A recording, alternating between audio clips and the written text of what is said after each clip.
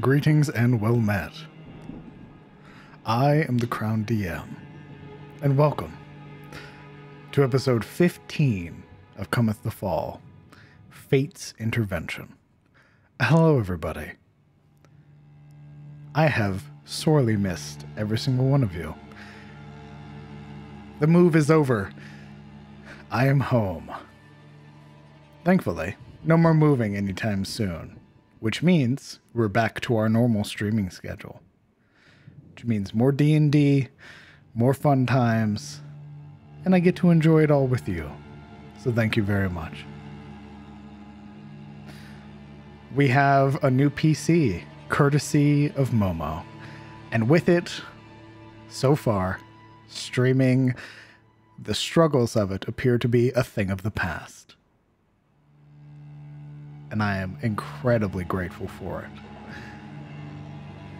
The new home is fantastic. I'm getting my room decorated in all the colorations of black and gold, as you are wont to do. And it's been a very fun time hanging out with everybody. Being able to finally meet everybody, hug everybody, it's been a lovely time. And I'm very glad to be surrounded by good friends and good company. And I'm even happier to get to see all of you again. So hello, everybody. Hello, Zebus, Prostar, Fundin, Baker Godfrey, Jibleen, let's see, Edtastic, Ladavian, Invoker, Dragon God, AA Killer, Wolfmaster. Hello, everybody.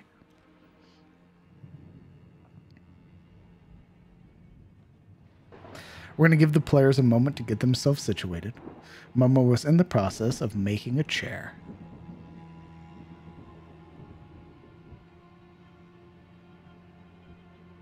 Hello, Transbear. So we're going to give them a moment. And then we're going to hop right in. We're going to get ourselves introduced to the players who have been gone for a week. We're going to get a recap of what happened. And then we're going to go from there. And I'm super excited. I didn't get to do any prep or anything like that during the week, so all today was prep. And that means map making and all that other fun stuff.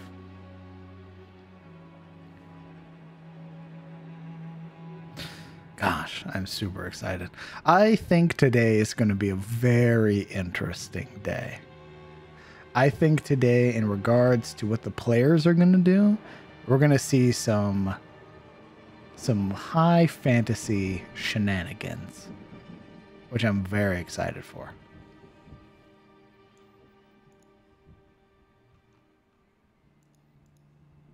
One thing before we begin, how does the audio sound?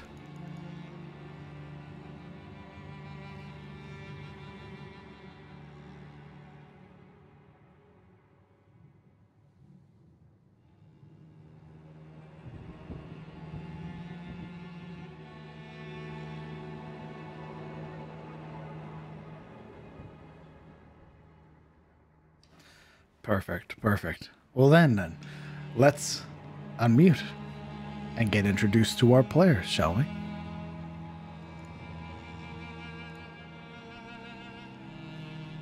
Hello, everybody.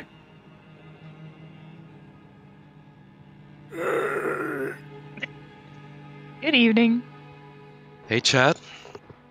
Hey, DM. Hi. Is she still working on her chair? Perhaps. Okay. Well then. Welcome everybody to episode 15. What we're going to do is what we do every week. We're going to have the players introduce their character, telling us their name, what race they're playing, what class they're playing, and then a little bit about their character so that way chat is informed. We're going to move down the line starting with one Alaric Crowvane. That's right. I play Alaric the Karim, second son of House Crowvane, a half-elven abomination of Belladonna Cravain, and an adventurous, absent, and glory-seeking elven spell knight whose name remains best escaped. His friends believe him a resourceful speaker and a hammerer of the unpolite, but lately, every once in a while, it is as though they've begun to see glimpses of another man under the guise of Alaric the Paladin, where he seems a more brutal, more cunning and suspicious person. Beneath the vibrancy of nobility and comeliness hides a spirit of broad seeking excuses to be let loose, to be used. Will he ever escape it? That brutal, unthinking bloodlust of the great leveler that he's been shown? Only time will know. Only Shelir has the answer to that. Regardless, it is not unlike the gods to toy with mortals like him, while he flails, whether desperately, humorously, or honorably, against fate's constrictions and mysteries.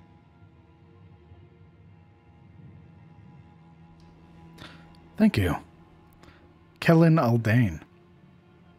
Yes, I play Callan Aldane, and it's a human variant ranger and member of the Grey Watch. And his main goal seems to be, well, currently guiding the party through the wilderness to safety and civilization and on further adventure, of course. But having also gone through the ordeal at Haynes Keep and wanting to report back on how that all went down and some of the alarming things that happened in the world. So, yes. Thank you. Marana Lamordia. Yes, good evening. I play Morana Lamordia, level 3 Dampier Rogue. Like my comrades, I was imprisoned in Hayne Keep unjustly. Now, having escaped, we are braving the wilderness of the Ettenmoor, a place I've only heard about and never seen until now.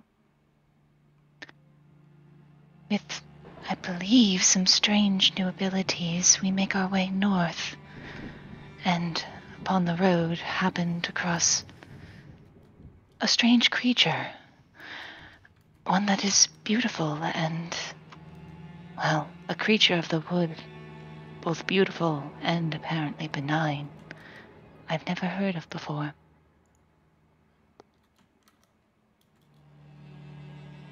Thank you. Is that by who ruled it last time? Is that Marana didn't know anything about unicorns? Oh, you're cutting out what? Is that how we ruled it last time? Is that Marana didn't know anything about unicorns? I think so, or at least not much. Yeah, I don't think Yuria or Marana has a fucking clue what a unicorn is. Yeah, so you said that she didn't really hear of good creatures of the forest. Bad. Okay. Yeah. That's why both of them were hiding behind a rock. Sabine Lillian Rosaire. I play Sabine Lillian Rosaire, level 3, Devotion Paladin, female Asimar.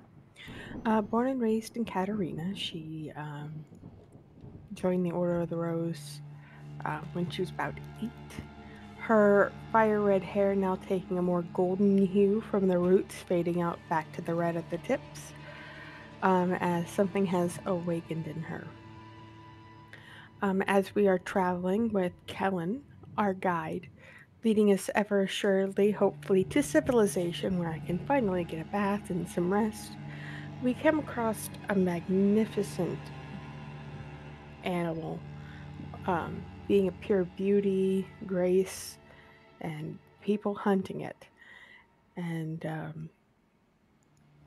after saving the creature, we now kind of are waiting to regroup. Thank you. Sildaril de Katarina. Greetings, I am Sildaril de Catalina, Ward of House Ettenmoor, and the Sworn Blades. I am a level 3 higher fighter who finds beauty in every battle, and I would lay my life on the line for house and home. Unfortunately, I myself found myself trapped in the unforgiving clutches of Hain Keep. They were manned and orchestrated by Lord Hain and his goons, and I spent my entire time there trying to figure out why. But it still seems I have no answers. Even after we freed ourselves, nothing yet. But I will stop at nothing to find the truth. Thank you. And finally, Yuria Zairi.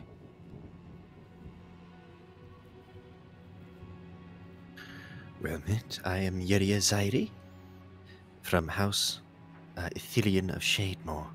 I am a foreigner to Tyros, someone from Cereso, on the other side of the world.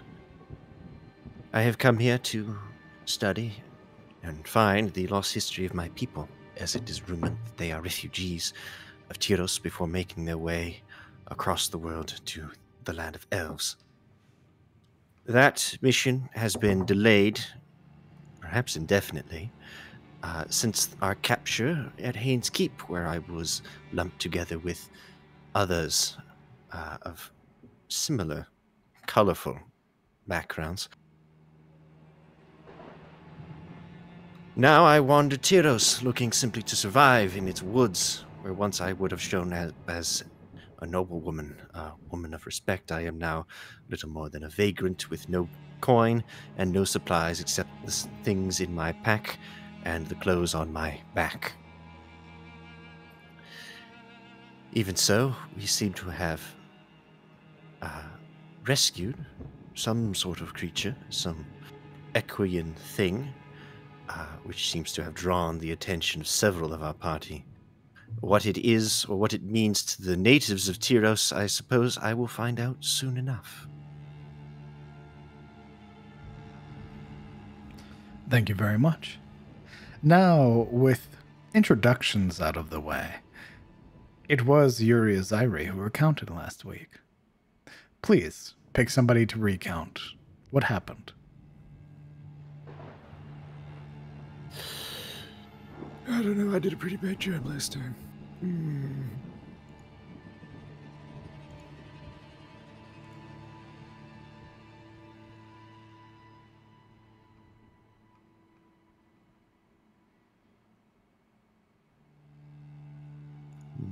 Who hasn't gone?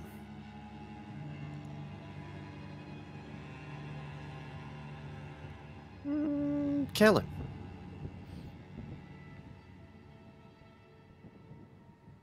Somehow, I felt like that was coming a mile off. Everyone I think felt we all like that. felt. Everyone yes, feels like that. exactly. I don't know why you guys view recounts as like a punishment. Dude, I see it as a chance for inspiration, son. It's not so much that. It's more just like, oh god, I hope I don't fuck it up. Well, you don't have to worry about that because it's your character's perspective, so. Yeah. Got it. The lucky thing is that it was pretty straightforward last time. So, okay. Well, let's see. In the last episode, we're still out in the wilds and everything, making our way, kind of northwards towards a potentially rumored settlement provided to us by the Spinebreaker. We'd have no idea if it's actually going to be there, and Spinebreaker didn't seem to know if it was still going to be there either. However, it was a good lead, something close. Making our way northwards, one hex at a time, using hexploration, and engaging in a lot of conversations with one another that we weren't really able to have back at Haines Keep. Now that we're not restricted or being kind of just being watched, and we can't, now that we can say what we want to say without issue. The party's getting to know each other a bit better and everything. Dynamics are kind of coming together. And from Kellen's perspective, he's in his element finally, and able to help the group in a more direct manner. But as they move, they determine, as the forage grows more sparse, that is, between a conversation between Kellen and Alaric, moves into a sort of tracking session on a wider scale, more not seeing like, a rabbit that passed this way, within the last day or so, more who's been here in the past few weeks, and discovering that Morlings have been about, beastmen, the feral variety, and that a large number or large enough number that had basically cleaned the area of any kind of forage, and started heading kind of north by northwest, or even just directly northwest. Sorry, northeast. Backwards. But yes, heading northeast, roughly. Killing everything that they can seem to get their hands on, wildlife-wise. With that in mind, the party, Helen leads the party kind of northwest. That's where I was going with that. And where they run across a crossing where a unicorn jumps out and tells the party to run, as it's got arrows sticking out of its body, only to see the poachers following after it, wearing their black and blue garb, and led by a large woman.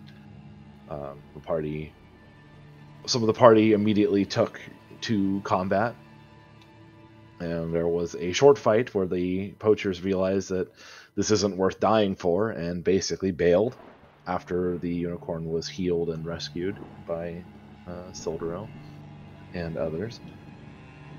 And after using its teleportability and the poachers disappearing, we now have a not dead unicorn on our side of the river.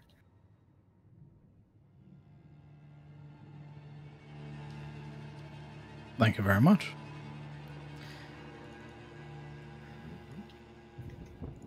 As you all are stood, the three of you having been teleported back towards the path that you came from, you find yourselves stood around one Olwyn Goldmane, a unicorn, who looks at you with very thankful eyes.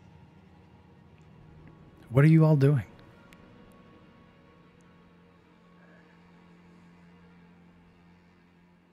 Attempting to catch my breath. Like, what the fuck just happened? Well, Yuria catches her breath by expending it in words, as I'm sure everyone is thankful for. Oh, yay. Can someone explain to me why we stole a quarry from hunters who will now, no doubt, be annoyed and seek our heads in repayment? Alaric, keeled over, hands to his knees, kind of attempts to go upright, and he finds that he can only reach up with an arm rather than follow with his torso. That is no mere quarry. That is a unicorn, Yuria.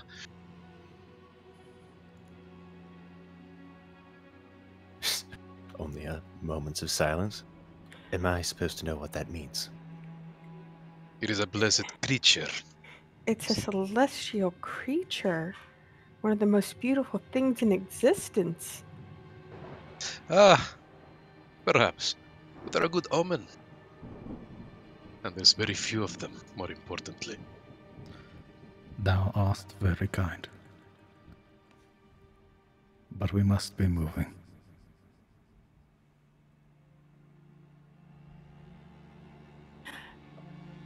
Did it tell that to everyone? It did. In their heads? It Just said like... it very much sounds like it's in your head. By the gods, the horse talks. At Yes. this moment, Solera would realize that she's had her hand on its side for a while, and then she twitches and pulls it away, oh god. There's a very small nod that comes from Olwen. I have suffered much, and more, at the hands of mortals. I require rest. Would you follow me to my home?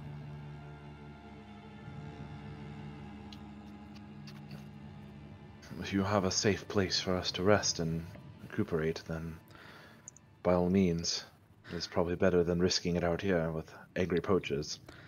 Aye. I am afraid it... I have much and more to ask of thee.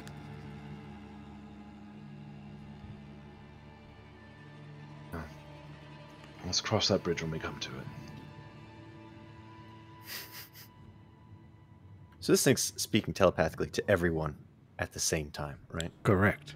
Yeah, Yuri is definitely, there's definitely a furrow of her brows. She stares at this rising creature like it's some sort of thing, some unknown poisonous creature that they just pulled out of, like, scum pond. Very confused. To add to Yuri's confusion, Alaric now stood in front of it, is affording the unicorn a kind of human dignity in that he doesn't try to lay hands on him, or her, or it, but rather just stares firmly at its eyes and keeps a sort of cordial eye contact. Yeah. There's this moment where she's ready to respond to the telepathic link, and then other people respond, and her head jerks to, like, them, and then back to the unicorn. She asks, in its head, "How are you doing that?" Sensing some professional jealousy. The path that I will take thee is far from where you wish to go. Understand it is no mere undertaking. But for your assistance you will be rewarded. I promise thee. He looks at you, Yuria, and the voice narrows to just your mind. Oh boy. There is much thee does not know upon this world. You will experience it with time. Not everything is horrors and darkness. I assure thee.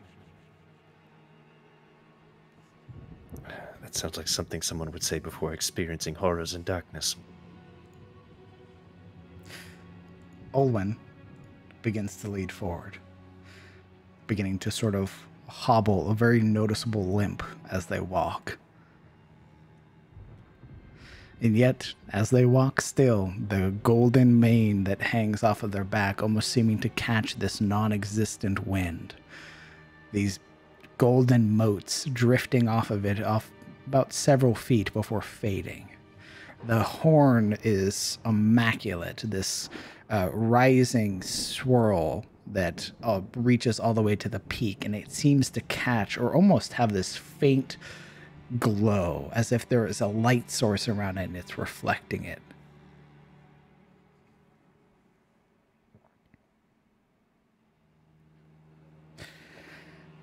Do you all follow Olwen Goldmane?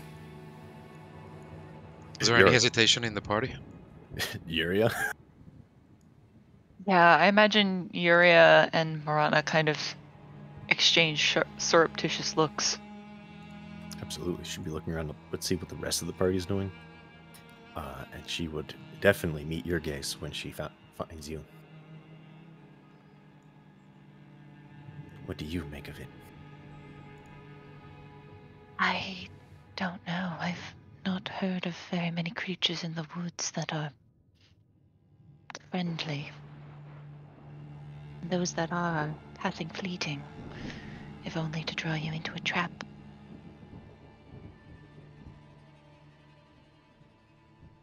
Do you truly believe that this is a trap, Lady Lamordia?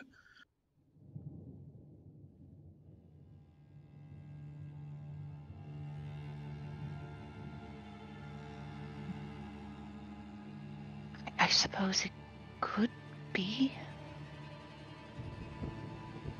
So elaborate the celestial creature is that it risks limb and bone to lead us to damnation.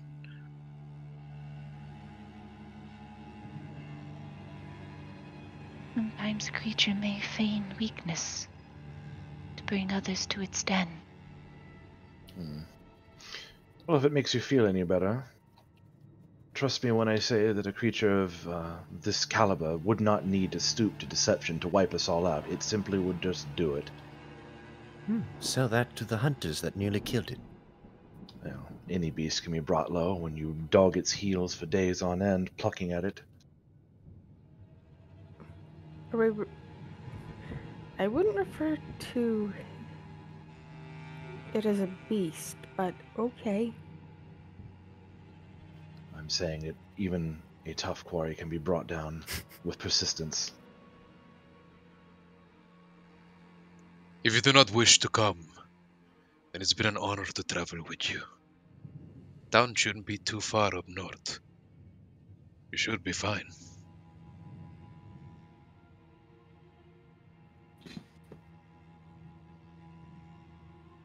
She side-eyes the others. I'm assuming it's fairly clear that at least Cyril and Sabine are going. Yep.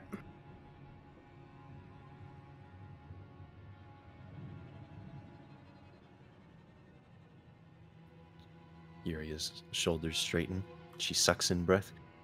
No, I'll go. The only thing more foolish than following this creature is splitting ourselves. At least in these woods. Lead the way. Again.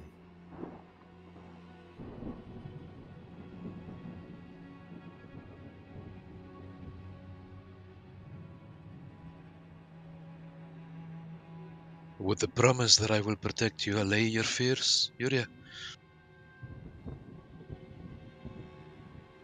Well, I mean, if it means you're talking to me again, then I suppose. Never said that. Yes, you did. That I'd protect you, not that I'd speak to you in good terms. It's very different. I distinctly remember talking to a hand. You may speak to it again if you'd like. I can bring her back. I do not wish to burden thee, but we are on short time.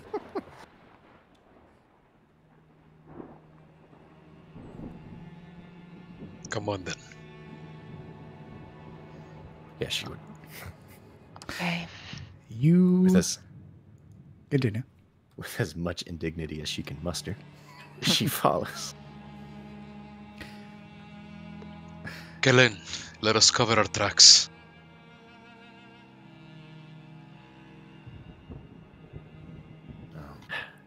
Going to chew me out for wanting to follow fish people, and then going to go follow a horse. I see how it is. Jesus. If they're worth even half the assault, I doubt there's not much I can do to stop them from finding us again. However, let's see if perhaps we might make it a little difficult for them. Hey, buy ourselves some time. Good enough. Go ahead and roll me some survival checks. I was gonna use Kellen will take his short sword first and like hack a couple of like thick pine boughs off of this nearby tree. This one here. Okay. And using them by lashing them together on a larger branch or almost a stave-like branch that will be cut off. He'll use that to kind of drag over their tracks as they move. Oh, create divots and things and winding patterns. Make it look just more like undisturbed ground. Yep. Roll me that survival check. I help. How are you helping? Well, it was Alaric's idea to begin with. So I imagine he will add to the clumping by using Verdict. Okay. I'll allow it. Go ahead and roll me that survival check with advantage. 15. Whew. 15. Okay. It looks as if you've covered up your tracks well enough. It'll do. If anything, it might take them a little bit longer if they are dogged. If not, then at least some simple creatures won't be able to follow you. Yeah. The party as a whole is traveling with Olwen. Seems that way. Okay. Then the party moves 1 hex south. Not back the way we came. Correct. Still not. Not directly the way that you came, but you are going further into the forest that you had just left.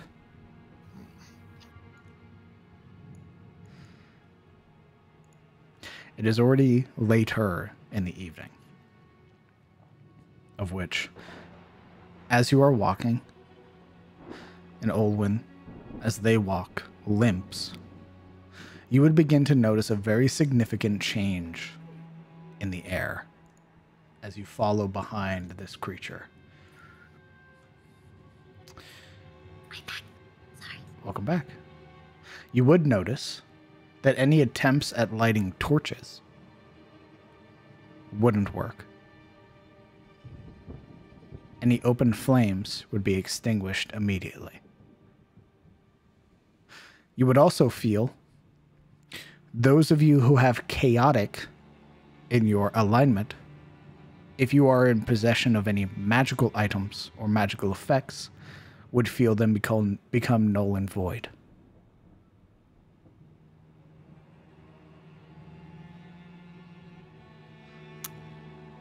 What about us true neutral Andys? True neutral is fine. It is only people with a chaotic tag. True neutral stay winning. Which I believe if I go through everybody's alignment, lawful neutral, neutral good, it would be 1 Kellen Aldane and 1 Marana Lemordia.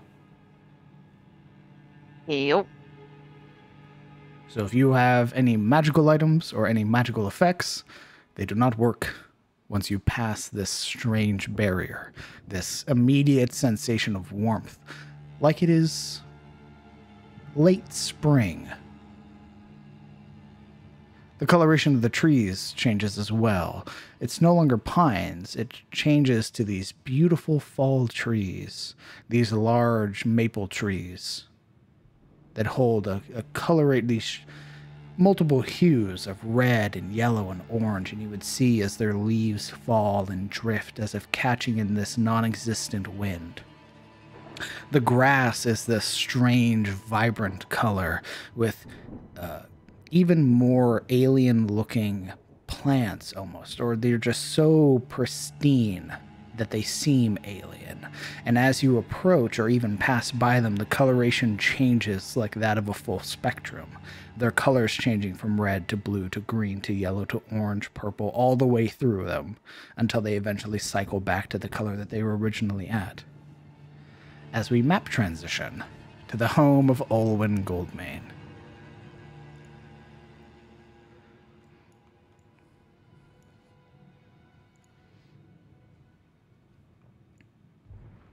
Silverill's just baffled.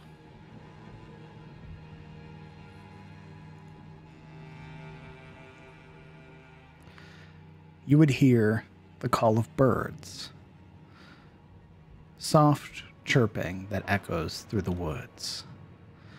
And you would notice as well, those of you with passive perceptions over 14 would see amongst the bushes and the shrubbery, you would see what appears to be large wolves. Their manes, their fur itself taking on this sort of golden brown coloration. You would see markings along their shoulders and arms.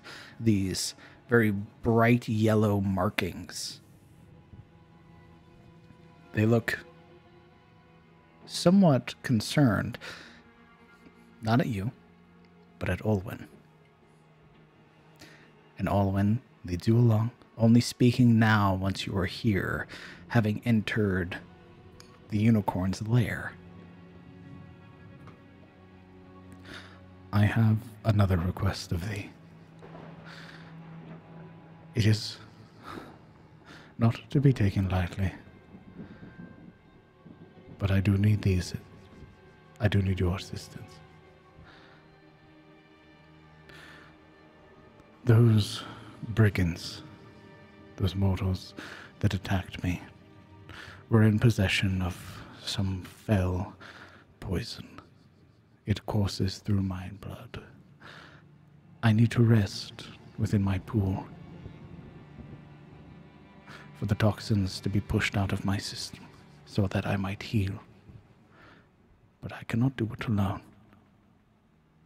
Already my powers wane. Whatever sway I have over this domain will eventually fall by nightfall, and creatures of chaos and darkness will seek my blood. I would ask thee, as good mortals, to aid me. Protect me and my shrine until the dawn, so that I might rise again, reborn and stronger, so that I might protect the Southlands once more. Would you do this for me?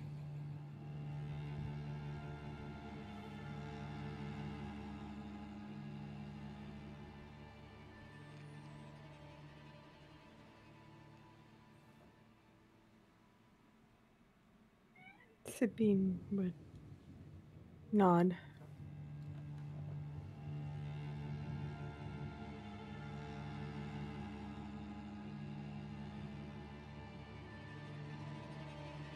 Morana is kind of waiting and judging some of the responses of others first.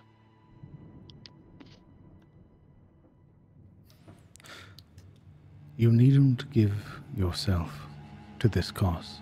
I would not ask you this if I was not in desperate need. But I will not hold it against thee. If thou wish to leave, thou may. The path we have taken will lead you back to where you came from.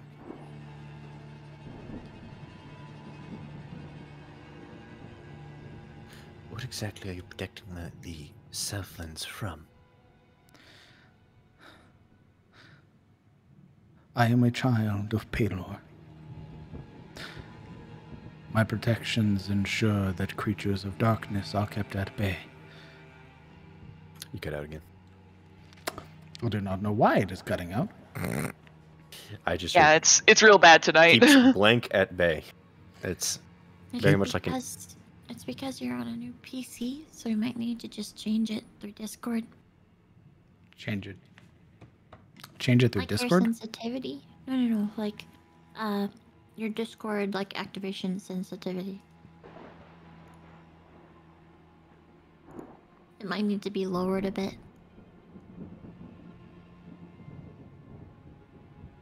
My... Like the sensitivity decibels? Because it was at 75. Should I lower it? No, what? Hold on. no, like the settings in Discord. Like, are you using voice activity or are you using push to talk? I'm using voice activity. Okay. Then like, is it automatic? It is. Yeah, turn that off. Yeah. Turn off your automatically determined input sensitivity, and then lower it so that it picks you up even if you're like talking quietly. Very well. Yes. Okay. I will continue as I was. My magic keeps creatures of darkness at bay under the guidance of Pelor. I am meant to protect these lands from creatures of the abyss.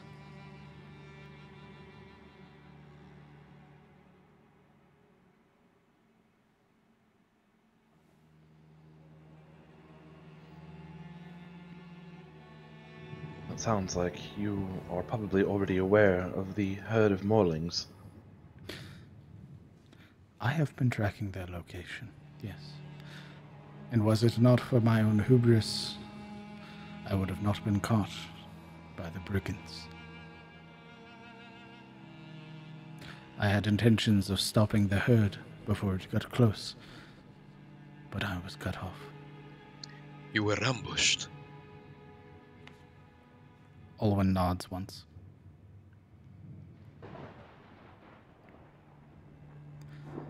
It has been many years since mortals have raised hands against me,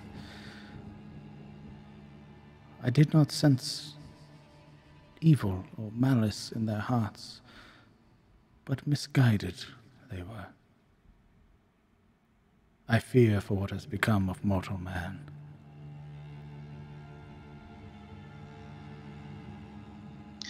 A great greed. Indeed. Alaric walks slightly adrift and away from the immediacy of the group, holding up his open, immense palm in the air, catching an autumn leaf as it falls, and he feels it under his thumb, turning it, studying its every facet with a sense of bewilderment and gaining veneration. Well, I've made up my mind. I'm staying. I would not ask the same of your friends, but I happen to believe that there is a reason we were brought here. There must be a grand plan, no? Otherwise, what is the point? It's at this point, those of you lingering at the edges of these sort of beautiful archways of like almost seem to be like naturally formed wood. It doesn't appear to be carved or any form of craftsmanship. It just appears to be as if nature itself made this. And you can see where even the roots have begun to grip the stonework and have woven themselves through it and into the rock. And at the far end, ascending a small set of stairs, you would watch as Olwen begins to push themselves into a large, what appears to be crystalline pool of some sort. And as they do, the water is disturbed, and you would see these free-floating motes of like cyan light that begin to drift upwards and then very quickly begin to cling to Olwen's pearlescent hide. And as they do, you would hear what sounds like a very audible hiss of pain that comes from Olwen as the arrows are forced out of their skin. Dan, Yes. would Silurel's past experience with kind of rare creatures, just one rare creature, can I make her less hesitant around the unicorn? You as a neutral good character with good as part of your alignment would already feel a sense of calm and ease being in the presence of this creature. There is this, it's not like a sense of like devotion, but there is a sense of like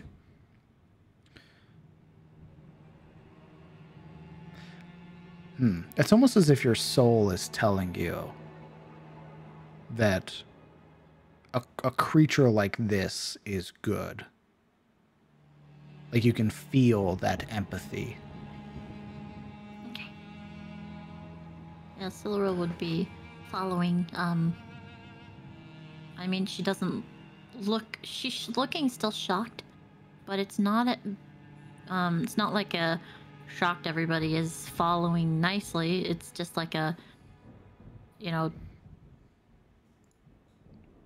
kind of harbored shock, right? Still thinking about whatever is causing her to feel this way, but she doesn't seem to be hesitating at all.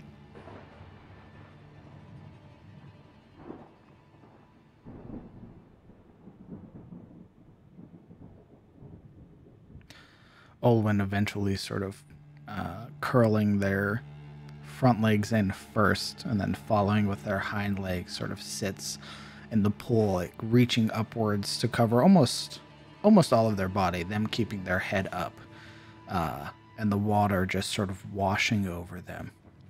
And they seem to just be taking very deep, labored breaths. Wait. This one last question draws Yuria forward, brushing past the others. If you want us to succeed at this, we need information. Did these marauders, did they find you here? They waited until I was out of the sanctity of my shrine. They must have been tracking me for quite some time.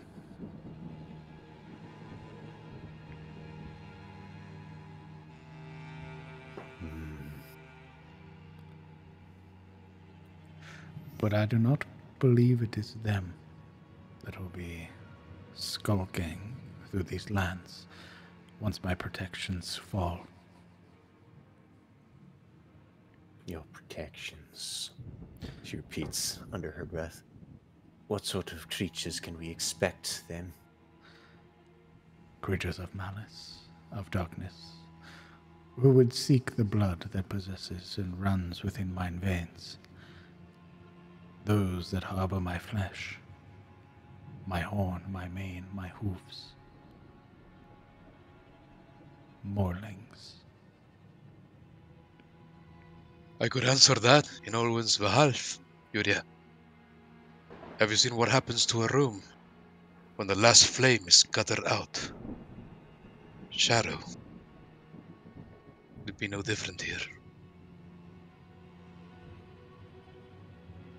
There's a small smile that creases Yuri's face. I see. She turns, the amusement gone. We have our own followers, I believe, if your words are to be believed, Alric. We? Our group? Your mysterious rider? Ah. Yes. The bird, the sky. Our mutual host in the keep before he departed, or she? I believe those entities to be more subtle than to show themselves here. If thou wishes to leave, now do so. No, Olwen. We do not wish to leave. In fact, I meant to ask. Defending you, I've been hurt. Do I have time to rest, or should we prepare right away? I will keep mine eyes open for as long as I can muster, but eventually they will fall, and with it the protections over this place. Thou hast time, but do not tarry long. I do need to recover. If you would like to take a short rest, now is your time to do so, because when Olwen closes his eyes, the protections are gone, and darkness falls on this place. A short rest? Yes. And I'm going to ask this. Do you wish to stay and protect Olwen Goldmane? There is no guarantee of a reward. And who knows what's lurking in the darkness.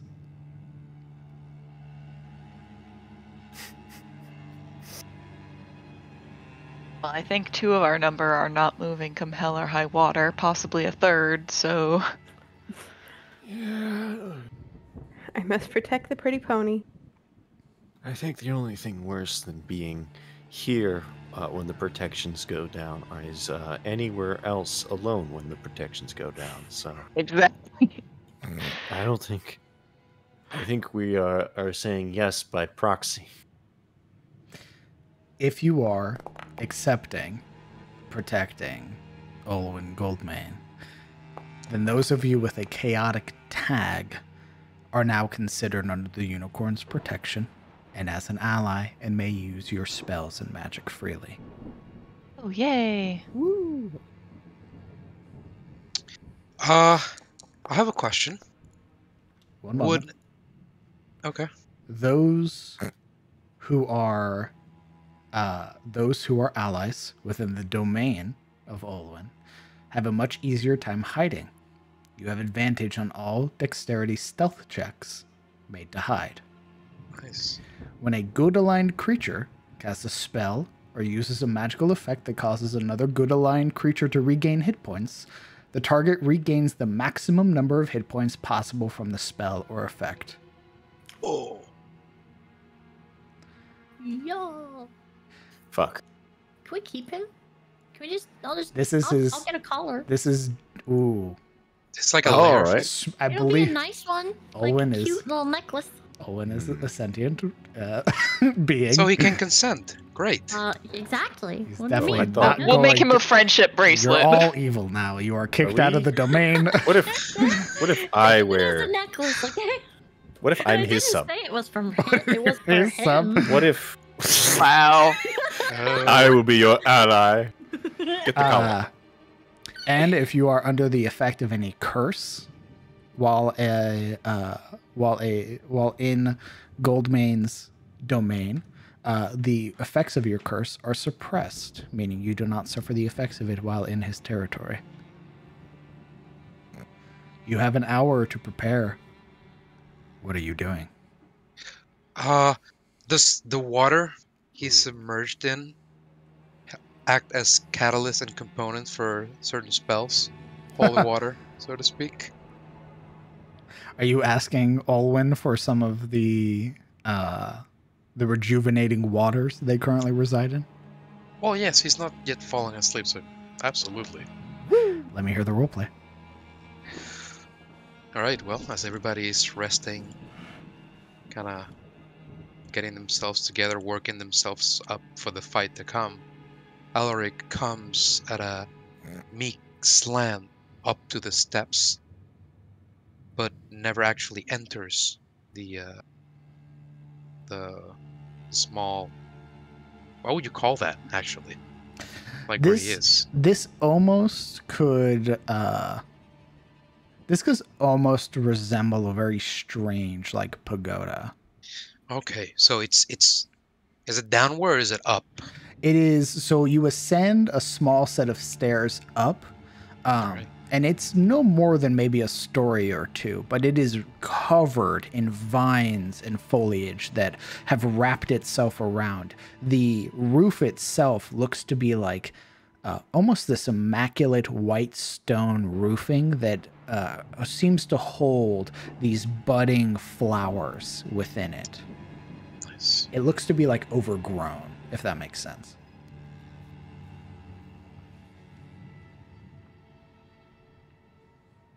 Oh, well, Goldmane, I have this, I suppose it's not a ritual, it is an incantation to protect you from evil forces.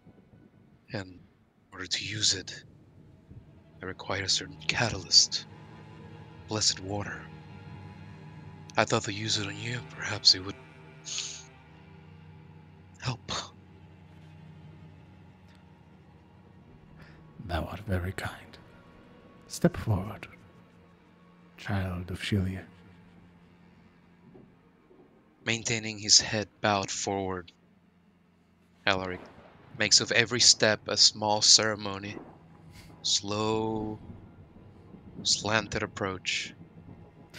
You would also see, sort of as if blending in with the free-floating motes, you would see these illuminated butterflies of the same color that are drifting and fluttering through the air. Some of them now landing on Goldmane, sort of perched along the length of his horn, or sort of resting on the exposed portions of his back.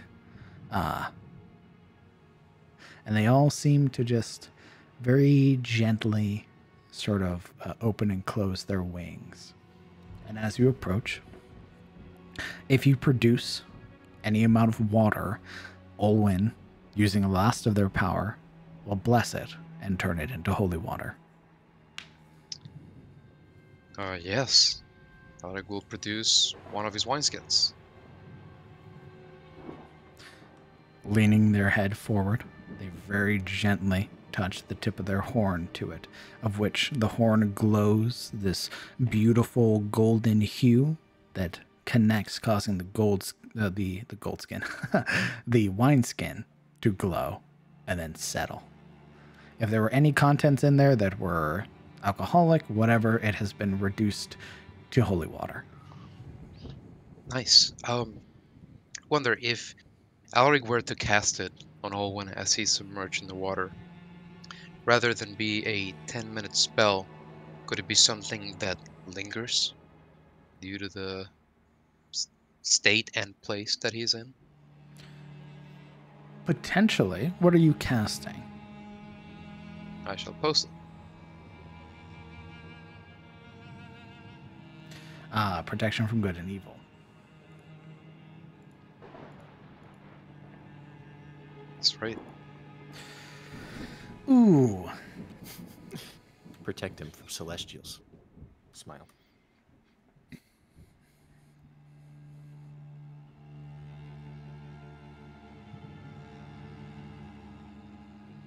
Potentially.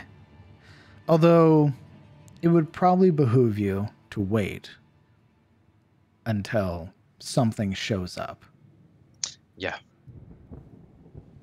Because there's a chance that it could take and hold, and there's also a chance that it can't.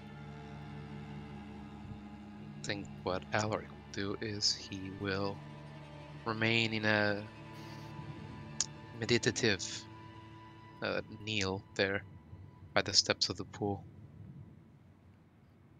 waiting. Silence. Is there anything else anybody would like to do during this hour? Yuria would annoy the unicorn again, Mm-hmm. asking about, well, I guess I'll do it in character. Your allies in the trees, I'm assuming they will help us as well? I have within my possession a pack of spirits that will help thee. You may call upon them for fighting, but first and foremost they will see to my protection. If the forces that attack this place, if any, are overwhelming, they will give their lives.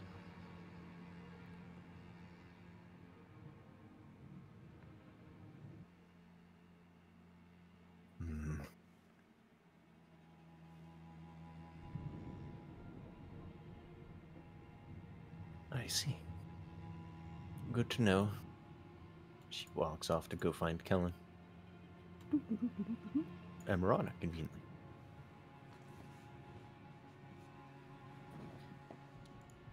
Tapping him on the shoulder, and then Marana. Yep. Kellen, and Marana. You two, well, especially you, Kellen, do you two, either of you have a plan for setting up an ambush, or what our defenses should be in this rather, she looks around, somewhat exposed forest?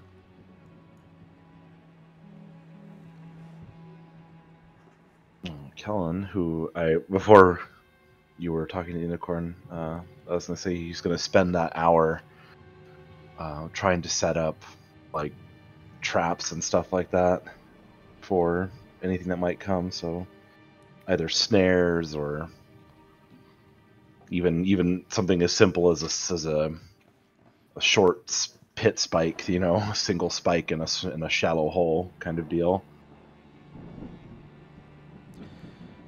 But, I would say in an hour, you'd probably be able to get, if it's a pit trap you're trying to do, it'd probably be like one. But if you're doing snares, anything is going to require a survival check, obviously. Sure. But I just need to know what specifically you're trying to do. Let's do snares. Where are you placing them? Let's see, they have to have something with an anchor point, so I guess you could always anchor something like with a wooden stake even. Does it seem, just given like my Kellen's familiarity with the natural world and all that stuff, that there's really any potential advance through the trees to the north, east, and south? Like here. Ooh. Here. Oh, roll me a nature check. Or is it like, yeah, or is it literally just like, if they're not coming from the west, then they're not coming? Ugh. obviously the west is the most open, but it's hard to tell. It could, if something large tries to come through there, potentially it could have problems. But then again, it could also probably push the trees over. So it's hard to gauge what could be coming from where. There's a lot more openness on the west, and at least from the southern tree line, there's a lot of gaps and openings there. But obviously, who knows?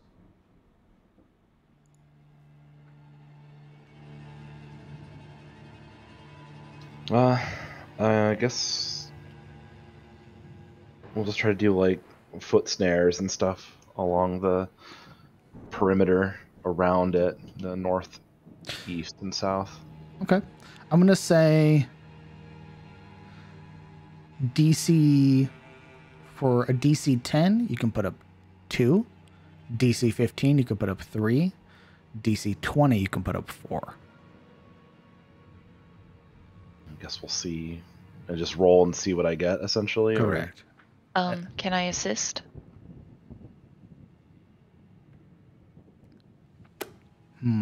With survival. As I mean, 2 hands would make it go faster. So. Yeah, if Kellen asks, Marana would offer. And also, I currently have proficiency in survival. How are you helping? If he shows Marana how to essentially tie the snares, she'll work on doing that so he can set them up. Yeah, I mean, and then he'll show her how to like cover them so with like leaves and other things, so it doesn't look so obvious. I'll allow it, sure. Survival, you said? Correct. 22. All right. Go ahead and point out where you want your 4 snares to be. Let's see. Coming through. I have. This Yeah. area? What's up? Yeah, I was gonna say like there and probably like there. Where's your second one that you pinged? Kind of to the right, yeah. Yeah, that looks like a good spot. Yeah. Then I would say And like. then probably like up here.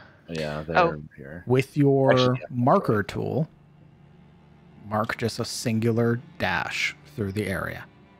Yep, I'll leave that to you, Kellen. Do I just mark continue?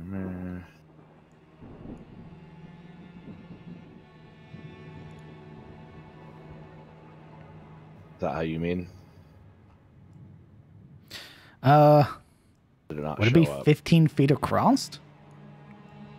It'd probably be more like 10. I was just seeing if it actually showed up. Didn't know if it would actually work. Let's get rid of that real quick. How do I erase stuff? What the hair? I have to. Oh, actually.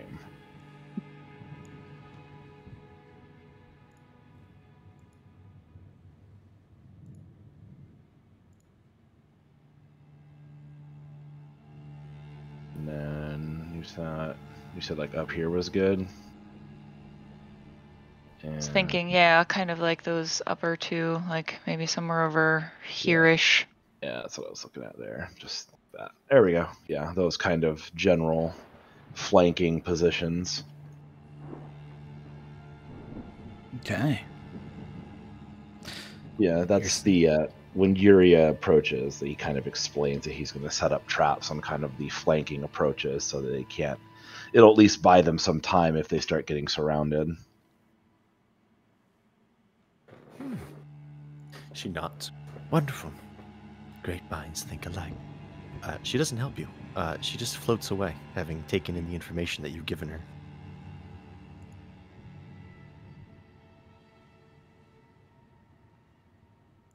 Her next target,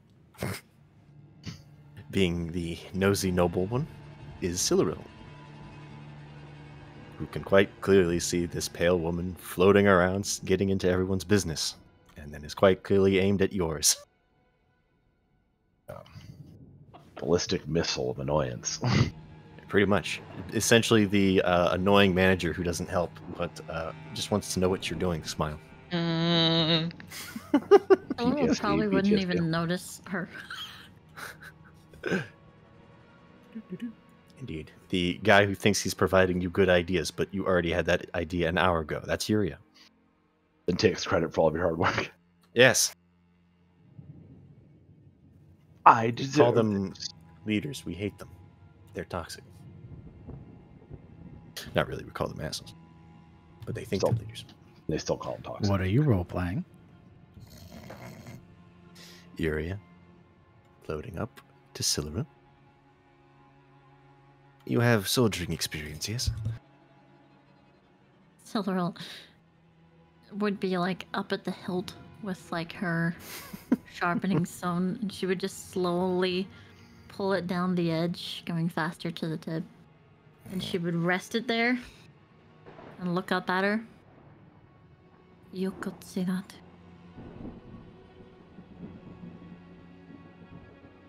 There's a moment of pause. Is she, I'm assuming she's like sitting down or kneeling? Yes, she's still sitting on the steps. Uh, She's got like one leg extended out down the lower step, and the other is propped up with the sword on it. Oh, Weather Stark style. Nice. With Siluru being a good aligned character, by the way, there would be a moment during this conversation where you're talking where one of those blue glowing butterflies would come to rest on the pommel of your Zweihander.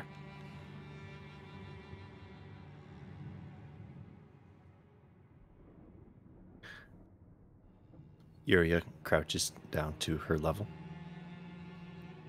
If you do you have experience as a tactician?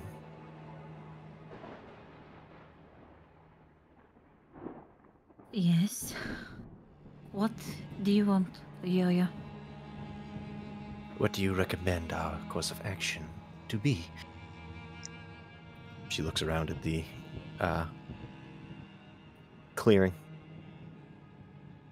How should we align ourselves for this defense? It is rather simple. We are open on all sides, so there should be view from all sides, but within range that we do not lose sight of each other.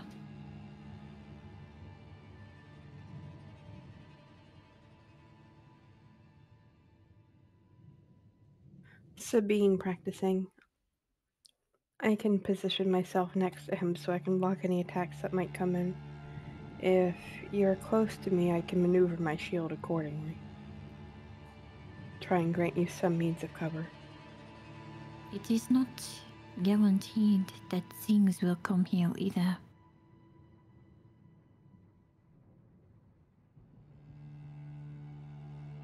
Do you not fight, Yulia? I have been trained. Ains Keep was the first time perhaps I was in pitched battle. We don't really do battles in Shademore, or war. Even so, I am not trained for it. Laurel would kind of bring up the, just absent-mindedly, bring up the sharpening stone in her hand and scratch at the cheek with her scar on it, with the back of her gauntlet. Well, it is like training, but instead of holding yourself from eliminating the other, you eliminate them.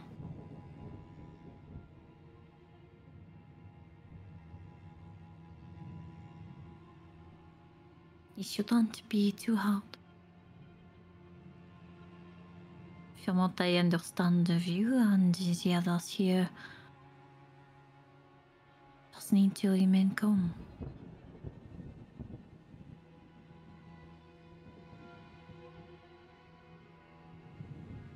And her expression would look to Yuria with the intent of ending the conversation.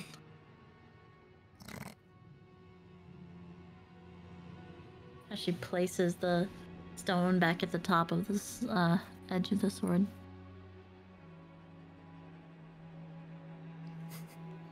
There's a moment where the helmet-clad Yuria stares back, moment of silence, contemplating. It seems like she's going to say more, but eventually it seems she has nothing more to say and therefore must give up the conversation. She rises. Dame. She wanders off. Eventually to basically not very far, she simply slumps over here, crouching by the pillar and pulling out her black-clad tome.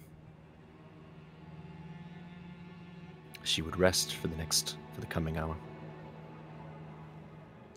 By the way, those who rolled hit die, your hit die would be max. Oh, I would have been max HP then. Could I keep one die? Yeah. Sweet. If you rolled hit die, it was max. While in Olwen's domain.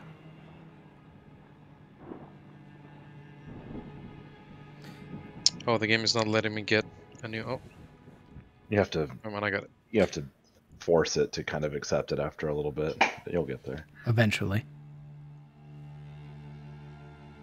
Olwen's breathing begins to slow.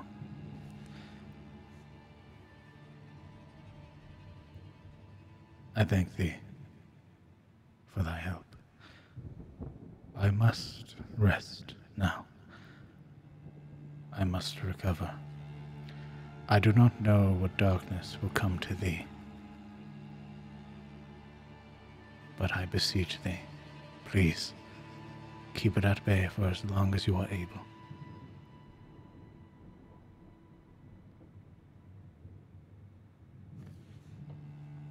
We will do our best.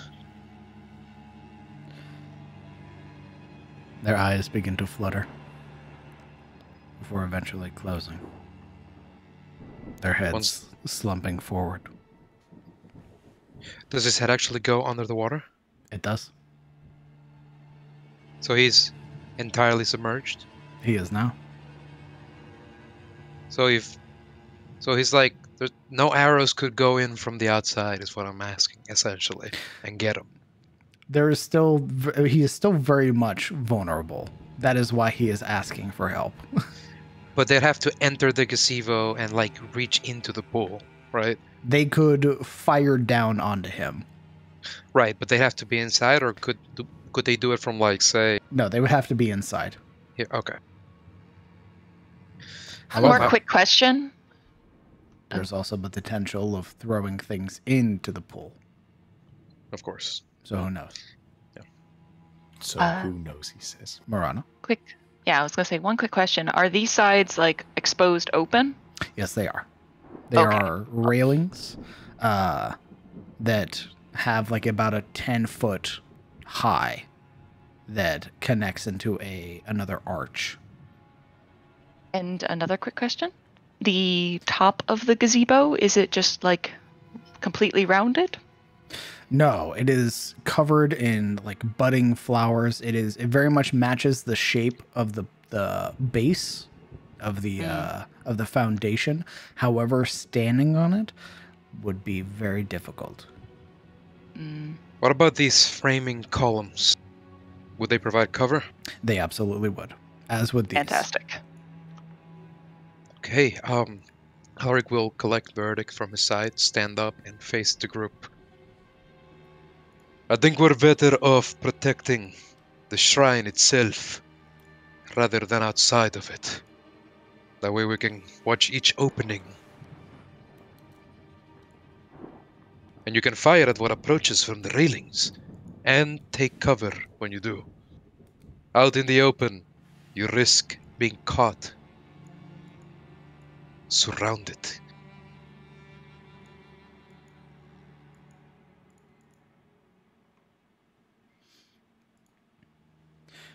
As Olwen's eyes have closed and they have become submerged in the rejuvenating waters, the light of this place fades immediately. It is a incredibly noticeable occurrence as we map transition.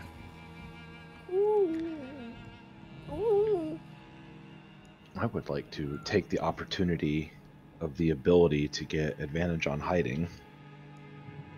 If you would like to roll your stealth check, you may. You said only those with the chaotic tag got advantage on stealth? Well, No. because we're allies now. Yes. We all do. Anybody who would like may roll advantage on your stealth check to hide. What if you have disadvantage? It would just be a flat roll. However, if you are sort of present in these very large pulsating lights,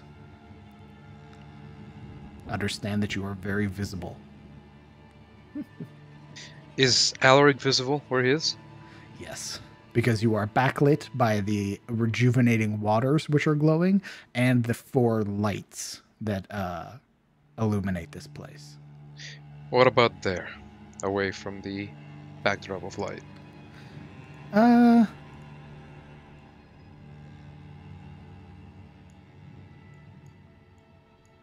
Potentially. He'd be essentially holding an attack action, like a little bump in the night, you know? Gotcha, in case anything came up from the rear. Yep, but like not making himself visible, if he can help it. I believe I have a spell to conceal myself better in woodland areas. I believe it's Pass Without a Trace. That's right. Well, but I think Pass Out Trace only lasts for like 10 minutes. So. Actually, let me look at it. Sorry, figuring out cover.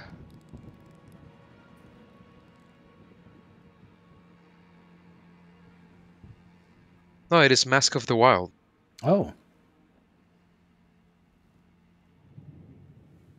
You can attempt to hide even when you're only lightly obscured by foliage, heavy rain, fallen snow, mist, and other natural phenomena. Would that count in here?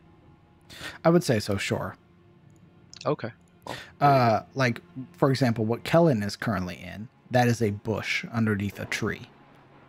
So Kellen is able to hide in that. I imagine there's like drooping vines and things from above. Indeed. As a kind of overhang. Yeah.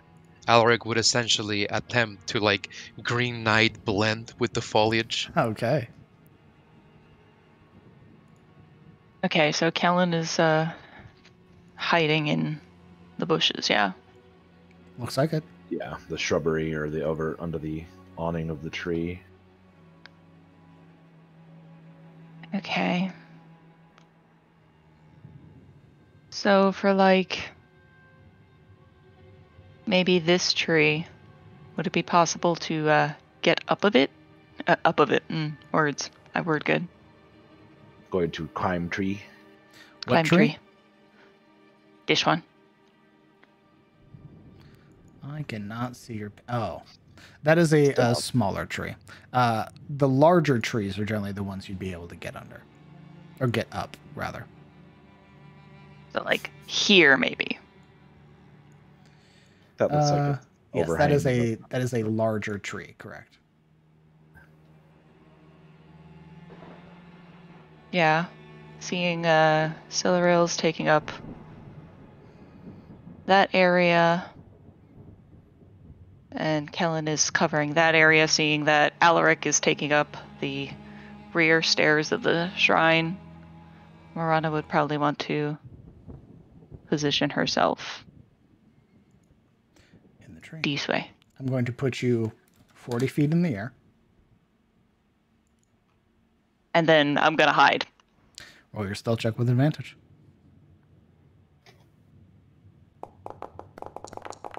Jesus. I have vanished. Not that high. Calm She down. is the darkness. It's when you're rolling 30s and above is when you vanish. Fair. Okay, I'll keep that in mind. Sabine, Silduro, Uria. What are you three doing? Sitting. The night is long and full of terrors. I'm Sitting. positioning myself to where I can move and block as need be. As long as I'm within 5 feet Of the unicorn, I can impose disadvantage using my reaction once a round. I'll let you know you would have to be in the water. He's very large, but his square is right here. And that is probably where I'll position myself, In the water? if allowed. Correct. Go for it. What's your alignment? Neutral good. Okay. I'm a good girl. Oh, where to be? I suppose with a huff, Iria would stomp off. Seeing Kellen go in one direction, Marana go in the other direction, Iria would choose to dwell in the night and just hide by the trees over up here. As you step into the water, by the way, there is this almost immediate sensation of this like hot and cold, that the heat becomes very intense for a few seconds and then is immediately replaced with this soothing cold, and then it appears again. And being in this water, you would watch as the wounds on Olwen's body sort of push themselves open, and whatever toxin was in the body is now being pushed outwards like a pustule.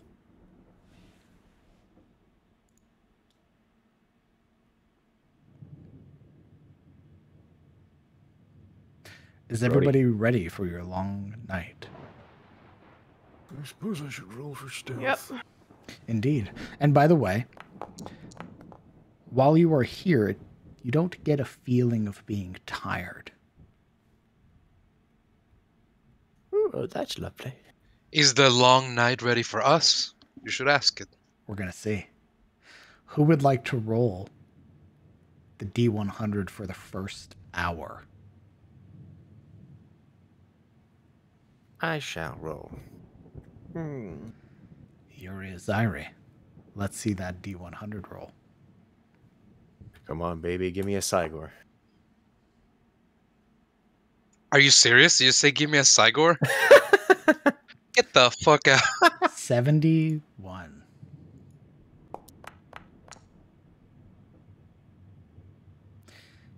You're the first hour. You can already feel the effects of Olwen's powers fading from this place. There is a chill that begins to creep in to replace the springtime warmth, even now at night. You would notice as well that the falling leaves are replaced with what appear to be drifting stars. And they too begin to fade.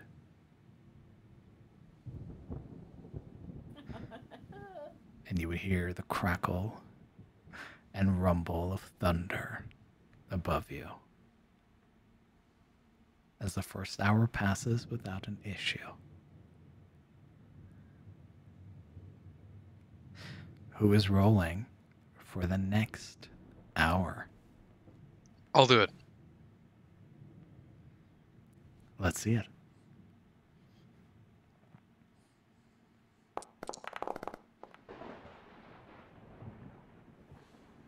Cygor, baby, here we come. Stop it. 18.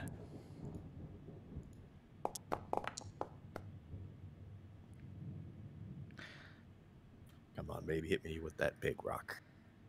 Give me a moment. Pretty sure a Cygor would fuck us.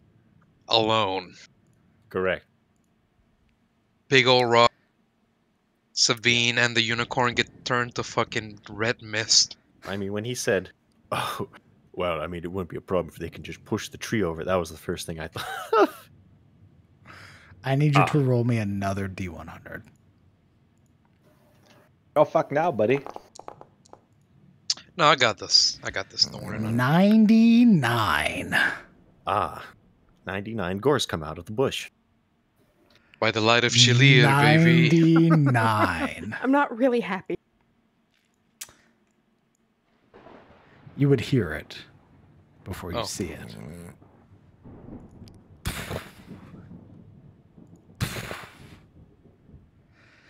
this audible crash, trees being pushed over, the snap and breaking of boughs, trunks broken into splinters. Another slam. Another. And what follows is an all-encompassing, bone-rattling roar. Holy shit, is it the Dahaka? Pushing its way from the northern tree line. Its fist slamming into the trunk of a tree and splintering it into nothing. A creature of immense size. Large, protruding horns that curl backwards along the length of its skull. Upwards, several sets of horns. Its mouth agape, saliva dripping from it with these huge protruding fangs.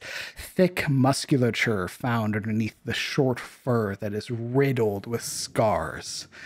In one hand, it wields a gargantuan great blade. And in the other, tucked under its arm, what appears to be a boulder of some sort.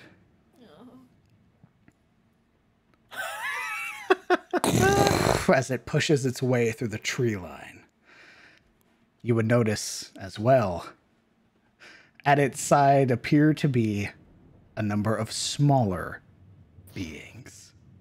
Oh.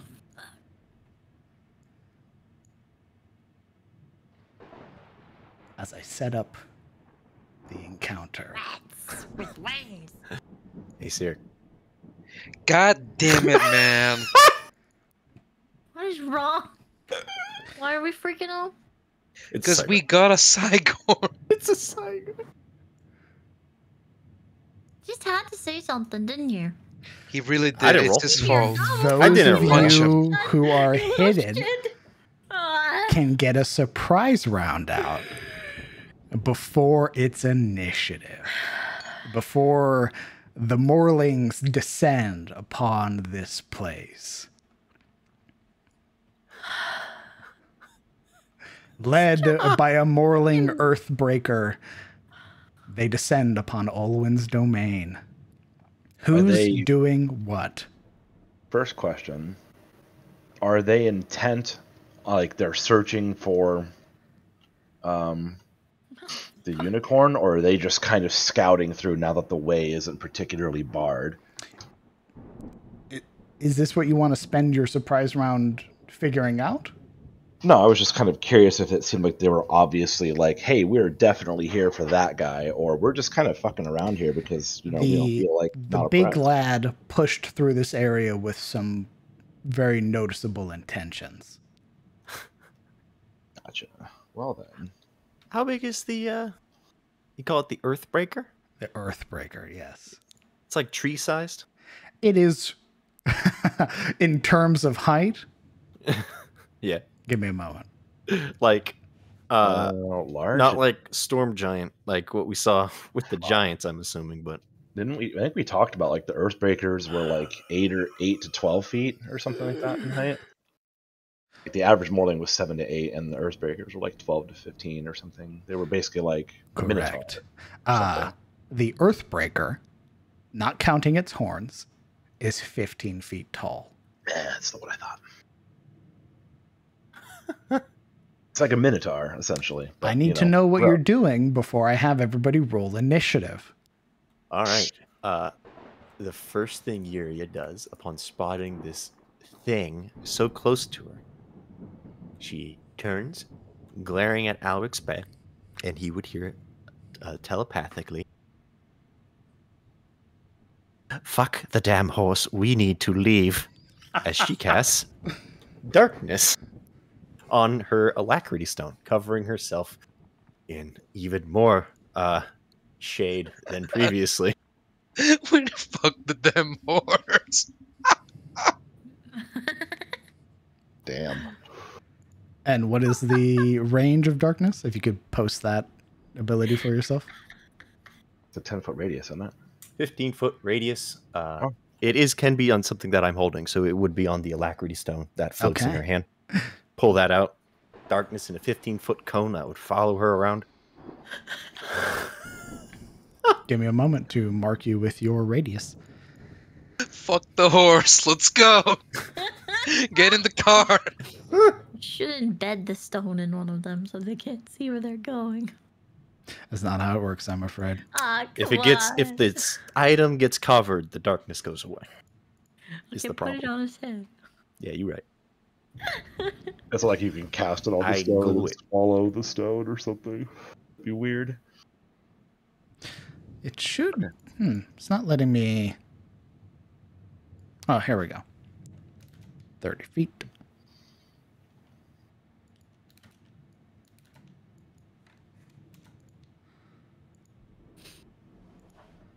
Did it do it? It did not.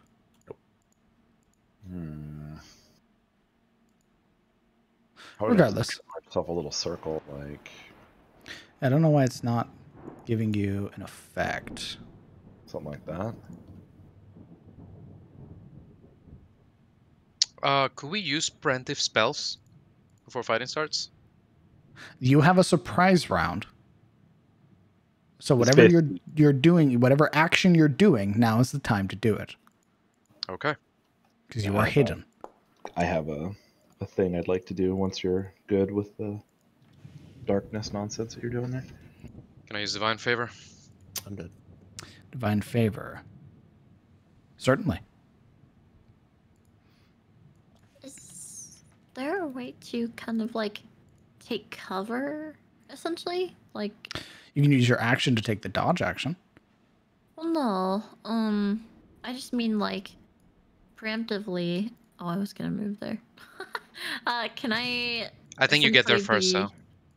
Can I essentially be like behind this wall, seeing them come through, or would they have already seen me at this point? Did you roll stealth? No. I thought you were asking like what we were doing when we get a free round. If you would like to use your turn to hide, yes. I mean, what does hide entails? I mean, like, I'm hiding from them. Would I still be able to see them? You would be hiding from them, and from that angle, you would not be able to see them, no. I don't know how to make this more obvious. I don't know why it's not giving you a little thing to highlight yourself with. That's really annoying. I will roll an attack, but it's just a test. Make sure this is working. The micro. We'll just say you have darkness on you, okay?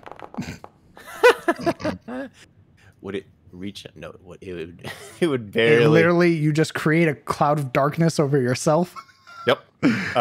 And then we start heading in the opposite direction from the big monster with the big, huge stone. Okay. So just see this. I'm gonna go down the line. Alaric, you're casting Divine Favor on yourself. And hiding. Here, You're as already- in moving. Okay, it's an action. Oh, it's just This an is a action. surprise round. Yes, this isn't like a full Oh. turn. This is a surprise round. You're All right. already hidden. So if I thought we could have acted as they began to move in, sort of thing. You know what I mean? It is an action. If you want to use your action to move, you may, but you wouldn't be able to do anything else. No. Then I'll just wait. Okay. Right here. Kelly. Oh god. So I couldn't use like a bonus action to cast Hail of Thorns and then fire an arrow at them. Action first. You only get one action. So if you wanted to plink an arrow, you could do that. Yeah, that's all I can do then. I was going to try and do Hail of Thorns, but apparently not. So, I'll just fire an arrow at the big one then. Okay. The Oh, biggest boy. Let's see it. Hold on, making sure I'm not with her. Marana. Yeesh. Well, gonna wait for Kellen's attack. Because if she sees, arrows go off and the reaction of these guys getting hit, shouldn't he have advantage as well? Correct.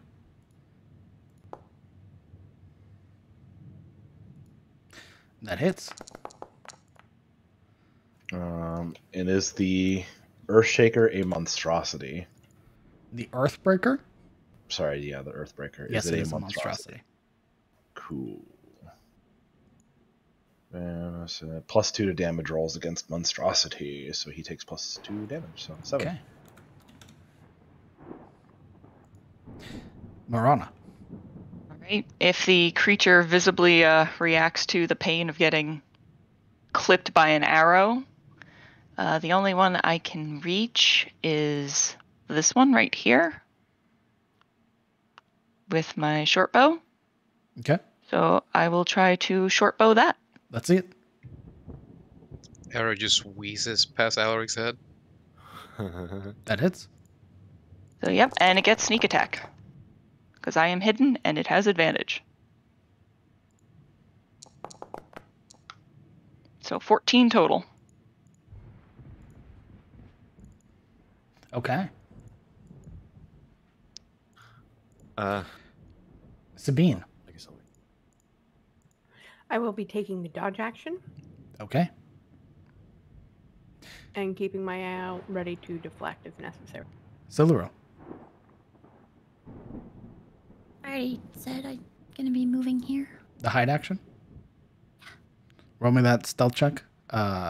You're wearing chainmail? I don't know, yes, chainmail and then, fuck. I guess it's plate, but I'm not marked as plate. So you'd be wearing chainmail then? Yeah.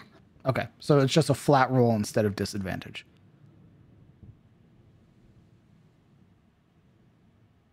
Okay, just stealth? Yep. Hey. Okay. And Yuria, yours was to cast darkness. Yeah, and with Devil's Sight, does it look like there's any other bundle of baddies within 120 feet? We'll get to that That on I your can- turn. Oh, good. Because with that, it's initiative. Bum, bum, bum, bum, bum, bum, bum. Nice. Can't wait for that to get stolen again. Ooh, not nice.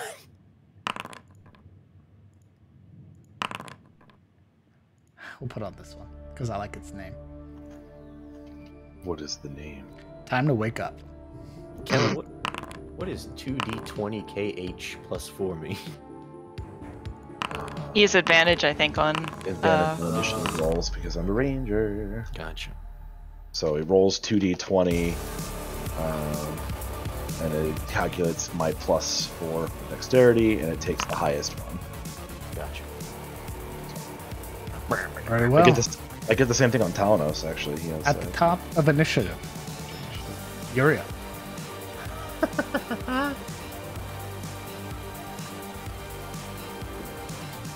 We need to get out of here, Yep. she says, about to reveal her position and get just having a Perhaps. bad night.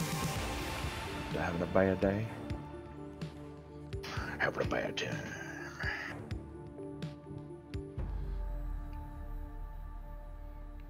Is it finally time? Time for what? All right. Yeah, you know what? It's time. Do something nasty. Yeah. We're gonna move here. This encroaching darkness. 15 feet, yeah. And then we're gonna cast. Where did she go? Cast something horrible. A very funny spell that I've been waiting a very long time to cast. On these two chuckle nuts.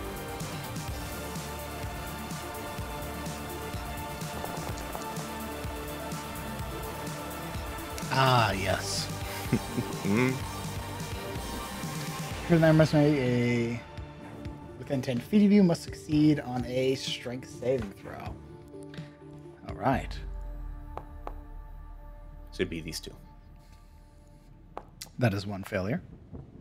That is one super success.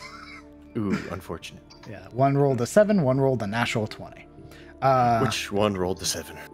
This boy right here. Oh, thank God. He can't take reactions. He's also dead. Epic.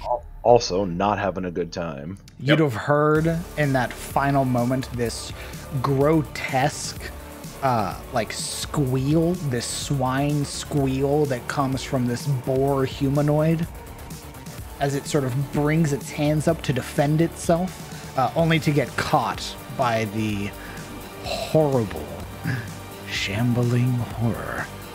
Indeed, it is this darkness that encroaches and swallows up. Does it even swallow up the big guy?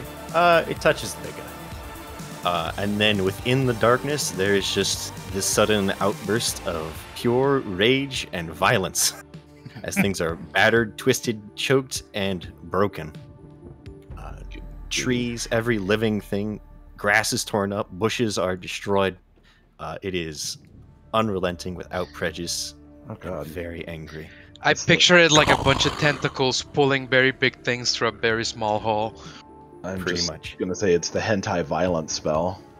Let there be death.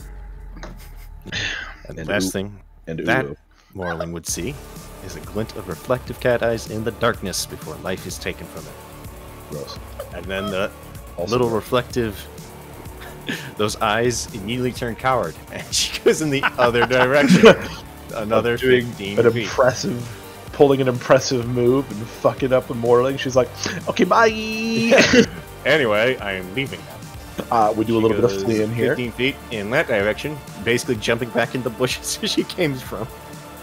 Nope, nope, nope, nope, nope. Literally, it's this moment of like power fantasy turned cowardice, turned jumping into the bush behind her. All right. Amazing. That is Nice. your turn. Correct. Okay. You would be chased by the only creature of the Morlings that can see you in your magical darkness. After that display, there's nothing chaste about this. You would be chased by the Bloodletter. This Neat. large raptor-like humanoid that is wearing what appears to be strange, like bone-plated armor. They have a large tower shield in their left hand, and their right hand holds what appears to be a set of multiple hanging, like mace heads. So they have like this multi-headed flail. And you would hear this very guttural screeching sound as they follow after you. And they have, correct where they were, because they have 35 feet. You fuck. And they roll up on you. Oh, shittles. And they make their 2 attacks. One with their flail and one with their peck. The first one for a 9, which misses. The flail, the Ruiner's flail, coming down and striking at nothing. And then they lash out with these, this grotesque beak. And that is a 19 to hit. It is. You suffer 5 points of piercing damage as it rips, or attempts to rip a chunk out of you. I'm sorry. I thought you said attack with its pecs, and I was like, just chest? Just chest from Syria? Flexin. Jesus. Hit me again. It is the Ravager's turn, who cannot see you, so is going to go after its quarry. It's 35 feet of movement. Hello.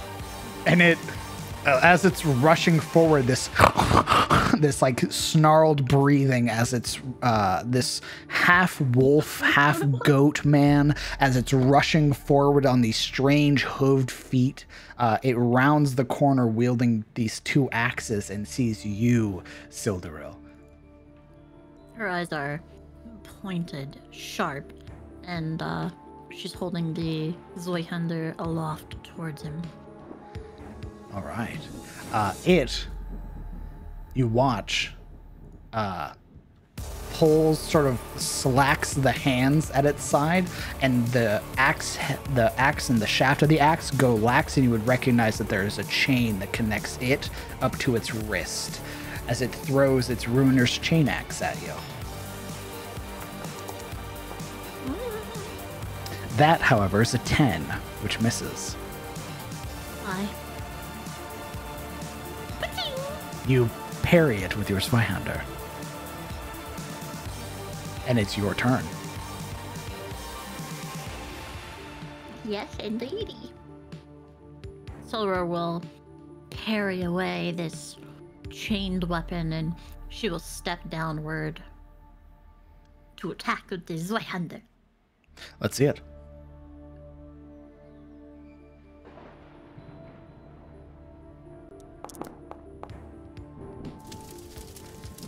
A 10 misses, I'm afraid.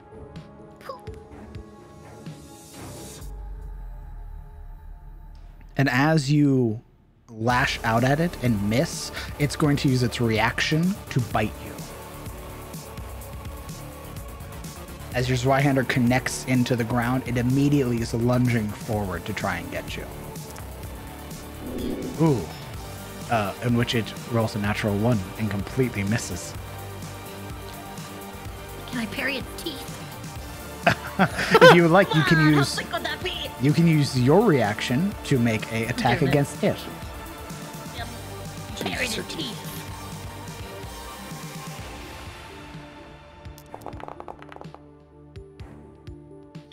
Put it on the floor again. It is this moment where it's clashing steel. You both are parrying and guarding against each other. Georgia. That's exactly what it Warrior blood truly runs through thy veins. All right. Are you doing... That was your action and your reaction. Are you doing anything else on your turn?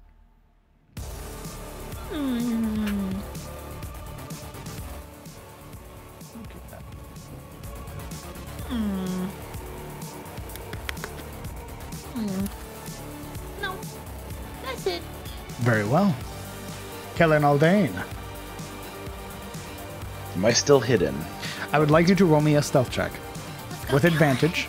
Just to see if I'm still hidden. Indeed. Because you did fire off your arrow. Stealth check. And you would know that while some Morlings have poor night vision, some have really good night vision. Apparently, I have natural 20, so. Indeed, 26. Damn. So, at least in terms of right now, you are hidden. Okay, well, I would like to use my bonus action to cast Hail of Thorns. Okay. Let me link it for you. Boink. It's not going to actually do it. I said it's going to actually do it. It's not going to do it. Come on. How does one link? Oh, I just hit it. Sorry. There we go. Hail Thorns. So, the bonus action, I enchant myself for 1 minute. Next hit that I make. What does that look like? Okay. Well, I'll just describe it fully here. So he's going to take aim at the big dude, the Earthbreaker. Thank you. And as he pulls the string back, the fletching touching his cheek, and his 2 fingers holding that, holding the string with the arrows knock in between them. He utters a small prayer to the Allfather, and as he does, little it looks like kind of like vines start to circle from his fingers around the arrow to the head and then back down, sprouting thorns along its length. Sick. As he fires the arrow at the Earthshaker. Breaker. Earth dude. Jesus, you literally fucking hunt these things. The ass shaker. Yeah, the Hey, the big dude. He's thinking about the Dota character. Yeah. Let's see that attack. With advantage because you are hidden. A 29 hits. For 5 piercing. And because it is below its hit point maximum, as I have hit it before, I get the Colossus Slayer, so that's 1d8. It's a d10. Founder, you're trying to make a fool of me. Just like this. Within know, 5 okay. feet of it. Okay. So the Berserker will also make a dex save. But yeah, this is for Colossus Slayer. So let Yep. me get the... How do you not have a button, man? I don't know. I'm kind of new to the whole Ranger thing. Shut up. Well, you also have the buttons for the dice that I can just click on 1d8. But I clicked the 1d10 first, and it was like, no, you have to roll both now. Naughty, naughty. Very well. Dex saves for the Berserker and the Earthbreaker. That is a 8 for the Berserker.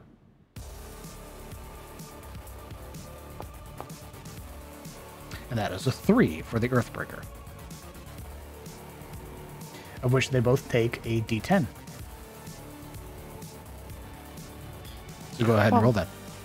Yeah. So they both take a d10. Do I roll 2d10 then? Or do you want me to roll 2 separate d10s? Why? What for each? Well, I'm just rolling 1d10 once, right? Yeah. Make sure I have it right. 8. They both suffer 8 points of damage. Yes. But the initial 5 points to the biggin, and then another 5 points from Correct. Colossus Slayer. So he took 18 points. Yes. But because he is also a monstrosity, he gets another An 2 damage additional on top 2. of that. All Yeah. right. So 20. Damn, son. Yes. Okay. So that barbed arrow just exploding like a little wooden pencil grenade and just... Yo, revised Of Ranger which- kind of slap. Both of the... It's mostly the Yep. Berserker that looks the most hurt. The Earthbreaker still looks very healthy. You would understand that these creatures are very hearty. Yes. By the way, Which is why I'm trying to chisel it down for my friends. By the way, what, Yuria? the Berserker still took half damage. Smile from the arms of the Shambler. Smile. It did, yeah. Okay, I didn't see it. So I assumed that. Just obviously mind you your were in the fucking wrong. business. It is the Berserker that takes the... It is the Berserker that takes the brunt of it. And sort of that... it is a very... mutated, like, goat's cry that comes from it. This bleeding sound. I do believe that is your turn. It is. Okay. It is the Berserker who is going to try and perceive you. Try and see where that comes from, Skyrim AI. of which it has a very low roll. It absolutely does not. Must have been the Who's that? It can't that? see you at all, and instead, attempting to find the source, is going to run where the Ravager is. I have one further question. When this one over here ran towards Yuria, it did run across one of the spots that we painted up for a snare. It'd have been the big boy who crushed your snare. So it doesn't... Yeah, okay. Yeah. Well, boo. Sorry. I'm gonna just mess them up a little bit with some difficult terrain or something. You know, it was the big boy who crushed your snare first. The other boys followed in suit after. So you'd have heard the snare go off with the the large Earthbreaker standing there roaring. Who gives no F's about snares? Indeed. The Berserker is going to lay into Sildaril. Can you see me? He can. He's gonna wing his sword around this corner. He is going to... Yeah, he's going to... It's not his sword. He's going to use his axe. You would see that they have these strange, like, pole weapons. The one in front of you has the chain axes. The Berserker has what appears to be like this pole axe.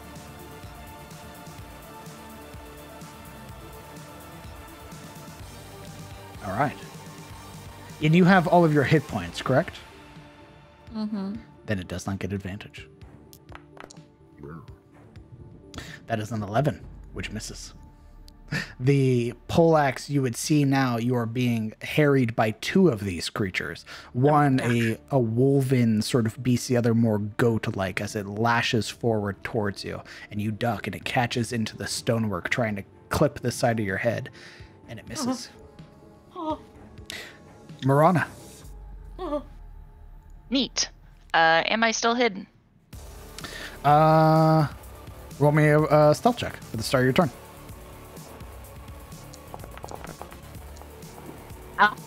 Probably not. Ooh, you have rolled lower than almost all of their passive perceptions, so no. Well, in that case, I'm gonna try and arc an arrow up towards the one that ran in for Silveril. That, you would not be able to see that one. This one? Correct. The one below it? Not from your current position now. Because this corner would be in your way, along with the ceiling and everything like that. You would have to either move over here or over here to get a better shot. In which case, I am going to use bonus action hide to try and get a better hiding place. Okay, so Along the tree. another roll of stealth. Yep. Alright, 15's a little bit better. Slightly better. And then I'm just going to hold action until the big guy gets within range. Okay.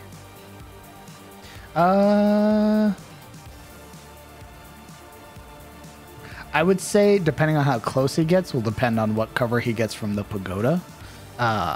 He is 15 feet, but the pagoda is a little bit bigger. Actually, I forgot, you're 40 feet up. You're fine. Yeah, I'm 40 feet up in the tree. Yeah, I'm like, that's why you wouldn't be down. able to see the little boys, but you'd be able to see the big guy when he gets closer. Yeah, that's what I'm Okay. waiting for. All right. Sabine.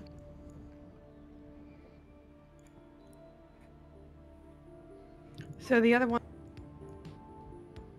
the big boy hasn't moved yet, Correct. and it is currently in a giant encompassing darkness, and No. Sildaril. Yuria is in a giant encompassing darkness facing off against the bloodletter. Sildaril is facing off against two Morlings. We're actually having tea in the darkness. Indeed. Like as soon as he entered, it was just Oh, like, you're from "Ooh!" where? I've never been there. How quaint. What are you doing, Sabine? Alright, send you I back. am going to move up, positioning myself Okay. here first. It would be 5 feet to get out of the pool, Okay, so that'd be 20 feet of movement. okay. Okay. And then I'd be taking 10 feet back here in a minute. But I'm going to attack the wolfy looking one The Ravager. with a stab of my rapier. Let's see it.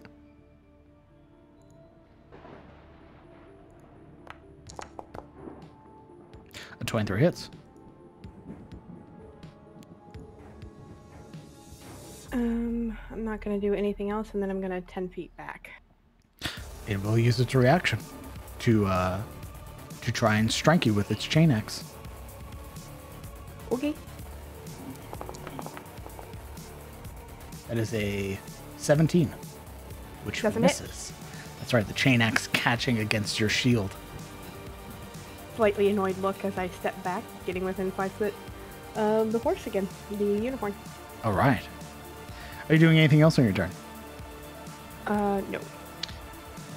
You need to be in the water. I just want to see her wet. No, it's just remember the square is adjacent to the water. Correct. You'd have to be in the water to give him the protection he needs. Okay.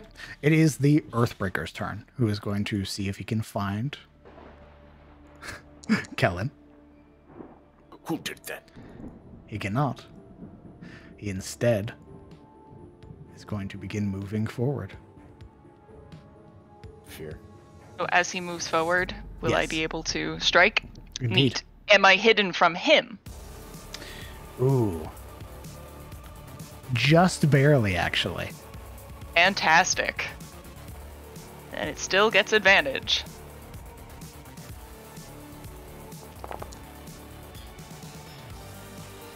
A 19 hits. And we are going to get the sneak attack. For an additional 6. You said this guy was looking kind of rough, yeah? Yes. All right. Does it Neat. Does it work if you can't see them? What do you mean? Your ability you're about to do. It just says as long as they're within 30 feet. Oh, I have to be able to see. Never mind. I double checked it. Okay. Sorry. Oh, lawyer. But, you know, I can see that one though, and these guys are any sort of distracted easily. I would like to see if that ranger spirit can come in and lend us a hand in forms of wails from the grave as it lashes out. It's half of the sneak attack damage, right? Yep. Okay. And you would, as you would watch, sort of, almost as if catching the corner of your eye. Wait, you roll separate die? Yeah. You roll a separate die, because the die is half of the sneak attack die. Oh, I They're thought it was different half of the dice pools. sneak attack damage. No, you have to roll separately. Interesting. Okay. Mm-hmm. You would watch out of the corner of your eye as a figure, that same ranger-like figure you had seen before, sort of bringing their finger up as they knock an arrow and loose it, and you would watch as it moves through the building as if it's nothing and pierces the berserker, sort of causing it to stagger backwards, or the warriors. It looks perplexed as it grasps at this strange, like ephemeral arrow that just turns to nothing. It is the Earthbreaker's turn. He is going to use Crushing Earth. Sounds bad. And it's going to throw it centered on Sabine. Yep. You watch as the boulder that it has in its hand, it grasps with both and hurls it into the gazebo. Is that an attack? No, I need everybody within 10 feet of you, including yourself, to roll a dexterity saving throw. Can I take the brunt of it if I can protect the unicorn? Things that he ain't dodging shit. Correct. I'll say if you want to sacrifice your dex save to take this crushing earth onto yourself to protect Olwen and like just automatically fail, I'll allow that.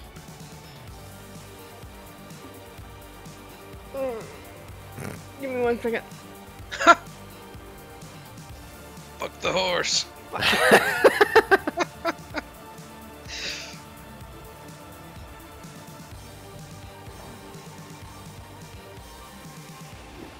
Sabine. Also, Silderil, I need a dexterity saving throw. Crap, it's a bonus. It's not a... Oh, Yeah. do we get advantage? Not on dex saves. I thought you said something about dex. All right. Stealth checks. Oh, okay, sorry. It's all right. Gonna- You succeed, so you take half damage and Gonna are eat not the- knocked prone. Gonna eat the boulder. Damage. The boulder. You're going to eat it? Then you would Yeah. suffer the full 14 and be knocked prone. All right. You are She's drowning. knocked underwater under the crushing weight of this boulder. Oh my gosh, she's dying. Glub, glub, glub, glub, glub, glub, glub, glub. We're all dying. Glub. The Earthbreaker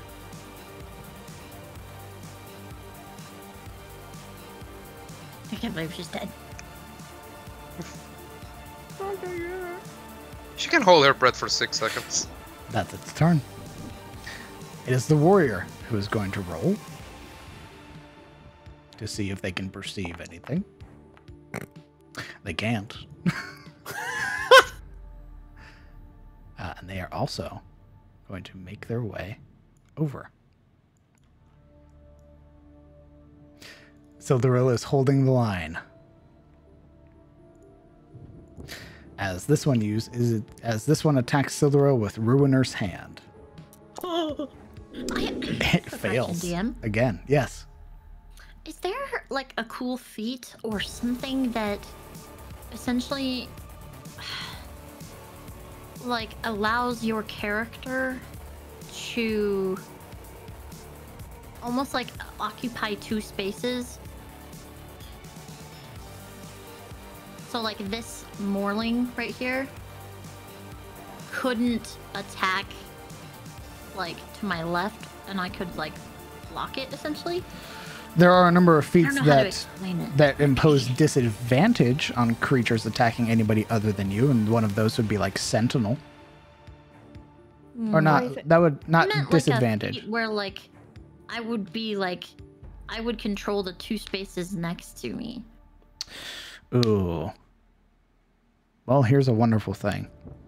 Ask how and figure out how you can do it. Because right now, nothing like that exists. Oh, man, that would be cool. Got to figure out how. Okay. Yeah, it's like developing personal abilities and stuff. Pretty dope. It's just essentially like I just had an idea. I was like, I think it would be cool if also you would there was a fighting style where you could like choose a spot around you and within 5 feet to. It's also very strong. Intercept an attack kind of thing. But maybe you can figure something like that out. Yeah. Alaric. Sorry, brain. I thought she'd ask if she could cleave all 3 of them. Oh, I will. Not yet. Alright, so eventually. Alaric will try to leap over the pond. What? Yeah, he's got to jump. Long jump. He can clear 18 feet. ¿Por qué? What? So he could use those last 2 feet to land on this tile, correct? 18 feet? That's 2 feet of distance to get to the edge. It's not like it's inches, that's feet. Well, you would fall into the pool. I thought I could make a long jump that's 18 feet horizontally, right? I think you have to have like 10 feet of running to do that, but it's an athletics. Yeah, I just moved to the edge. You moved 5 feet. Oh yeah, that requires a feat. Never mind. Okay. All right. Let's go back to the same spot. When she parried the Ravager, where did his axe land? It's on him still. Okay, when so he like pulls it back. When he throws it, he pulls it back. Okay, that's cool. But fuck him for not giving me something to do. Okay. That's okay. Alaric comes over here, and he's gonna throw his net at the warrior. Whoop! He's just gonna unfurl the net in his general direction. Let's see it.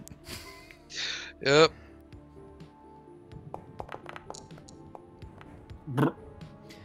An 11 misses, I'm afraid. And actually, I lose the net. That would be at disadvantage because it's past 5 feet. Indeed. And 11 still misses. As you throw the net out, it sort of catches onto the shoulder, but the warrior reacts fast enough to like rip it off of themselves and discard it, now turning their attention towards you. Oh, really? All right, well, we're gonna get more attention. Alaric his eyes will shine with like a striking sort of thunder color, staring at the at the Earthbreaker, and he'll cast Compel Duel. Wait, no, oh, hold on. Is it concentration? It is not. Okay, yes, he will cast Compel Duel. Compel Duel is not concentration? I don't believe I have it jotted down as that, but let me check. Compel Duel.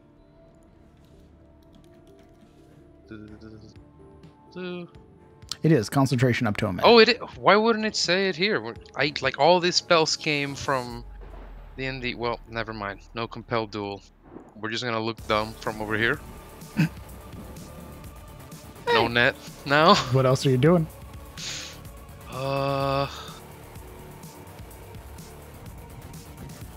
What's your name? John? Fuck you, John. Oh, yeah, well, what's That's your it, name? man. That's all we got. That's all we got. Fuck you, Tim. I can't use intimidation or anything like that. How are you going to try to intimidate the warrior? He'll just be speaking its language, right? Just this really violent and loud roar. You're trying to draw its attention? If that's what it does. But in the end, it's an intimidating act, right? Sure. Roll me a intimidation check. All right. Okay. You've certainly gained its attention. All right. That's your turn. And he put a nice little hat on it with the net. That's thrown on the ground. Yuria, Oh, okay. And I threw it on the ground. you're facing off against this ferocious raptor. Please don't stab me. I'd No, like to it'll- use persuasion to not stab me. You Please? want to try and talk to it? Please?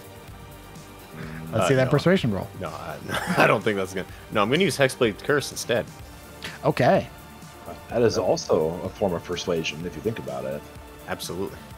What is the action required to draw my blade? To go from like unarmed to. It is a free action to like draw and One Nice. weapon. the weapons, I believe. Yeah, it's one weapon. Okay. Yeah, Drawing because the it's one weapon. That's she's just not free switching weapons. It's just drawing the blade. So yeah, she'll draw the blade, goggle at, point at the creature. This darkness isn't your friend. And she will cast Hexblade's Curse, because I don't believe that is a spell or requires concentration. Yeah, it's just a bonus action. Yep. And then you can smack it. That's right, we're gonna smack him. Slash down.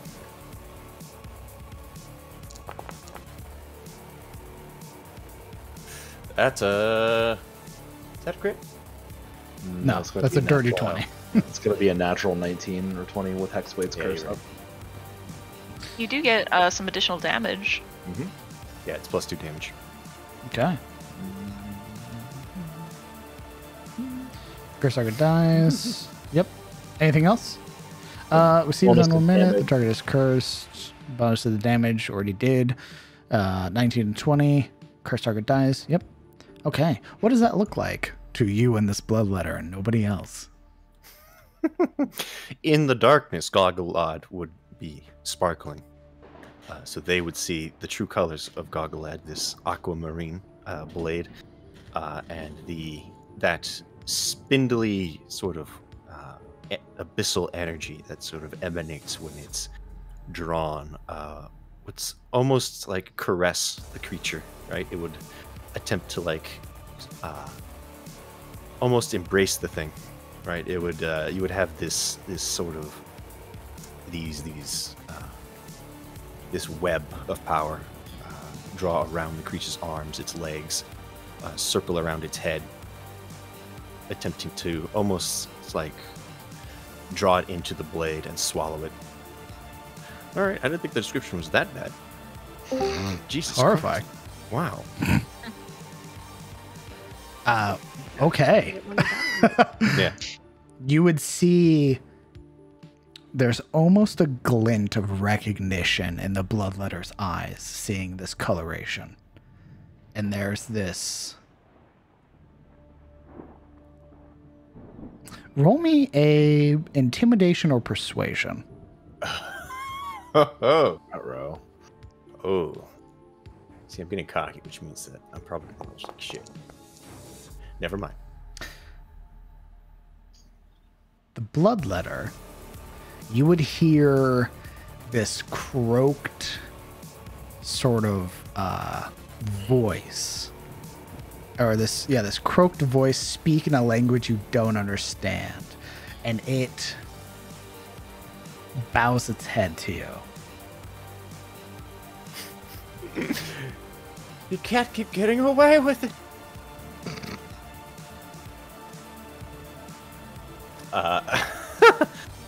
Well, I already...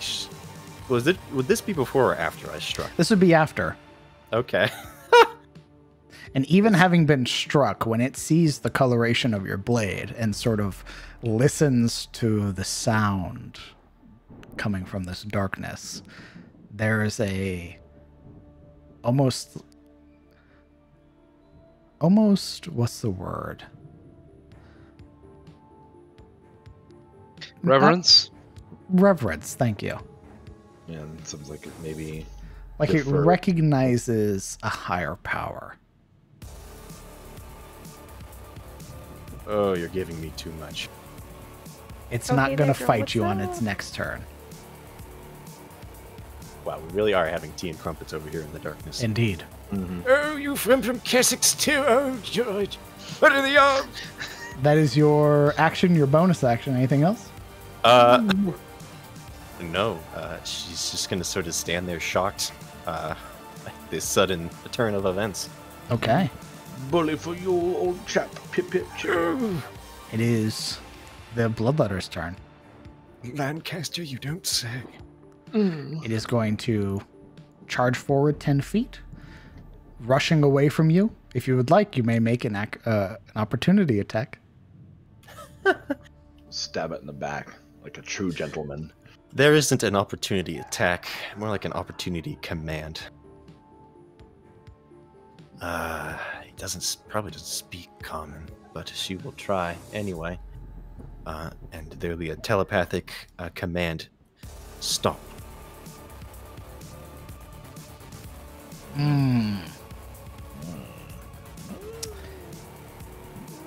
It doesn't stop. I don't think so. Sorry, what? It sort of recognizes the command, but it is more so paying it out of it gave you your space more so out of respect or fear than like actually listening to you.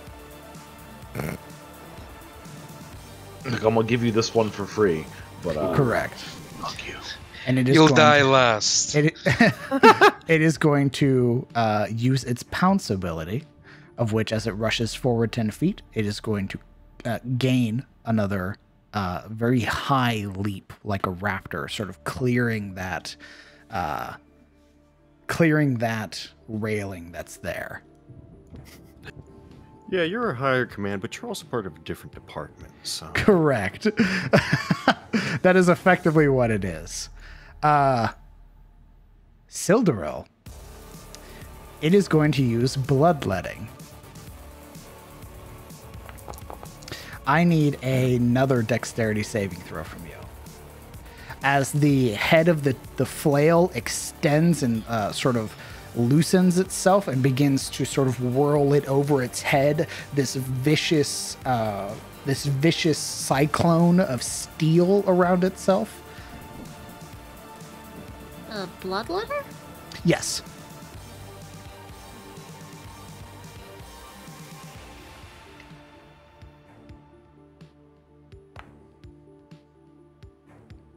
Okay. You take half damage, which is 5, and can still use your reactions. You are not fully affected by the bloodletting, as the heads of the flails scrape against your back, sort of catching and sort of sinking into your chainmail and ripping free. It doesn't find as much purchase as it usually should.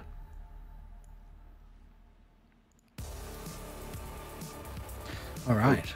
Little bitch move there, coming in from behind. Come on. Oh, right? 100%. It is the Ravager's turn, who is going to lay into Sildaril. And it is going to be reckless.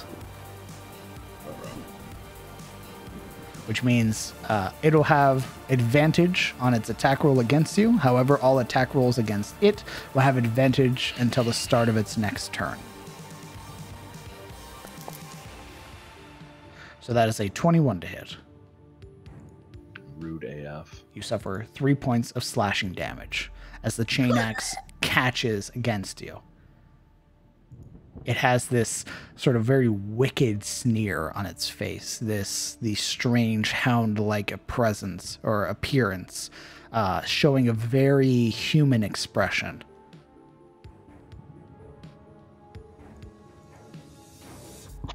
Celeru, it is your turn. All right, I will attack that one. Let's see it. You'll roll at advantage. Oh, I'm sorry. I didn't mean to roll twice. It clicked. That is advantage, so. 22 to hit. That hits 15 points of damage, which is more than enough to absolutely obliterate it. Tell me how you cut this creature in twain. It will, catch her side. And I'm gonna say it would be her left side, right? Sure. It would catch her left, abdomen area. And she would have the Zweihander up from blocking, the pike. And she will just bring it around and down and chop at his neck straight through to his armpit. Okay. What is this one? Change it up a little bit. Then, Funky. yeah, funky. I'm gonna action surge. Okay. How do I just click the roll to use it? Correct. You push yourself beyond your normal limits, that adrenaline surging through your body. What are you attacking? I will be attacking the upper one. Let's see it.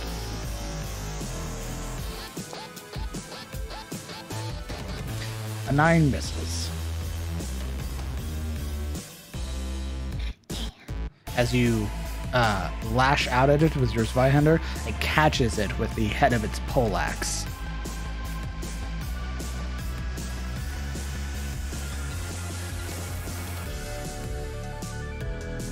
All right.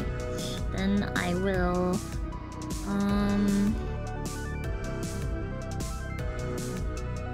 Is this a bonus action? No, it's just something that you use for free. Okay, I'm gonna use second wind. Okay. Let's see that. I clicked it. Oh, it's not set up to actually roll. Okay, I'll have to roll it.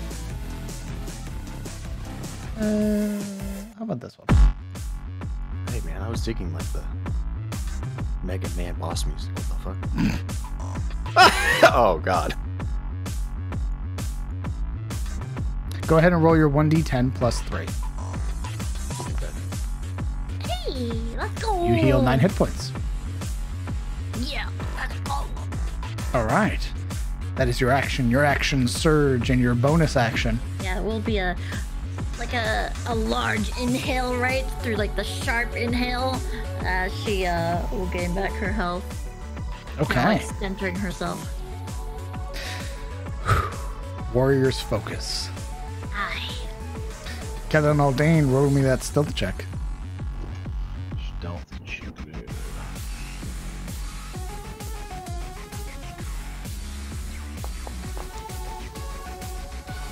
12. With advantage. Ah, You're still in the unicorn's domain. Good. Because with the 12, they'd have totally seen you. hey, you buddy. What are you doing? Since I am still here,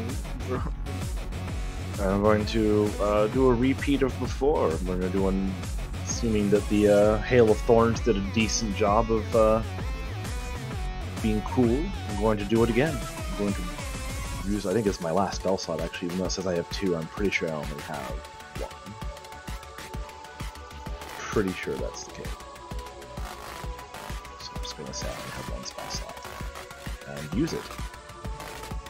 Cool. So once again with the same effect, Hail of Thorns and firing at Biggie Smalls. Let's see it. With advantage.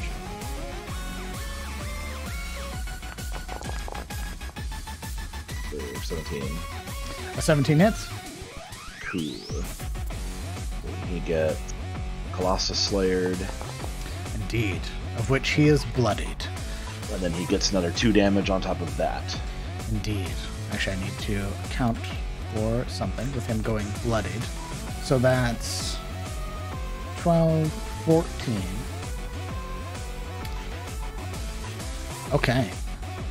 You would notice once he is struck with that, the large eyes on his head open up, and you would watch as the thick musculature underneath the fur almost tightens and becomes taut. You would hear this guttural sound beginning to form in its chest. As it becomes bloodied, it becomes enraged. And you would notice that your hit doesn't find as much purchase this time around.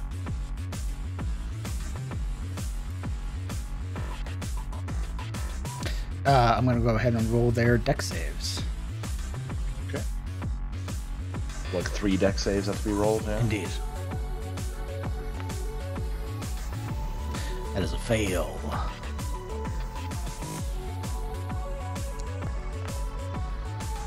That is a success.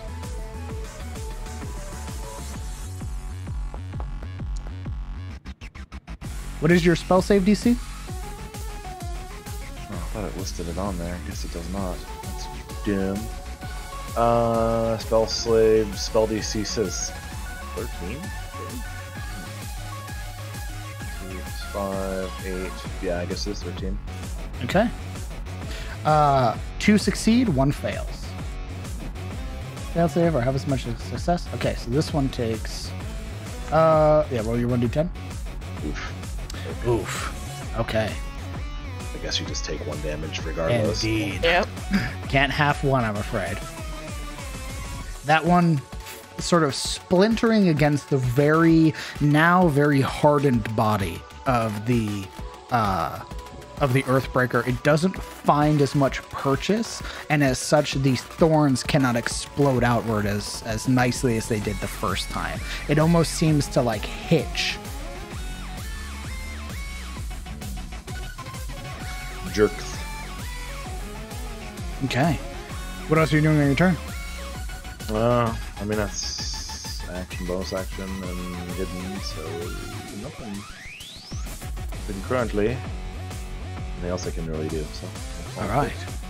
It is the Berserker's turn, who is going to try and find the source once more. I swear these things aren't just growing out of my ass. It, no matter how high it rolls, it can't seem to find. As it peers out towards the tree line, it doesn't see anything and can only think that it's these people here that are doing this. You did this, point to Siluro with the big sword. You shot me. It's your fault. 5, I'm going to 10, blame it on you. 15. Okay, so it would actually be 15. As it pushes its way through you, Silduril, you would watch the Berserker. The Berserker has what? The Berserker is going to lay into you with its axe. You do not have all of your hit points. As such, it is going to attack with advantage because of Blood Frenzy. However, a 9 doesn't hit. And it can't do anything else on its turn. Marana. We're getting lucky. Oh my god. I'm about to turn around and fucking destroy this thing, so yeah. Okay, so can I continue to move in the tree line since I can't really see anyone? Move where? Because you're already on the edge of the tree. Kind of wanted to move here, like. Sure. Okay. Do I have to roll stealth at the start of my turn or not? Correct. Okay, going to do that. Yeah, Okay. like a fart in the wind. Epic. You're at 28. You are still 40 feet in the air. Uh-huh. Okay. I can see into the gazebo now, yeah? No. You No? have to be lower. How much lower? About 15 feet lower. So it's 25 of my feet. Yeah, so I can move down. Okay. With 45 feet of movement, yeah. So I get 15 lower. Find a more suitable branch. And so Sabine is currently underwater. I probably do not see her. No. You would see Solero, being harried, though. indeed. So this guy is going to hopefully get the short bow. Let's see it. All right, with advantage. Indeed.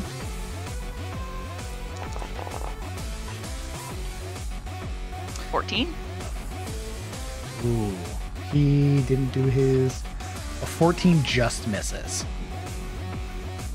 The arrow whizzing past and sort of scattering over the surface of this beautiful marble. Okay, I would also like to hide again. Okay. Unless the nat 20 continues over, because You attack, you lose your sneak. So another Alright. hide. Hey, consistency. Okay. 22. That is your turn. Yep, that's Alright. everything. Fire out. Sabine, you are currently underwater.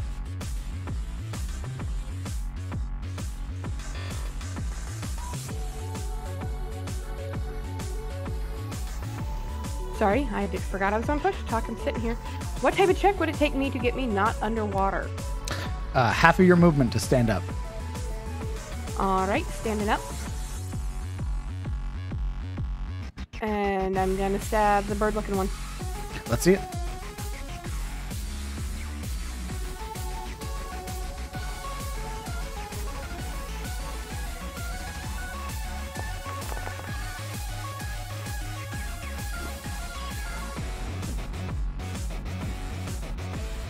It is taking its sweet time. A 13 does not hit. As you push yourself out of the water, its head immediately cranes to look at you, and it brings its shield up to catch your rapier. You are both shield users. All right, and with my last first level spell, Sanctuary on the unicorn again. Savine, What? your rapier damage is wrong. You should have a +4. You have a +3. It's because I have a +3 dexterity. Oh, you have a 16 dexterity. I thought it was 18. I'm sorry. But I Go ahead and appreciate you post looking out, Sanctuary. My bad.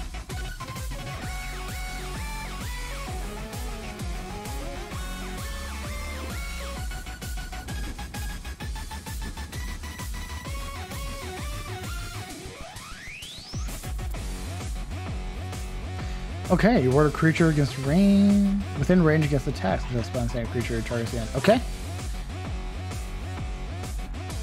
That is a concentration. Yeah, you have to post it twice. No, one was a roll to take it off my sheet. Gotcha. All right. What does your sanctuary look like? It would be a soft glowing gold aura with the rose petals through it. Okay. And in this case, given our location, it'd kind of be mixed in with those pretty fall colored leaves. I like it. Let's change it to another song.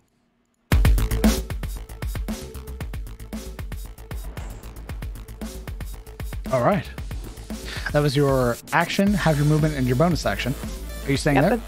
I am. All right. Within 5 feet of the unicorn. It is the Earthbreaker's turn. Now enraged, it's not even going to look for Kellen. It is going to crush the body of the other Morling under its heel as it rolls up to you, Sildero. Actually need to delete its body. There we go. And it has an advantage, and it has at least one Morling within 5 feet of it. As its leader, it has pack tactics, and it is going to make 2 attacks against you with its dark steel great blade. You watch as its hand comes up, gripping this enormous blade from its back, cloth beginning to pull and unfurl around it, And as it lifts the blade up, it seems to absorb all light as it does, and it makes 2 swings against you. That is a 23 to hit.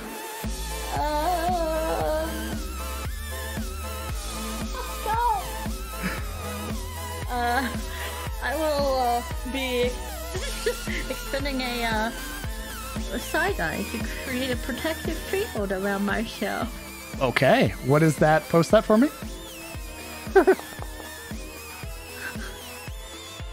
Reduce the damage taken by the number rolled plus your intelligence modifier. Okay, so that is a 4. All right, so instead of 15 points of damage, it is 11 points of damage as the blade connects against your body. I also need a Constitution saving throw.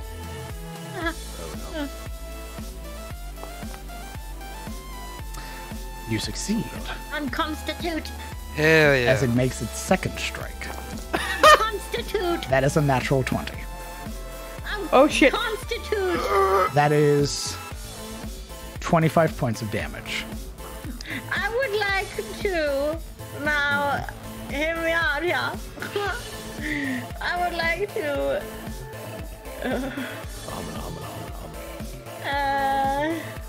I'm listening. Your reaction. I'm listening.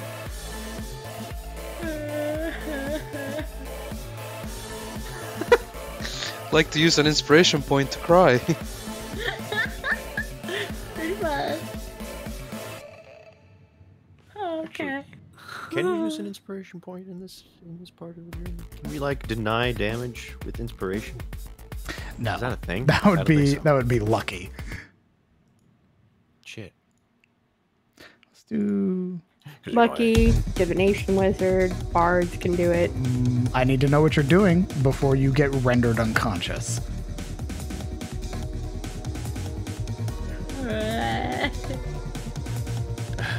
3, 2, 1. I don't have anything. As the blade catches against your body, it sends you into the wall beside you with this heavy slam. The air is knocked free of your lungs. You gasp for breath as your consciousness begins to fade in and out very suddenly, and you are rendered unconscious. Oh yeah, that's like side of her head's just bleeding. It's that anime fade off, you know, where like the screen blips in and out of shade a couple times and she just goes down. I need you to roll another Constitution saving throw.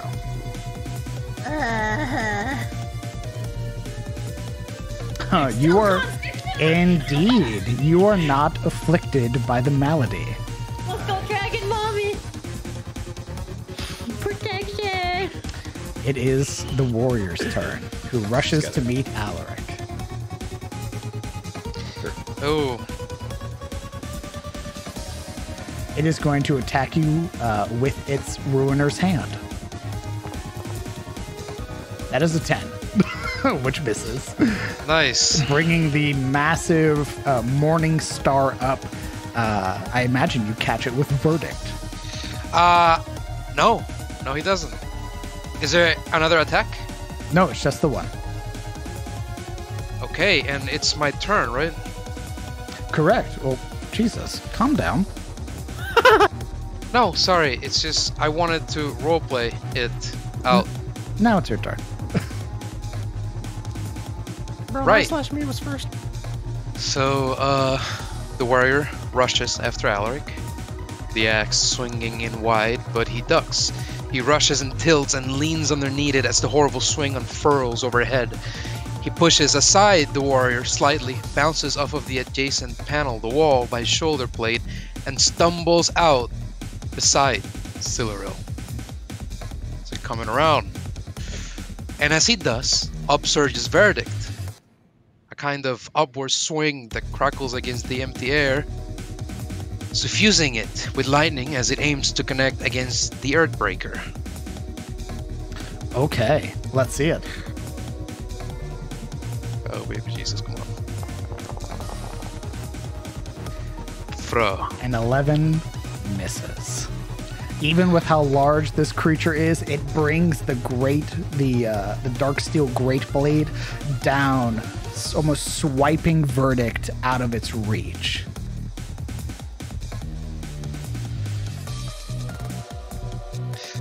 Okay. We're good. We're staying Okay. right there. Yuria.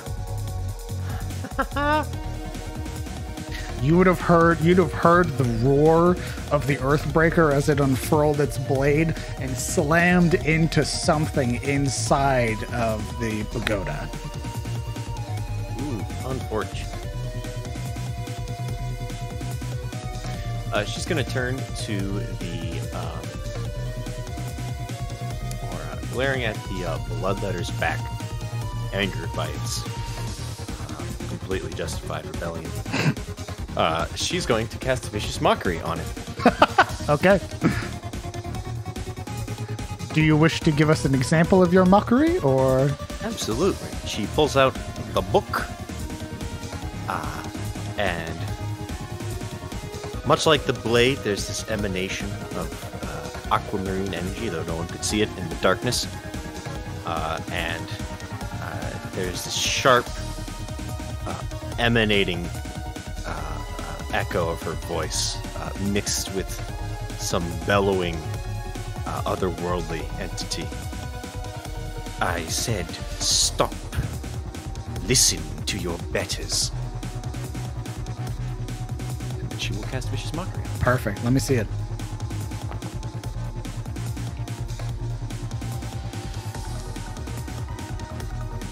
That's an 8. Disadvantage on its next attack. Indeed. It suffers 4 psychic damage and disadvantage on its next attack roll. Is it just the next? So if it makes 2, it's just the first one?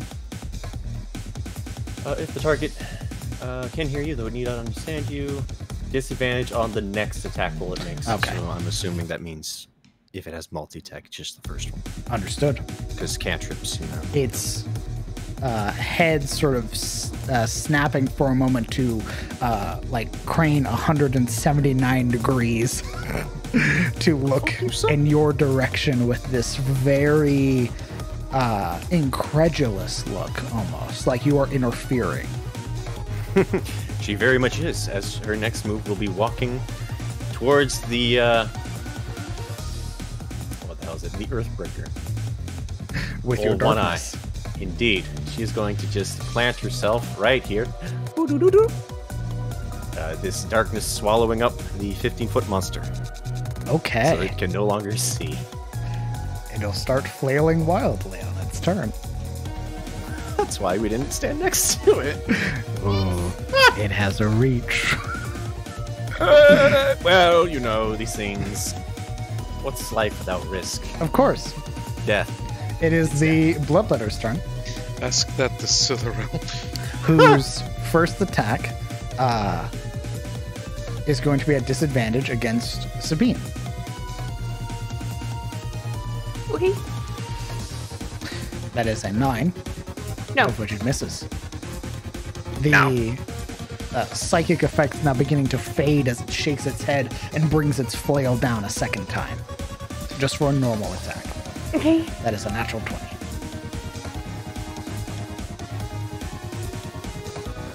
That is 6 points of damage.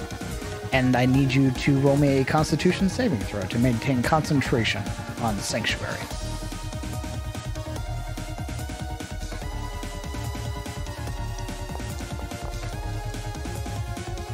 You succeed. You maintain concentration. We are 30 girls. 30 girls. 30 girls. Look, we all have faith. All right. Muffled cry of Silverel with her head inside the concrete. I got con! Silderel, please Cracking of my bones. roll for me your death saving throw and share with us a memory. Can you answer my DM first? Oh, why do you always? Just one. It's just a simple question. Those are the best ones. What? 2. Oh. Uh-oh. Are we about to have a bastard last name moment? What the fuck? Fuck, I know I need to roll. God fucking damn it. Motherfucker. I can't believe we're power gaming the DM right now. Piece of shit. Continue. All right. The memory is of a young Siluril. She is in what seems to be a very, very lavish chamber, and she is sitting with her sister on her sister's bed, and there are fabrics of green and white that wisp around off of the windowsills. The banners that whip up from the outside. And it is a lovely view of the outside as these two little girls are giggling over something they might have seen outside the window. And it is at that moment that the two girls make eye contact after laughing, and her sister, Silduril's sister, suggests they should braid each other's hair. And so, happily and excitedly, this expression of excitement that is only seen on children, on very young children, that wonderment and just blissful excitement as she runs off and gathers up a whole bunch of ribbons, and she runs back to her sister. And on the bed, they start doing each other's hair. And for whatever reason, as Silduril's sister grabs these beautiful silken green and white ribbons, for some reason Silduril wishes for blue and yellow instead, this causing a spat almost between her and her sister, before she inevitably gets braided hair with green and white satin silk ribbons. Thank you. Next time, private roll your death save. I am sorry. I will do that. Thank you. Kellen Aldane. Only Silver went down. So let's do this. Oh, that little unconscious markers for the unicorn. Okay, I was like, why is Sabine unconscious? But it's just like it's right there. So it just looks funky. Anyway,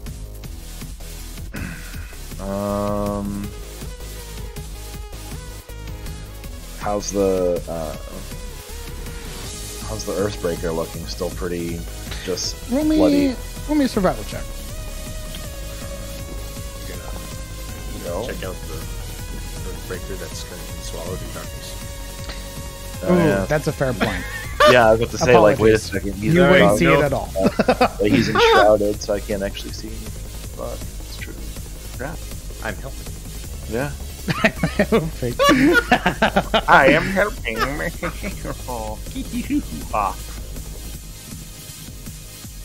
Okay, well, that's a thing. Fuck, that's a thing too.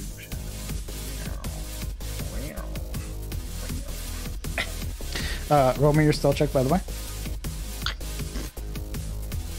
Wait, was advantage? That's right, yeah. Keep asking, why take that advantage away?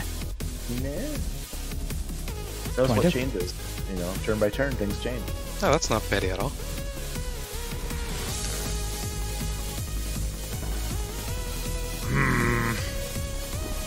Kinda, like... Wait, this provides cover, doesn't it? Correct. It is a wall. So I can't really see any of these guys so much. At least not very easily. Well, maybe...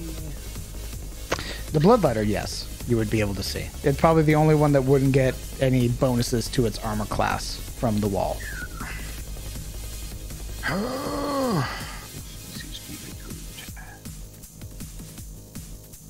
However, roll me a history check, Kellen. Was the survival check? Oh, that was for something else entirely. Correct. History, you said? Correct. 19. You would know those raptor-like ones, often referred to as bloodletters, are generally the frontline tanks of Morlings. They have a very high armor class. Yeah. Especially when compared to things like the Ravager.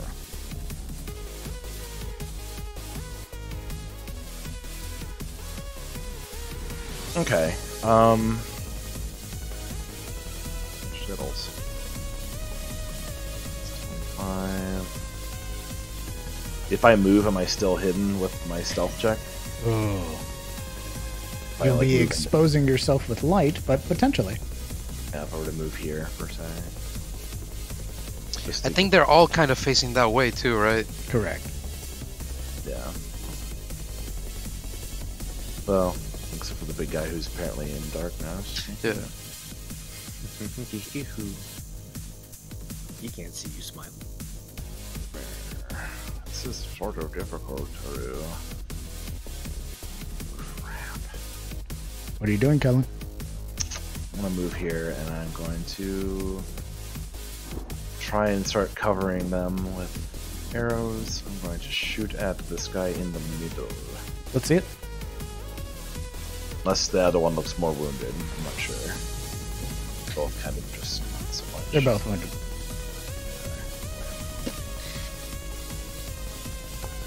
Longbow. 25 doesn't. That's more than enough to send that berserker to its final resting place. I'm just gonna slip into cover behind this one and put an arrow, and it's facing towards Alaric. Indeed. So arrow whizzes by Alaric's ear and just embeds itself through the mouth of the berserker. That must be such a relief to experience that. There is that choked gurgle that comes from the berserker as its body starts to fall backwards. Yeah. I only get one attack out of you, so poo-poo. Okay. I didn't even need to roll like Colossus or anything. It looks like it's just dead. So. Indeed. Okay, I'm good. All right. Stop taking up all the time. Marana. Hey, still hidden? Roll me a stealth check. Can do. Ooh. Not anymore.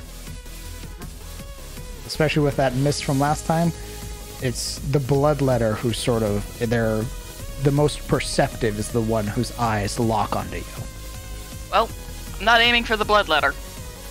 Okay. What are you aiming for? I want to go for this guy. Let's see it. So am I hidden from him or no? No, you rolled under his passive perception. Alright, well. However, an 18 is more than enough. It's gonna take 16 damage. Indeed. Which is more than enough to end its life. Marana's gonna go 25 feet down into the underbrush and hide. Okay. Let's see that stealth roll again.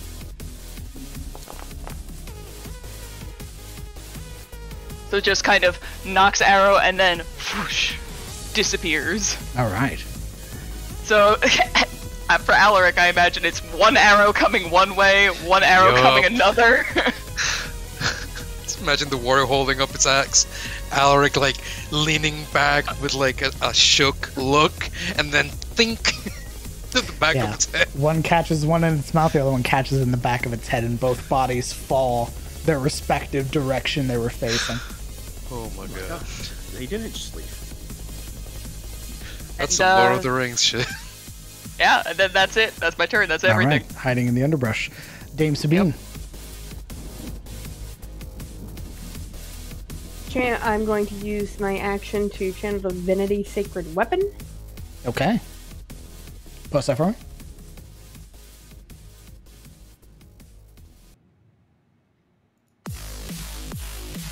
Makes my weapon magical and gives me +3 to attack rolls. Okay. You're empowered.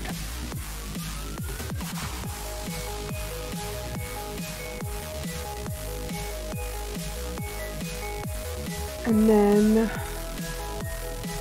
I'm gonna hold my spot here next to Horsey.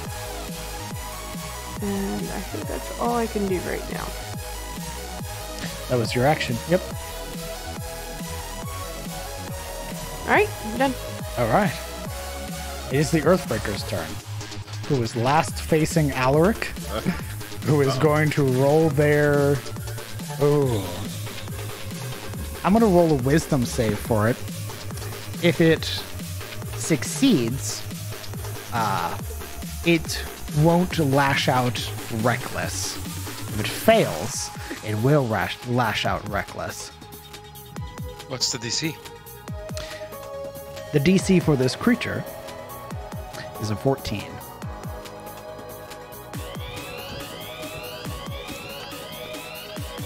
That is a 5. So it is going to swing at you, Alaric de Karim, 2 times, reckless.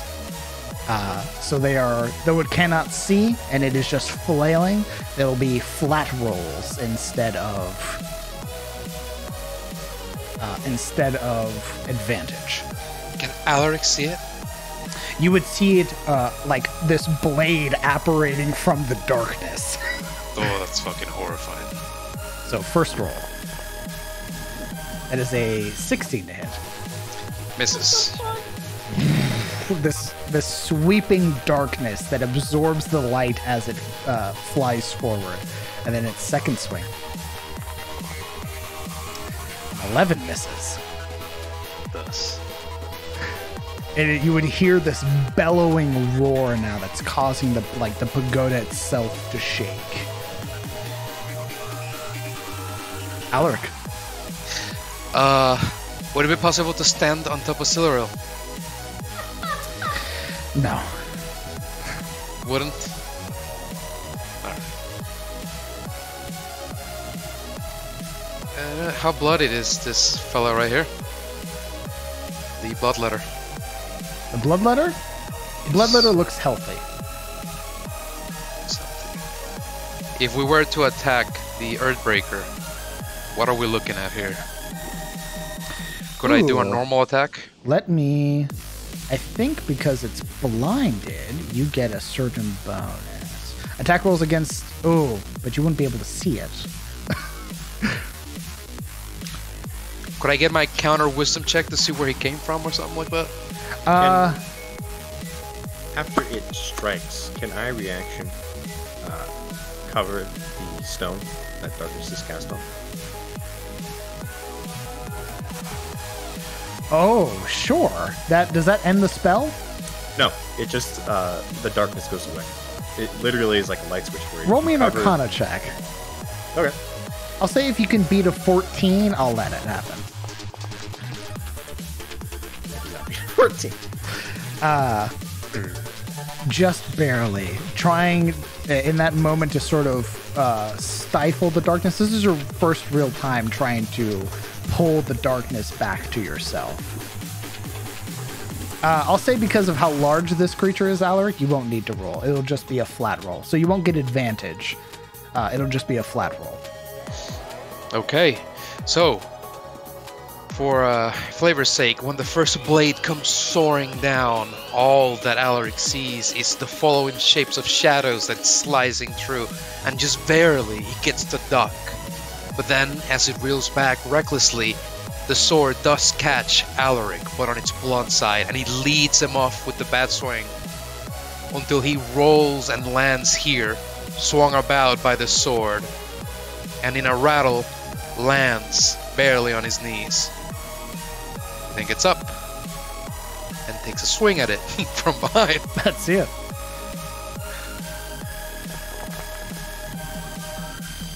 $17 hits. Oh, it does? with your divine favor? It does. Okay. Has it died? Not that you can see. Then we shall smite the darkness. Okay, let's see. Quite literally. Wait. What level spell slot are you expending? I only have level 1. Okay. I'm getting a fight over light and dark. Another 5 points of damage. What does your smite look like again? Oh, the smite. Oh, yes. Okay, so the smite. It's like an effect that curses Draloric's body. A blue-like, surging force that echoes through his veins, sending them into a flurry of twitching, engorging disarray that rises and rises up to his hand, crowning his palm and then fusing with the handle of Verdict before it reaches the head. And when it does, once the hammer hits the Earbreaker, upon contact, it explodes in a flurry of lightning. And it's that momentary strike, that clap of thunder and lightning that causes the darkness to part, revealing the wounded body of the Earthbreaker before the darkness roils and claims it again. Oh, it's like seeing a shape in the night when lightning strikes. Indeed. Oh, that's amazing. Yes. All right. I do believe that's your turn. Indeed it is, good sir. Yuria. Is this thing, I'm guessing this thing's still standing. Very much so. That's what I thought. Although to you and your perceptive cat eyes, it looks mortal. Well, yeah, everyone here's mortal, duh. All right, it makes 3 attacks against you. All at advantage. What are you doing?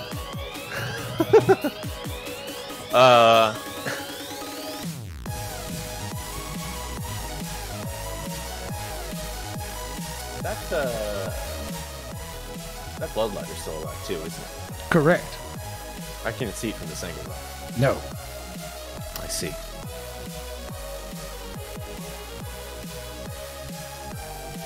Alright, so that everyone can get a shot on it, Yuria is going to back away with her light. Ooh. Oh, it's got reach, don't it? It do. But it would be at disadvantage, or it would be at just a flat roll, so. Can you target things if you can't see? That's what I mean. It's sort of flailing, right? So it's disadvantage. Well, it actually would be disadvantage, sorry. So it's just flailing wildly. It would, like, hear you and then swing in that direction. It might catch you on the backhand, but it's not going to be accurate about it. Indeed. Rude. Alright, yeah, we'll take a step back and hopefully not fucking... Okay. It'll attack You know at what? disadvantage, sort of flailing out its blade to the things that are moving. Unless? Nope, yeah, we're Unless good. you We're hope. just gonna step back. Okay. We're gonna That is a move. 15 to hit. You motherfucker. That hits, Yeah, that hits. catching you as you run away for 15 points of damage. I need a Constitution saving throw.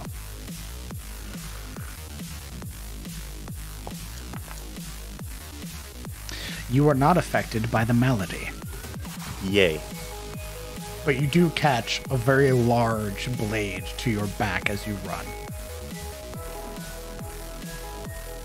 Well, we're gonna hit it with Vicious Mockery. Okay. Ooh, sorry, Alec, you're in darkness. Ooh. But, to be fair, that means he can't hit you. You're We welcome. do not forgive. You were a traitor all along. I mean, a little bit. Wisdom saving throw. That is a 19. This piece of crap. Alright, well, nothing happens. All right. Yeah, no half damage or anything like that. What would you have said, by the way? Cantrip? No. How would you have mocked the Earthbreaker? Well, I had an idea, but then I got hit. I would say that she would have started to, verbally abuse the thing until it thwacked her, and her words were brutally interrupted. So, nothing, since nothing happened. Gotcha. Understood. It is the Bloodletter's turn, who's going to continue to lay into Sabine. Fuck Two you, battle attacks. chicken. It is a very evil chicken, but that's a 10 to hit, which misses. Okay, And that's how you a roll. 15 to hit, which also misses. Both Yes, of the that's flail how I was strikes connecting against your shield, finding no purchase. This is Giblets coming to take revenge on Yuria The for the evil. shit her brother put him through. Sildaril de Catarina, please private roll me your death saving throw and share with us a memory.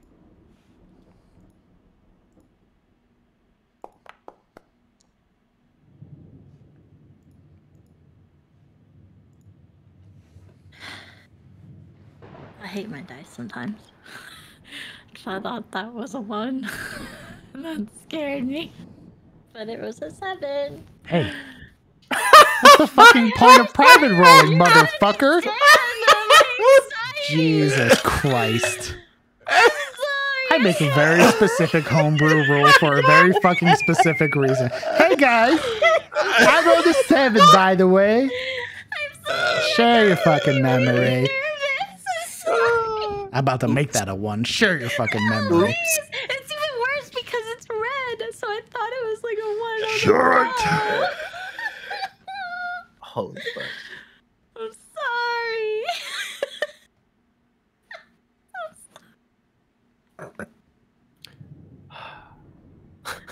Good job. Good job, bro. I was expecting like a huff or oh yeah, like that would give away, and then Ziam would be like, hey, try not to do that, and then she straight out was like, yo, it's a 7, poggers. Sorry. Come on! Let's hear that memory. So, we will be continuing from the next one, or from the past one. And this time after their hair is done and they seem to, place the last flower in each other's hair. They get up from the bed and here comes the least favorite part for Sildaril as she gets to have her dress chosen by her sister. And normally, if her mother was there, she would get to choose it herself. But seeing as her mother is away from their home in this memory, it is her sister who chooses her dress for her. And each time this happens, Sildaril's sister, whether, is subconscious or consciously, she always picks the lesser dress, the lesser extravagant, the less, ruffled or the next displayed dress for Sildaril. And normally this wouldn't bother Sildaril, but in this memory, having another fight about the ribbons that she gets to wear, it just pushed her a little too far. And Sildaril decides to take the other dress, the one that her sister had picked out for herself, and runs from the room as her sister erupts in tears of spoiled crying. She dashes down the hallway of their stone abode and ends up tripping on one of the rugs that were along the hallway, sending her tumbling down the stairs till her memory goes dark. Thank you. If you tell the number next time, I'm going to make your ass roll at disadvantage. I'm sorry. I'm sorry. It was anxiety. It's alright. Kellen Aldane.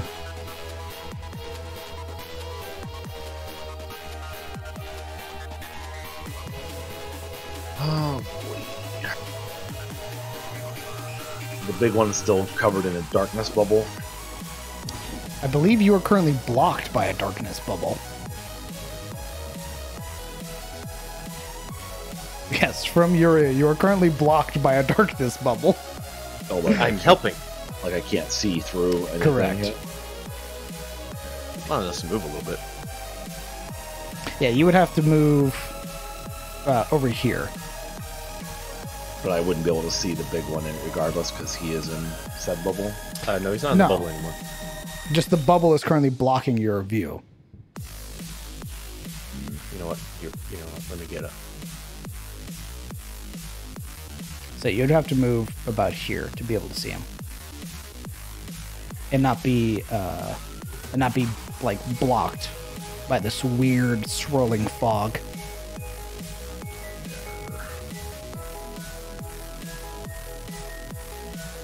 Why did I put it there? Stop that. Okay. Of course, I don't have enough movement to really fuck around with a whole lot of things.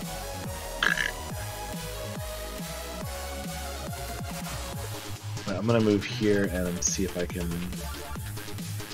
take a shot at the bloodletter. You can see the bloodletter. Let's see it.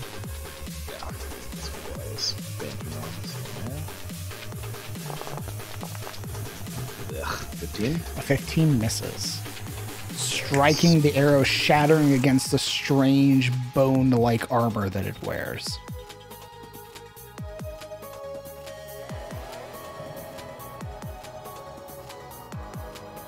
Well, shit. All right. Are you doing anything else? My level 3 have an ass doesn't really have a whole lot of options at this point. Okay. I mean, other than to call out, like, someone get Sildorel out of there!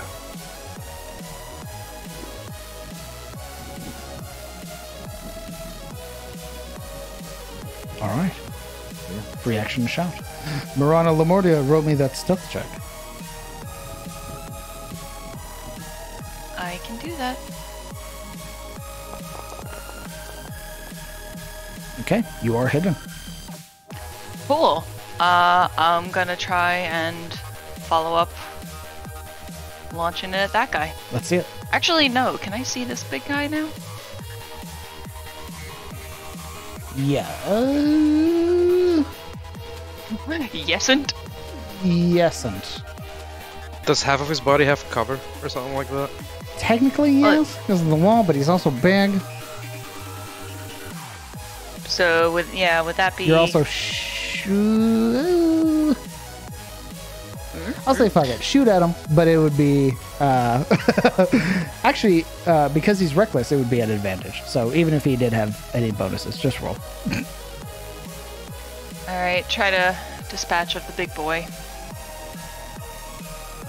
Gotta find the fucking thing. 20 hits. And because Alaric is there, that's gonna be You 12. get advantage, so. Okay.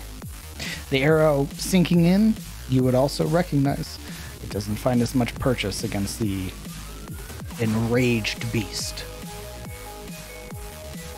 Okay, Neato burrito. Oh no, there's lamps over here. Never mind. I'm just gonna lay low and continue to hide. Okay. Probably just like shimmy sham 10 feet away. Just Okay. be somewhere different and then hide. Shimmy sham 10 feet away. I have shimmy shammed and I have disappeared again. Indeed. Dame Sabine. I am attacking the bloodletter with my rapier. Let's see it.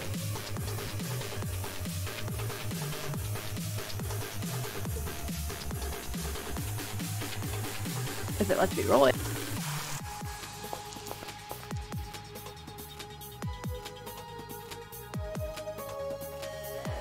How come her dice lags a bit?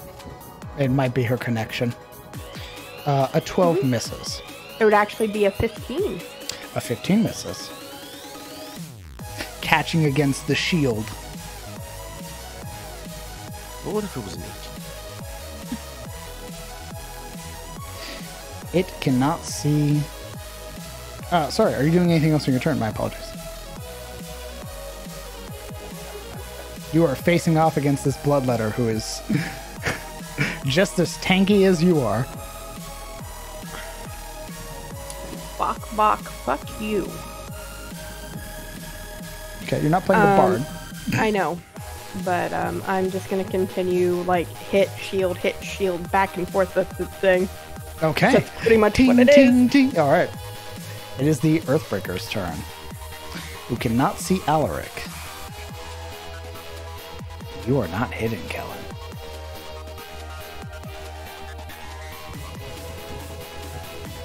What did he see, Alaric? Yuria? Is it 15 feet or 10 feet? It's 15. Okay. Yeah, I he just went. know how to fucking draw these things. You would just extend that Oh, no. square out another 5. Right, because of the roleplay, he kind of swung Alaric around, so he probably wouldn't even know where he placed him. Yeah, you would be moved back, Alaric, and swing, and then darkness would encroach you now. And it's going to roll up on Kellen. It's going to make 2 attacks. It does not have any Morlings near it. So these are just flat rolls.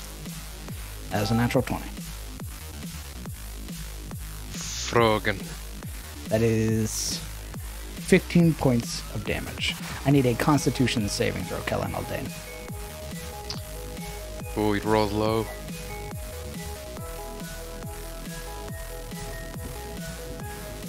Why not? Why is my chat not? I was trying to mess with the cat. Anyway, you said Constitution saving throw? Correct.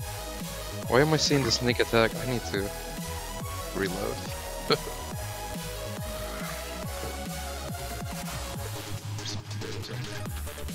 I thought its attack was a sneak attack, and then I realized 3 damage from a greatsword? You No way. meet the DC and are not afflicted by the malady. It does make its second attack against you, however. That is a 13 to hit. Which misses. No, this is, The great blade crashing down into the earth in front of you as it wrenches it free. This heavy, guttural breathing. This Earthbreaker looks mortal. Alaric, you are currently encompassed in darkness. Okay, I had an idea. Going back on when the hammer struck and parted the darkness, would it be possible for Alaric to sacrifice his last first level spell to essentially cast free, like a smite, to hit the darkness, part it, and let him attack? It doesn't say you have any first level spells, I'm afraid. If any of this I spell's have one, area... right? I used to, remember? One smite. It says your sheet is marked off with 0 out of 3. Did you smite during the brigand fight? Or cast any spells during the brigand fight? I So, did. I'm at 0. Yep. so- I use Divine Shield or Shield of Fate. Also, small note for darkness. Any spell that creates light, 2nd level or lower, that light is dispelled. Oh, So it would have to be a 3rd level spell or higher to cast light. Okay. We horrifying. don't get to be cool. Instead, we will step out of the darkness. I want a perception check from you. You want a perception check? Indeed. Perception. I'd like to assist. By guiding him? Yeah, Sure. basically being like, go that way. Roll me with Warmer. advantage. Okay. You managed to make your way out of the darkness with Yuria's assistance. We are going to Gonna move right here. You are now flanking with Kellen. And we shall swing verdict along, see what happens. Let's see it. Good old loving touch. There's a lot of dice going on. It is a... I was gonna say roll again, crit fish. Indeed. Oh, okay. Did you get advantage for being flanked or something? I thought it was only +2.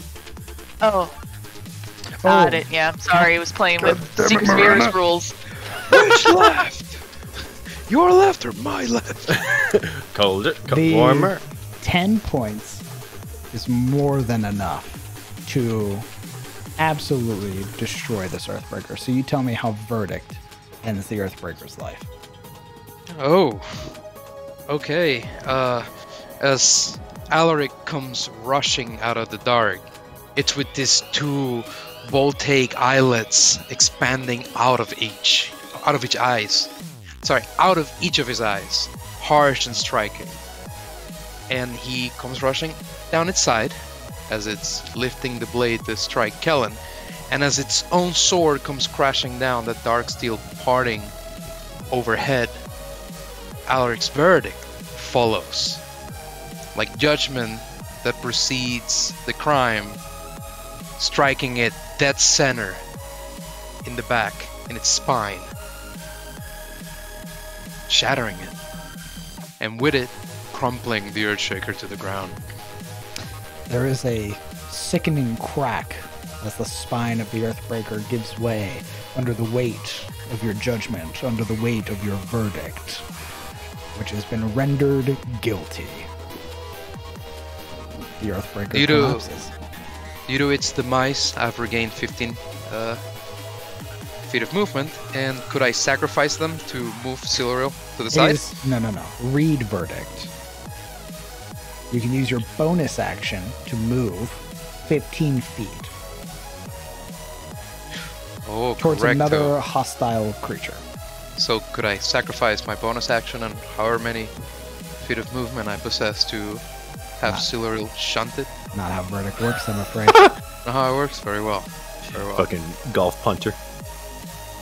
Just with the backswing of verdict. Yeah, Birdie. you can roll it. That's... No, I believe that's it. Okay, you're staying there? Yep. Very well. Yuria. Wonderful. Well, she is going to enclose her hand around the stone so that the darkness is covered, which will remove the darkness temporarily. From my understanding, the spell is still active. It's basically like putting like a damper on a lamp, right? Mm-hmm. Then she's going to come over here to Lady Siluriel. She's going to cast Spare the Dying. Ooh. Big one. Yes. Post it for me. Creature touch becomes 0 hit points. Which means I get to do a little bit of role playing, because Indeed. this Show me what it looks like. this is no healing spell. There is no like relief that comes with this. You are essentially held in stasis. From the book emerges these almost black leeches that ooze across the ground, across Yuria's arm as she touches you, and they slather across your body and cover up the wounds, these expanding or shrinking to match the wound or the gushing. Yeah, it's not pleasant. What's wrong with you? It is The plague. no promise of healing. It is simply that your body is held in stasis. And even in an unconscious state, it feels like something is essentially constricting your body, forcing it, basically forcing it in place, in time, not allowing entropy to end you, more so than actively healing the wounds that you have suffered. And that is to Spare the Dying. Very nice. That is your action. Are you doing anything else? Let's see. Bonus action. Well, I ain't got no spell slots, you see, and as a warlock, I guess I'll just pick my nose and fuck off. Goodbye. Okay. I'll take 5. I'll take Siluro and drag her 5 feet towards me. Goodbye. Oh. Unless that like through 12? Maybe. Roll me an athletics check. Alright, I will. I may be small, but I am dense. Very dense. God, she's thick. Yeah. Oh God, it's all in the thighs. Alright, never mind. There is this Yuria Muscle girl TikTok, bro. That's tugging all it is. on your legs. Like, yes, I can do this, and then wait. It is much like when she tried to do mining, where she's just like Oh no. concentrating. Beads of sweat immediately forming on your forehead. There's just this concentration of despair on her face. Frustration. Anger.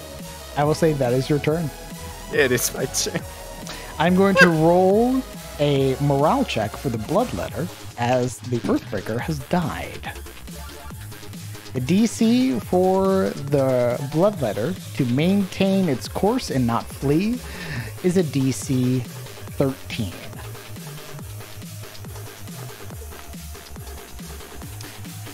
That is a 12. It is going to flee. It... That's a lot of flanking going on. Indeed. It is. Smarter than most. Let's see, I'm going to roll an intelligence check for it, too. Oh yes, please come into the direction of the spooky forest. Nope, it's not. It is not going to disengage. It's just going to run. So that's 2 attacks of opportunity. Bye-bye now.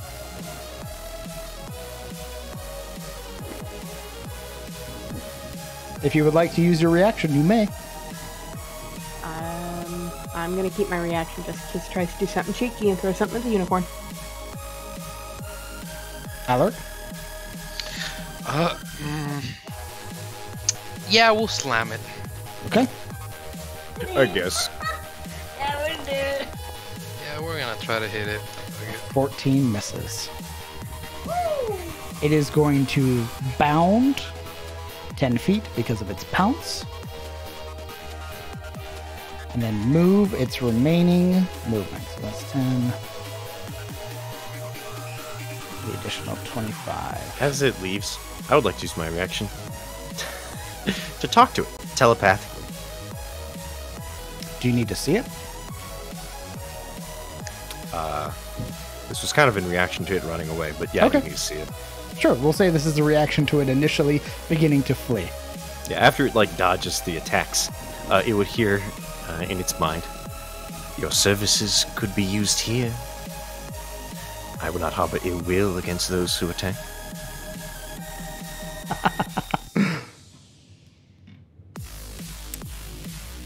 Roll me a persuasion check.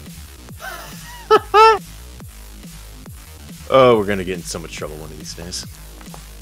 We. It keeps running. Motherfucker. Of which it begins to vanish into the foliage. It's just getting friends to help me smile. Siluro. Roll me Nope. your death saving throw. Oh, no, that's right. No. Never mind. No. That's right, sorry. DM. Where's I my point music at- at? I point at the leeches. Excuse me. Kellen.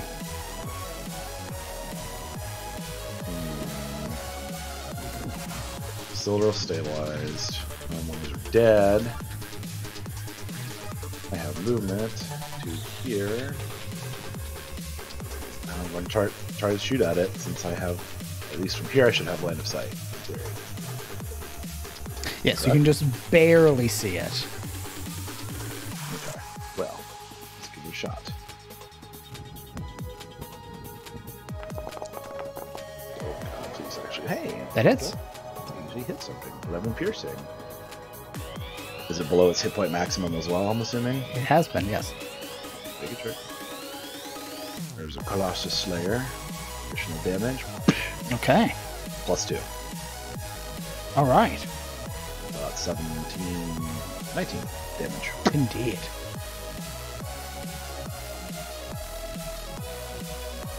Still trucking.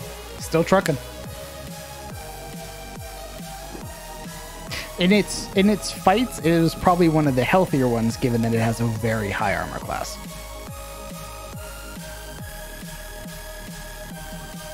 Well, I've used my movement, and I can't do anything else just now, so... Okay. Marana. Okay, seeing Kellen still give chase, gonna follow suit and pop up from the brush if I was still hidden from it. Roll me a stealth check, and I also want a perception check, because this thing's also vanishing into the brush. Okay. Indeed. And perception, no, that's persuasion. Oof. As this like large tree and all of the brush underneath it obscures your vision. I would need to move first. You would need to expose yourself, yes. No sneak attack in that. Rage. There is no sneak attack in that. Unless I were to like run it down. Potentially. Just rolls up on it. Yeah, we all start chasing it. Fuck the horse. Kill that fuck. What are you doing?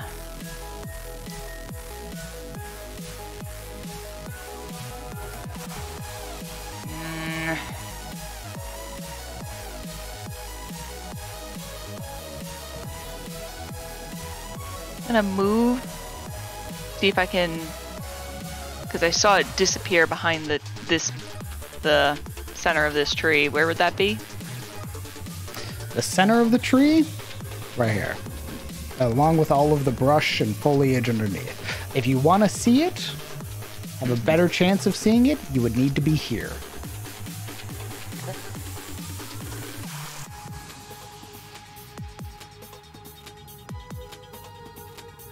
But that would involve exposing and I wouldn't get sneak attack. Correct.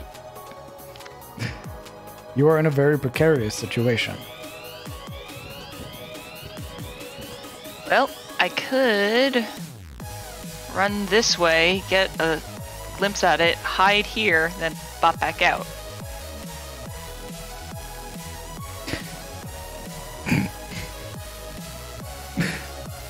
You're trying to hide in light? Behind this pillar. You're trying to hide in light? Behind the pillar, yes. Okay. She technically would be out of line of sight of the creatures. Oh yeah, because it's not looking back, right? Or is it? Well, Like even if it did, she'd be behind cover. But she's trying to hide from it specifically. Everyone else would probably see her ass, but Oh yeah, no, everyone else would see me, just that. it may not. Ever the rules lawyer. Sure. Sure. Sometimes it's required. Hey, I'm gonna try. I gotta shoot the shot. Shoot your So- shot. Move here, 30. Attempt to hide from it. Which I imagine it would just be a straight roll. Correct. Shoot your shot, get your bag. 14. Passive perception is 17.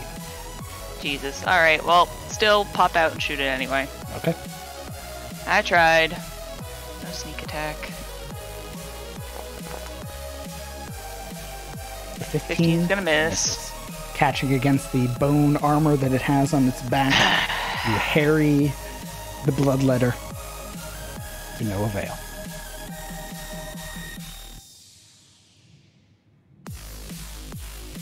What else are you doing? I believe that's movement, action, bonus action. Yeah, that's everything. Sorry, I was on mute. It's alright. Dame Sabian. Alright. So I cannot go after the person. He is too far away. So I'm gonna move up to Silroil and 3 points from Healing Hands because I'm level 3. Okay.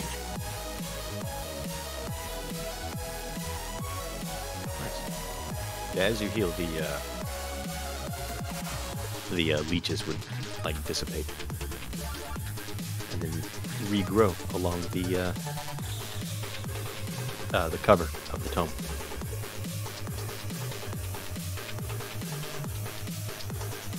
So 3 points, you should be conscious now. Indeed. That's And then I'm going to step back and make pink sure and that I can golden cover hue. Pony. Pink and golden, and that, like... I picture, like, with the description you gave me, Sariel's colors kind of similar to a mix between Soon and Lathander. So, like, those sunrise... Lathander's colors are those sunrise, sunset colors, those pinks, those oranges, those muted yellows, those reds, so. Understood.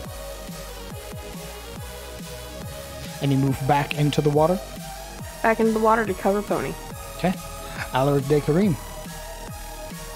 Hey, yeah, Alaric the Kareem. You know, a sensible man would concede that the fight is over, that it's finished. But, you know, the fight did start. The die has been cast, and when hatred judges, the verdict is always guilty. So, we're gonna use our action to dash. Right after its ass. From the moment it took off, Alaric is on its tail. Okay. I am now picturing Alaric. You're vaulting that fucking thing. Yeah. Long jumping over. Oh boy. When he lands, air parts, grass unfurls into the air, and he rushes after. Okay. And right here, fuck, I don't have spells. Never mind. No You don't, compel as I say, duel. you don't have anything. You use your action. Yep. No, compel duel is a bonus action, but yeah, we here now. All right. You rush up on this thing, and now it is Yup. aware it is being chased. Every footstep a stump, with autumn leaves just kicking up in the wake of Alaric's just march after it. Yuria. If it will not listen to me, it will die by me. I move here. We're gonna Eldritch Blast its ass. Let's see it. And I believe it still has Hex Blades curse It on does. Give me my health points, you motherfucker. You wouldn't have had to have maintained concentration for that, right? No, it doesn't seem like it's a concentration. It's not a spell. Hexblade's It's a curse feat. is not concentration, it's an Cool. ability. Yeah. Let's see that Eldritch Blast. Yeah, Hexblades are pretty fun. I love playing Hexblades. Oh. Well, fuck, dude. yeah, that's more than enough to kill it. So tell me, Yuria Zyric, as you regain 10 hit points? 10 temporary hit points? Oh, what's the hit points? Warlock level plus charisma modifier, so 5. Yeah, 8. Eight, not hit, temp- eight they're not temporary temp- hit points. They're not temp HP either, they're just hit points, by the way. You just heal like that. I don't know. So yeah, that hovering coloration has never left the creature. Yeah, these hit points. As when it entered the light, the color shifted from like that aquamarine to that sort of clear, spindly, webbish color. But it was maintained with it this whole time. When it hits the darkness, the true aquamarine colors show just in time for the Eldritch Blast to whiz past Alaric's head once again. We like getting closer. We just like shooting near his head, you know?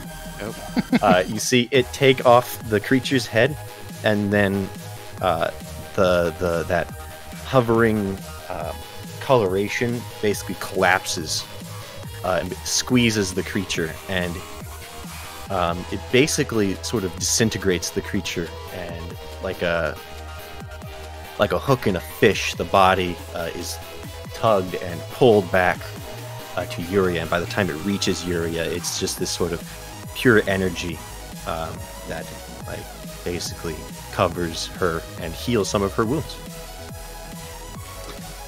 That final desperate squawk doesn't even get to be let out into the air. Its head looking back to see Alaric on its heels, its intention to flee from him, only to catch the glint of that beautiful moonlight coloration that takes its head off, and its body turned to nothing. With that, combat is over.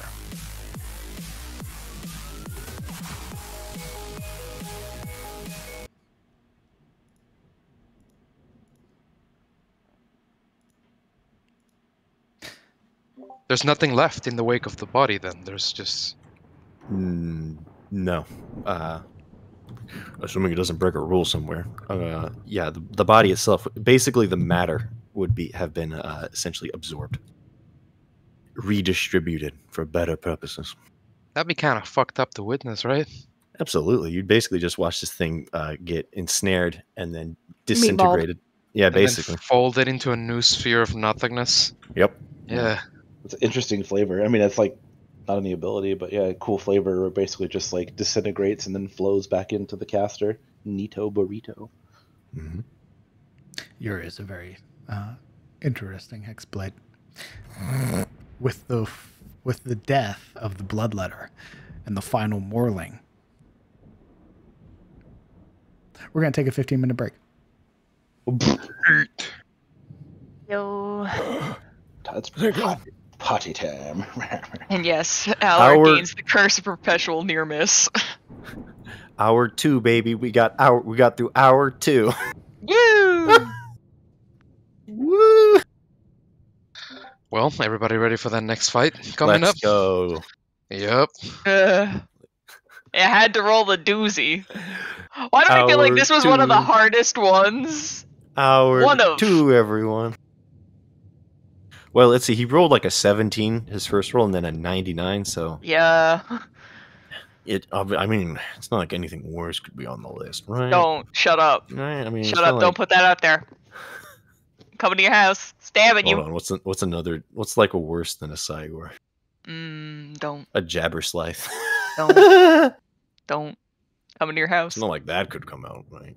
Want to know your location? No reason. Just want to talk. talk. Like you put a Jabberslythe on us. That would never happen. That would be too OP. I just want to talk. And now comes a giant fist. Ooh, just a foot from Monty Python. Just Hey, how's it going? Epic. Have you seen a Jabberslythe, Mr. DM? Nope, but if you show it to me, I'm probably going to put it in the game. I'll do it. Jabberslythe. Mm-hmm. Oh, that looks... Why is that? That looks very familiar. Where have I seen that before?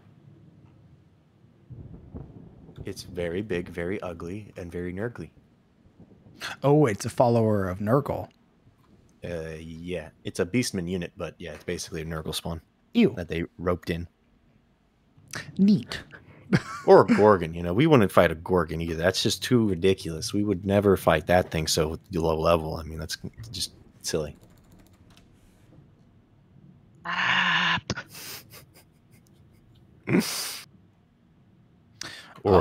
Huge four-armed, ox-headed variants of the Minotaur race.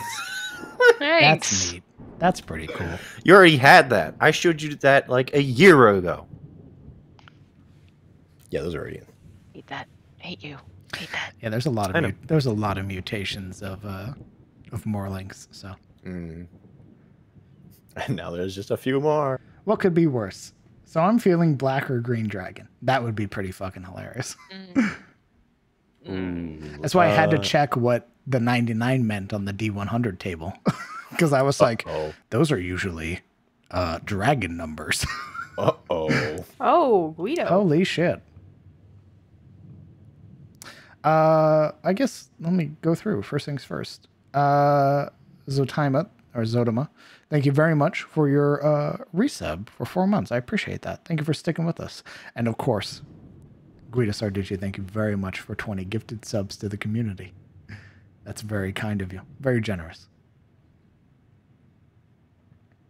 Guido, what would you like to attack the players tonight?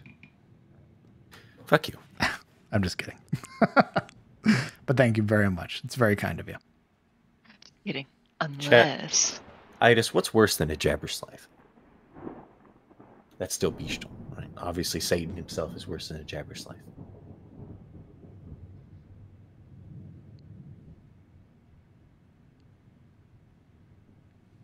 I will be right back. I'm going to go get some tea and harass the rest of my housemates. Nice. I lied. You First can and harass source. them in person now. Indeed. Crimson, thank you very much for 5 gifted subs to the community. That's very kind of you. I appreciate your generosity. Thank you very much. Tatsuya, no, I am out. Yeah, I would just like to be on record as the highest heal rate of any warlock in any campaign that isn't a divine warlock. Just saying. I'm essentially a healer now. I'll take my clerical robes tomorrow. Heal the party, cleric. Why is everyone dying, cleric? You don't want that. You don't want that.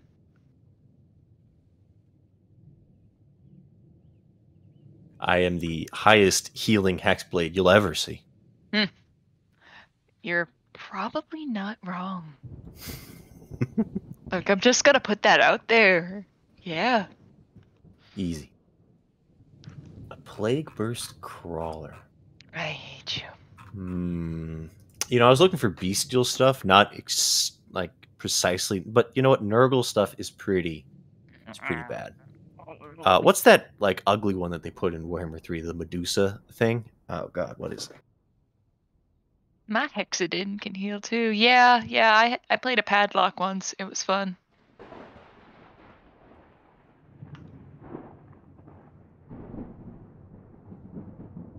My daddy gave me a sword, and also God loves me. Yeah. What the fuck is this slug woman called? I mean, we could just, you know, fight a soul grinder and say, fuck it. You all die.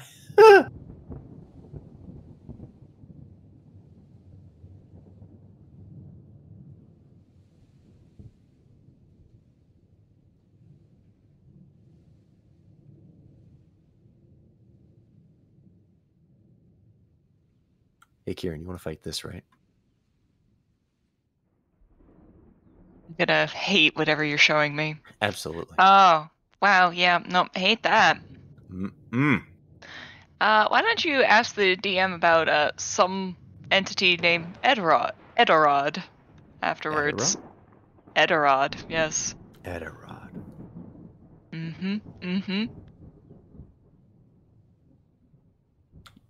Idis, you don't want to fight the fucking the Nurgle demons riding giant toads? I'd want to fight the demons riding giant toads. That would be hilarious, even as I die.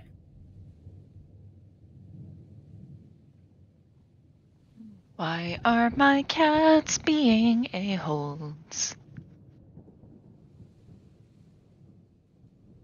Oh wait, I answered my own question. You don't want to die to frog? Isn't that like the nightmare of every Midwesterner or Northerner? Is to dying to toads? What? No. Is it? What part of like the United States is like every time you drive, it's just toads and frogs? Not the Midwest. I mean, we is it get. the North? I thought that was like somewhere in Australia. Fuck. Yeah. I vaguely remember people in some region of America complaining about there always being toads. Mm. No, everywhere. we have constant deer in the road. You are You know, more we likely have to be in. We have deer down here though, and geese. Geese are fucks. We have I, those as well. I accidentally punched a goose once. We also have bears. What's great because the geese don't get out of the road. If you drive up to a goose, and they'll sit there in midday, a whole herd of them. If you drive up to a goose, yeah, Canadian geese, they'll go slower. They'll look you in the eyes through your fucking car windshield, and they'll dare you. I saw a cow get stroganoffed by a semi Wow. because cows break out all the time because of like all the farmland and everything around here. Yeah, but that's stupidity. Cows are dumb. Geese do it out of malice because they know that they own the world. They do not fear cars. They just don't fear God or man. They really don't. What? Oh, frig.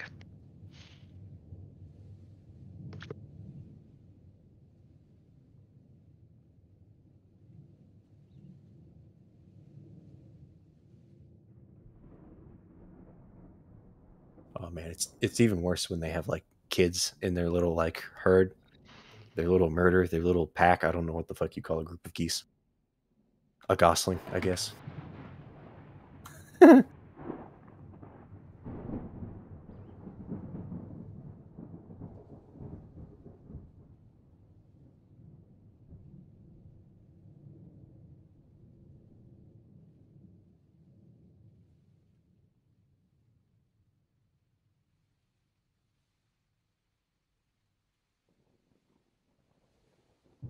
Well, no, it's just that when they have kids, they do that thing where they like herd the kids, kind of like an elementary school herds kids, uh, across the street too. So you'll have like this slow ass line of kids going across the street, like cars waiting for this fucking gaggle of geese to get by, and all the moms are basically standing just in the middle of the road, ready to fight your fucking car if you get too close. they immediately turn. Geese are the Karens of the fucking bird world.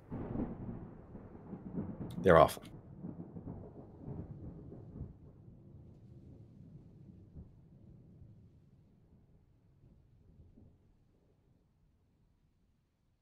Ooh, itis, perfect. Skin wolves, very poggers. I forgot that Norska has also terrifying creatures of death. Of course. How could I have forgotten?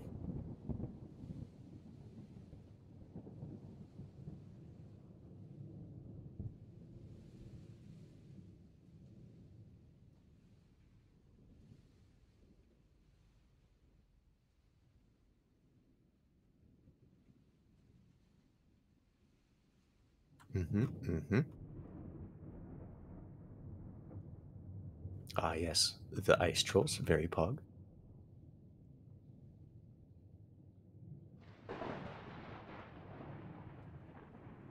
Oh, river hags, very cool orc unit we could get murdered by. Very epic.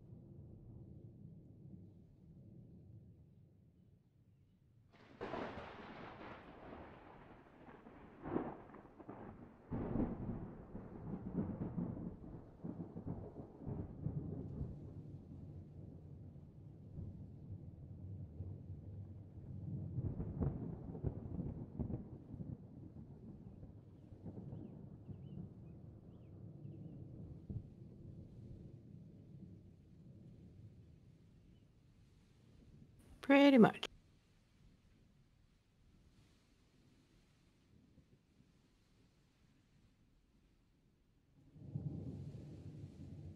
See, I'd say we could get fucked by Famirs, but I feel like most of the Norska shit is stuff that we would have to face like up north past the Lond, right?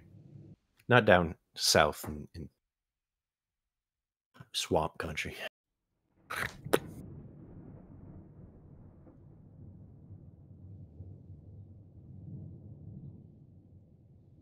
You know, this is like drained swampland, right? Why aren't we fighting giant skeeters?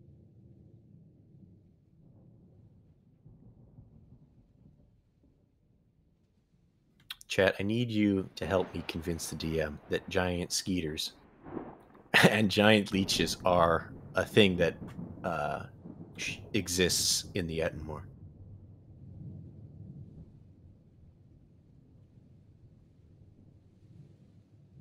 Big crawfish. Oh, shit.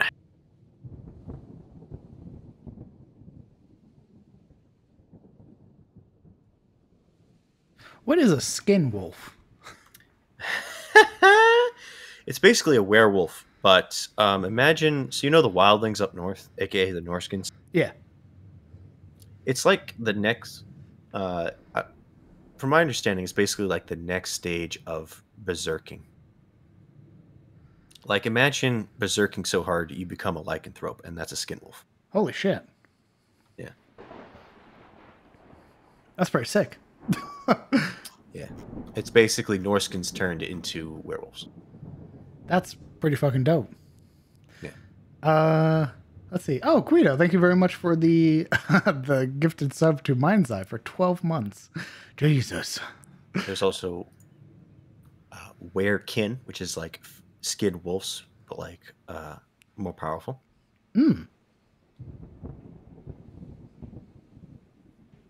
There's also the scaly monsters known as Famir. Famir? Mm-hmm. Fimir. What's that? More mean? likely something you would find out in the northern wastes. Probably not in the Ettenmoor. Oh, horrifying. A thief went through my room. Oh. I smell still the trail of their criminality. That's a Famir. They're these one-eyed Oh, that looks beast horrifying. cyclops fucks. They do a lot of magic. Luna, everybody is out of spell slots. Well, you know the funny thing about being a warlock? I just have to rest for an hour. That's right. Easy clown. And then I can cast darkness again and run away. For real. After providing the DM with even worse ideas, I can then go away.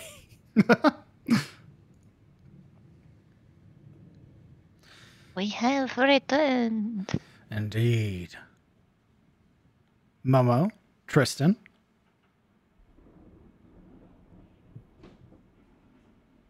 These motherfuckers.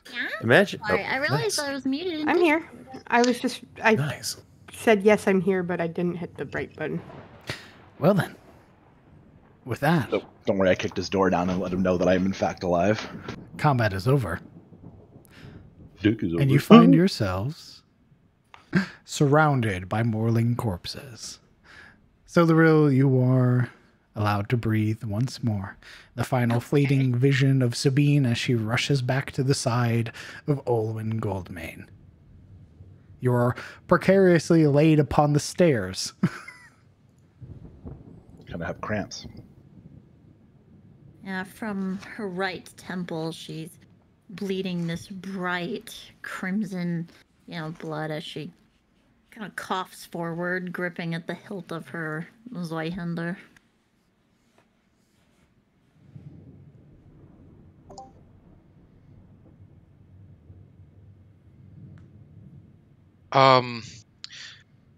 Almost grimly systematically, Alaric goes corpse by corpse, and as he reaches each, in the backdrop of whatever it is conversation resting, is the rise of verdict and its following crash. The crunch of bone, the splitting of bone-pierced armor, the splitting of bone, no loose ends, every edge trimmed and tidied. Alaric secures each kill. one head at a time. Okay. There are some where your hammer or verdict bounces off and it requires multiple swings. That particular corpse that you're hovering over would be a sort of a twisted wreck. Its limbs pushed in various not correct positions. Its head is on backwards. It Any does kind not of- look anatomically correct. Yeah, is there any kind of role I could take to kind of discern the nature of its demise? Roll me an Arcana check. Okay.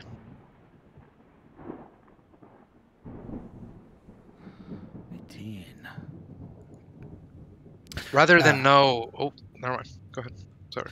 It, if anything, doesn't appear to be done by anything like a weapon. This would very, very obviously had to have been done supernaturally. Right, so rather than know what happened, I guess Alaric would be like discounting what didn't happen, right? So it's nothing he knows. Indeed, it didn't get in close enough to fight anybody. It looks very far from the battlefield.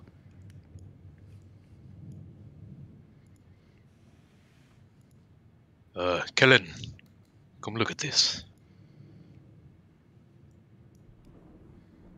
Ever seen anything like this before? Alaric kind of prods the mulch of Beastman, the head of Burdick, sending up a slop of it, then watching it like adhesively glue back onto itself. Ugh. Is this the one that like Yuria fucking destroyed earlier in the fight, correct? This would have been the one you wouldn't have been able to see because she shrouded it with darkness. Well, right. I was just saying, like, for Attica, so I know which one he's talking about specifically. Yes. Okay. Would be I mean, Cullen will, like, squat down on his haunches and kind of stare at it for a bit and ponder, and then not unlike an orb. And then after a moment of just kind of looking it over, and he kind of like rubs two fingers across over his eyebrow as he considers like what could have possibly done this. And he's like, well, it's no mundane weapon, that's for sure, but then on the other hand, a dead Morling is about the best kind, no matter how you shake it. Yes, of course. Your pragmatic self comes through as always, but I do not see a shape to this death. It is just a little mount of Morlin. Yeah. It might be best to ask the one who was responsible for this corner of the battlefield. That is what I'm wondering. But I was on the other side, so it was not myself. right. You and Sildaril and Sabine were over by the pond. Morana was in the trees to the east. Who do you think that leaves? Ah, well, I didn't keep track of where you all hid. But if you think it's Yuria, best you post the question. We're not in good terms. What is it you really wish to know? What did she do? Oh. She's a bit magical, right? I know that she is eccentric. I do not know what powers she consorts with. Such magics. Kellen kind of twists where he is to look back at the group, and then looks back at Alaric. She's eccentric?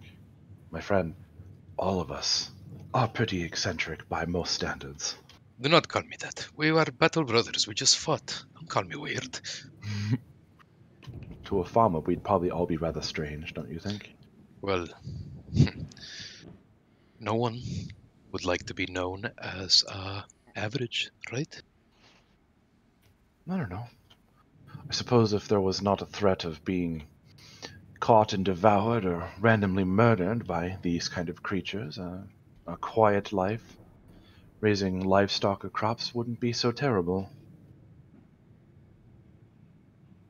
But as this is not the case, there's really no point in pondering such a thing. You can go ahead and walk as a shepherd, my friend. That is not the life I want. Either way, I will go rest. It's a good idea. We'll keep this one in our hat for now. Actually, Perhaps I ought to help you lay traps. That work? Do you not need a few moments to catch your breath? No, I am well, more or less. The big one caught me on a swing, but I'll make it. Then you rest. Pass me the string and the stakes. I will do it. We'll salvage what we can from the rest as well, and Right. Just point them out to me and I will set to work. he'll gesture to each one. I mean, the ones to the south and the east weren't set off, I don't believe, so it was really only this one. I'll readjust the ones sprung and I will try and put up some more, I suppose. Yeah. Very well. Hopefully Sildarel will be okay. So DM, Alaric will not short rest and instead he'll be laying traps. Roll me a survival check. What is everybody else doing? I would like to recover some of the arrows spent during that fight. That's a good idea. Ooh. Isn't there like a thingy? Like you can... Yeah. Determined. Hold on. Normally it's like a survival check to get them back. There's a couple of methods Yeah. that I've had. Like one is... How many... Hold on. How many shots did you take? Going from what I had to what I have, looks like 5. Okay, so if you spent a minute, you would be able to recover half of that. Rounded up or down? Looks like it's rounded down. Alright, so I'll leave 2 back. Should I do the same? How many did you fire? Looks like... Because I believe your 2 magic ones would have been destroyed. Yeah, I'm assuming those probably wouldn't have counted, but that leaves 3, so I think, yeah. 3 non-magical shots. Or 4. 1, 2, 4 non-magical shots. Okay. So 2? 2. Got it. Sabine, Yuria, and Sildaril. I'm resting, trying to concentrate on hopefully my wounds. I can roll a medicine check on myself to kind of bind things up temporarily until I can fix myself. Lady Sabine, you wouldn't happen to have a mending spell handy, would you? She... Ignoring that you're concentrating on something, she sort of like shifts her shoulders to show like the back, like her shoulder blade exposed with the like tearing of cloth when she was hit. You can see the wound is like heavily bruised, almost purple, which might be surprising to anyone who saw the blow. Granted, it was in darkness, as it was fully bleeding not moments ago. Unfortunately, mending people, yes. Mending clothing, not so much. Now, if you'll excuse me, I'm trying to see if I need anything further than stitches or a nice brace. How's the quarry? Still soaking. Hoping we can, make it till morning. That would be great. Fantastic.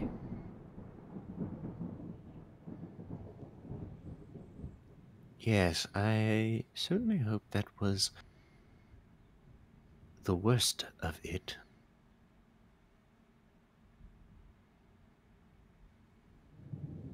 Well, I'll leave you to it then. I'm going to sit for a moment. And with that, she would occupy a corner of the gazebo and slump to the ground with her back against the wall. Understood. Sildaril? Yes, Sildaril would be sitting with the Zweihunder's blade, rested in the the crook of her boot. She would be resting her right wrist against it, kind of leaning forward with very shallow and harsh breaths. And her left hand's going to attempt to switch the hands. Her right hand's going to be holding her head wound, I guess, together, an attempt to quell the blood coming from it. Okay. What are you looking to have happen? Well, I don't have any kind of bandages or anything like that, so... Oh, gotcha. You're just stemming the bleeding. Yeah, combat pressure, essentially. Understood. Or preventing the blood flow through compression, essentially.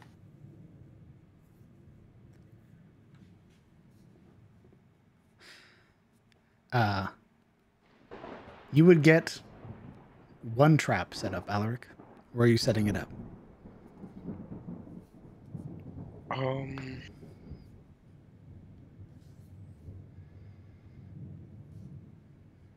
The blue lines have disappeared from me, so I don't know where the traps are now. The ones that are already set. Oh. That's strange. It didn't remove them. Yeah, it just didn't bring him over with the map transition. Oh, that's what happened to the wolves. But given that it's just one trap, I guess you will know that Alaric will put it right here. Get real cheeky with it. Right here in the middle? Right at the base of the steps. Do you not see the... Gotcha. Pick a step. Pick a step. Yeah, the middle one. The middle one. Okay. Yep. Immediately steps on it. Right there. Very, very frost trap is what I'm getting from that. Right? Like, I'm gonna put this here. I'm gonna look threateningly past it, and hopefully they don't even care to look. You said frost trap, and that brought me back. Yes. Some scary shit. Oh, see, I was talking Siege. Oh. I think your mind No. went to World of Warcraft. Oh, yeah, it went way back. Oh, Yep. Nope, mine went to Frost Traps. Oh, Siege. dude, I really thought you meant, like, you know how hunters would put it in front of them I never to, played Hunter, buddy. like, Contain- yeah, they put him in contain front to pets. precede a charge. Like a warrior would charge and immediately turn into Yep. an ice cube the second they arrived. And you're like, bye. And then they would, use every man for themselves because, of course, it's a human. So Stop, you disengage Stop. and Stop. put down Shut the the fuck snake up. trap. Shut the fuck It up. prevents you. Yeah. We can No commiserate more later. reminiscing. And then because you're a survival hunter, because you're smart, you have the snare This man's of getting triggering muted. a trap. Oh no. What are you Understood. doing? Who would like to roll the D100 for the third hour? I'll go. Yeah, probably not me. We're gonna die. Sabine, roll me your D100, please. I Couldn't would like to possibly get- resume my position in the trees. 60. Where in the trees? We're gonna go here. That way we can move to either side now. How high up? Let's just go to the 25 because we could see into the gazebo. Okay. Kellen? The pew pews. Let me see. Again, effortlessly climbs up. Yeah.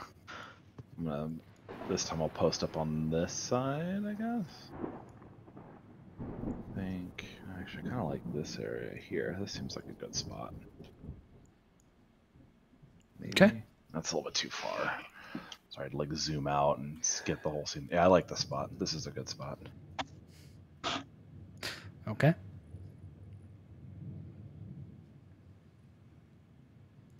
A short rest only takes an hour, right? Correct. Nice. Do we get like a short rest? I'll use a hit dice then. Hold on. Do you You'll- not get a short rest? No. Only if Not nothing guaranteed happens, I with the believe. roll. Yeah. Correct. But it's been 59 minutes. And 30 seconds. Not enough, I'm afraid. No. However, the third hour passes with no issue. If you would like to short rest, you may. Yes, please. If you have any hit dice, now's the time to roll them. Because you have 5 more hours. And remember, actually, sorry, don't even roll your hit. Just spend the hit die because you would get max back from your hit die. By the way, just for a bit of flavor, remember this time where it took Alaric a whole fucking hour to put the tripwire down? A whole hour. Fucking Correct. it up. Over and over. Put it down, you're satisfied, one of the edges boink, like falls in on itself. Yes. And then he realizes that he put it right in front of himself at the foot of the steps, and it's like, oh, maybe this is not as optimal as I thought, but it's working, so I'm not gonna move it. Yeah, you finally, I'm done. And then you look down, you realize, oh shit. Oh, fuck. Not Can I quite. move it? Can I carry it? Nobody saw that, right? Good. If Say you- anything from the tree line. Yeah, Morana got to see him failing. Go everybody make sure you mark the short rest on your character sheet.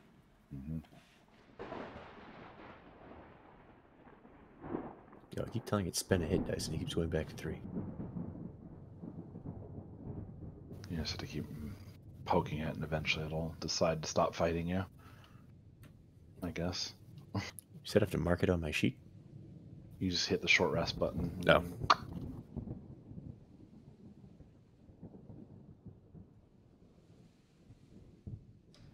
Yo, they added like real-time cooldowns to this thing? Holy fuck.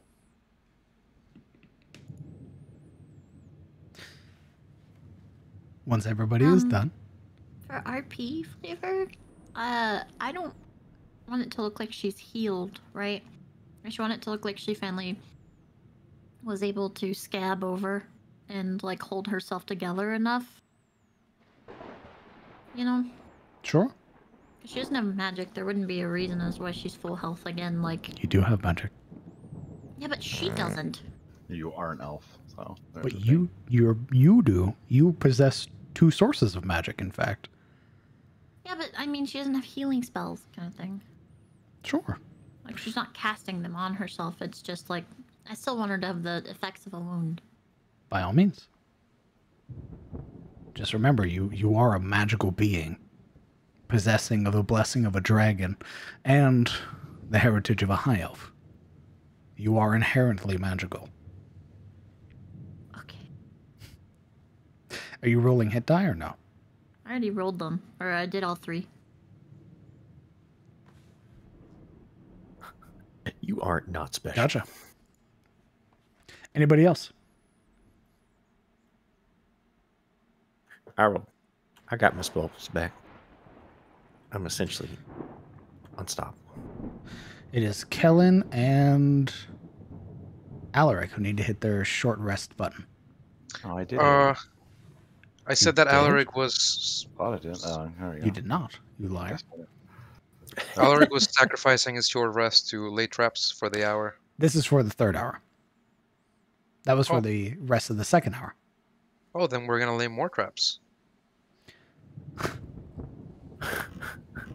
And we're going to expand the length of With the tripwire here. You know what? We're gonna uninstall one that's like out here. And we're gonna move the stuff Oh, back this here. motherfucker. We're building a pillow fort, my man. Roll me a survival check. Tighten up. Let's see if he fucks it up. We're gonna get another Sigor. You don't even get to set up a trap. Yikes. All You right, the waste process an has entire begun. hour setting it Good, up. good. It knocks over. You put it up, one falls over. You put it up, both fall over. See, he's an inventor. He's creating the Giga like tripwire, right? So it's longer. It's 10 feet. I hope you're ready. We're gonna get a Sigor number 2, and he's just gonna throw the boulder on top of the gazebo. He's gonna get a bigger rock. Yeah, but he won't get through the steps For because the- there's gonna be the Jaga tripwire. Yeah, you're right. Fourth hour. Who wants to roll the D100? Who's gonna do it? I vote Kellen. Cool. Marana, you spoke. You roll. Got it. Nice. Wrecked.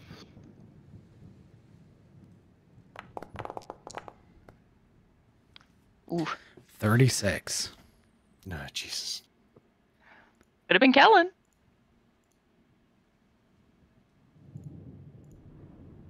Would have rolled a 1 and we would have gotten attacked by like Ooh, a holder. roll me. Oh. Mm-hmm. Give me a moment. By now, I think Alaric would have collected the net, by the way. Definitely. Roll Look me at this nit. a D6.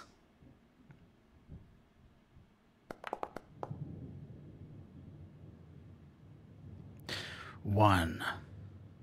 Oh, Christ. Very well.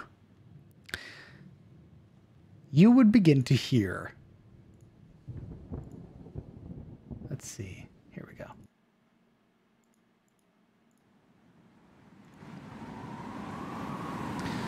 Very loud wind.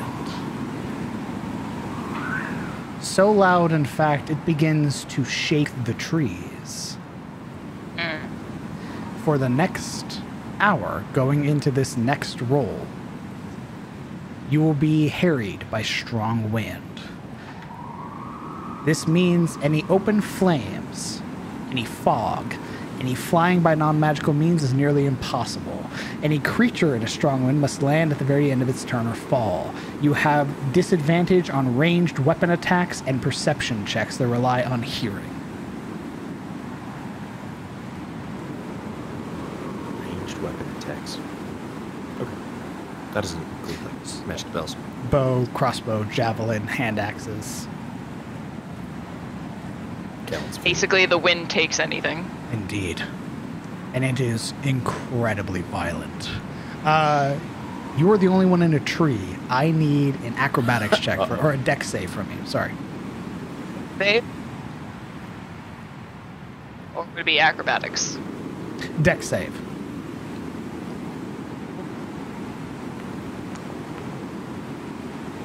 $13. You manage to catch yourself instead of falling out of the tree. Just get her down and then just hide in the underbrush. The wind becomes incredibly violent. Who wants to roll for the fifth hour? I want to fight, so I'll roll. Let's roll. D100. Yeah, bring in the Sagar, baby. Come on. 81. Buffeted by the wind, howling as it is, if there was anything coming upon you, you wouldn't even know. However, the hour goes by with no issue, and the wind begins to die down. Ooh, can we try to extend the trap again?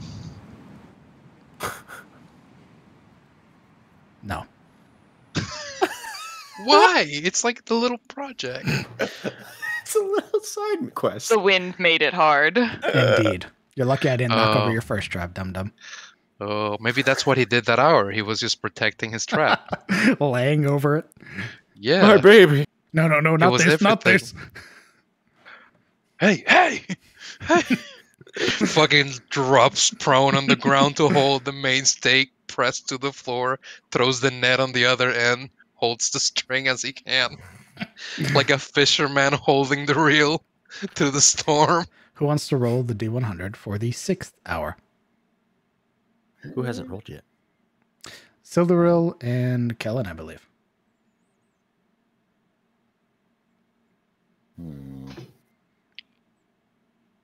Sure, I'll roll one.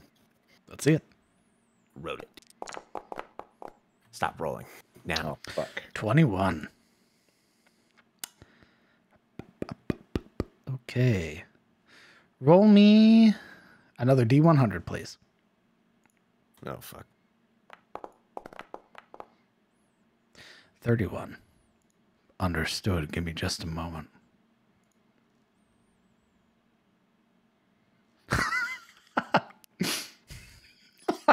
It's 2 Sigurs. Oh, hold on.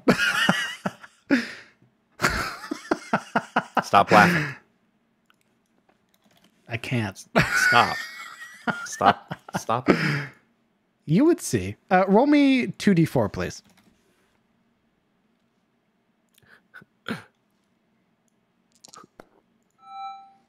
5. Give me one moment. I have to adjust this. I hate how many moments he's taking. Apologies. It is but a singular moment. Give it unto me so that I might do what I am doing. A, B, C, D.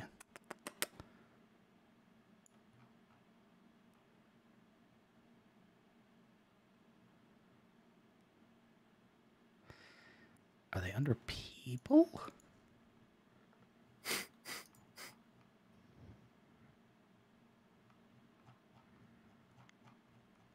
Sorry, apologies.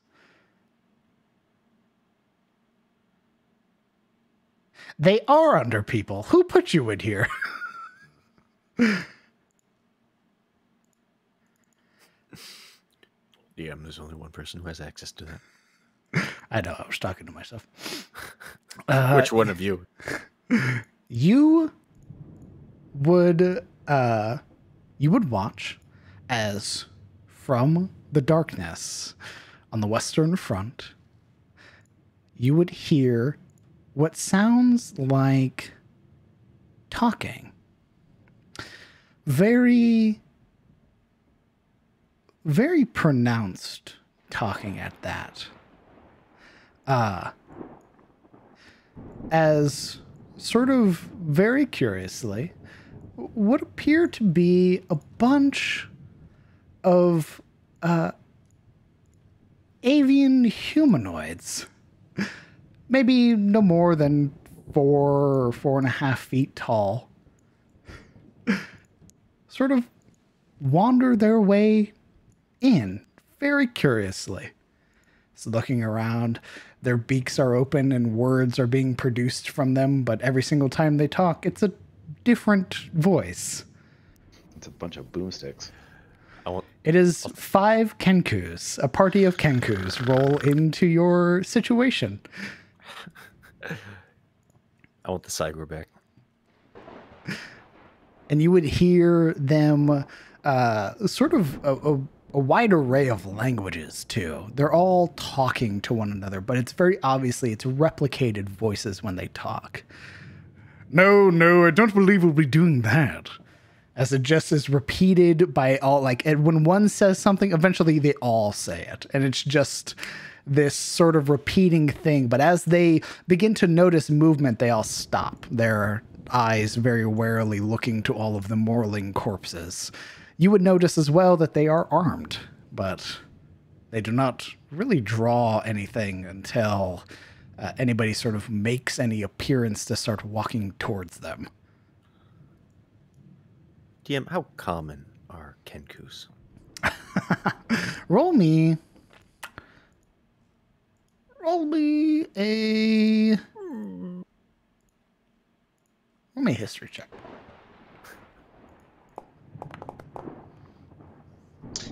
I cannot read your dice. It's so dark. Yeah, I got darker.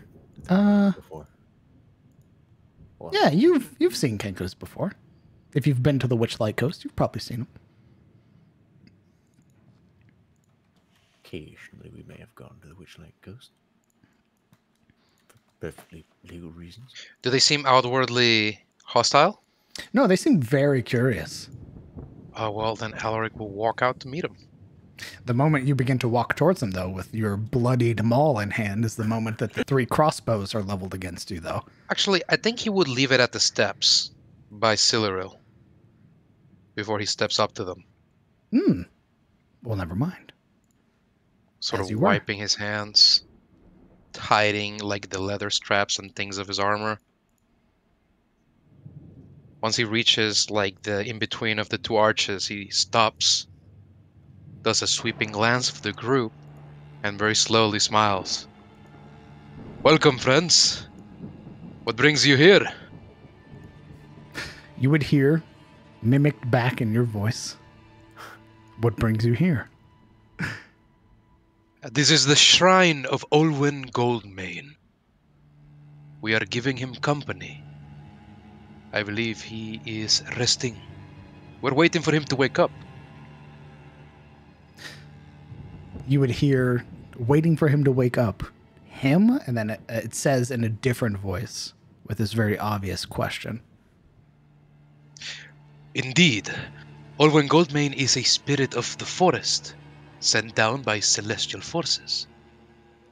It is our responsibility to make sure that in his sleep he is guarded, and indeed it is an honor.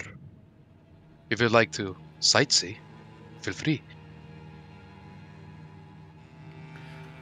Mr. DM, what's the reputation of Kenkus?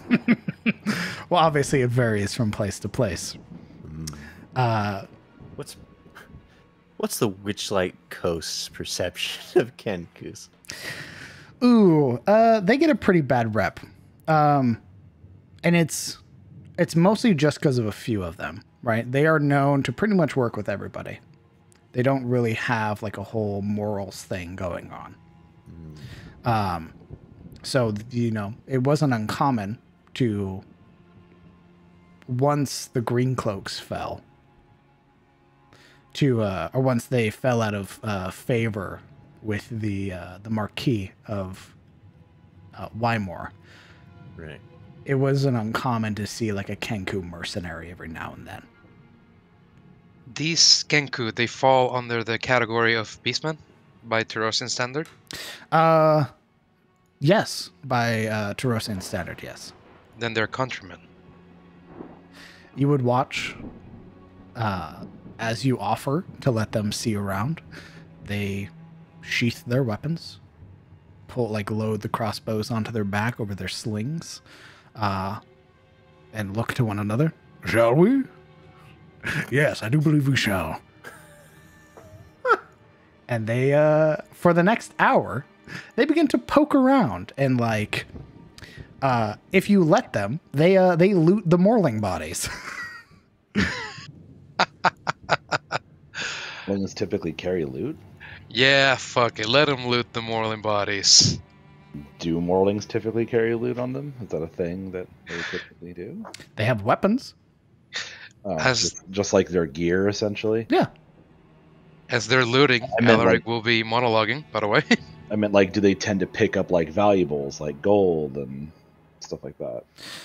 Roll me a history check. Let me see. Hold on. Oop, Dante, hello. Hold on, he is bothering me. Advantage, wisdom, survival checks check, as well as an intelligence checks to recall information about them. Neato. Alright. History, you said? That's what I said. Did he get advantage because of favorite enemy and all that good crap? Sure. That's what it says. So I just didn't know if it was 13. Generally depends on the fist, right? On the herd. There are some that are very materialistic and they like taking trophies and they like having very shiny things on their armor. And there are some that just couldn't be asked. These ones seem like we're just out for food and killing. No, they seemed very intent on getting to this place. No, I meant the Morlings, they're not. Yeah, these Morlings were very intent on getting here. They don't seem like just feral types. Well, if they're just taking gear and weapons and stuff, Kellen's not gonna step out. So he's just gonna keep his little hidden nook and cranny hiding hole. You would watch as they pretty much descend upon the bodies being toured around, and they mimic Alaric the entire time. You would watch as they try to lift the Darksteel blade and just can't. They eventually drop it to the ground. They do eventually, it looks like they procure this very shiny sort of bauble from one of the Ravagers and just very quickly pocket it. Friends, I must ask, what brings your kind south of the Wirewood?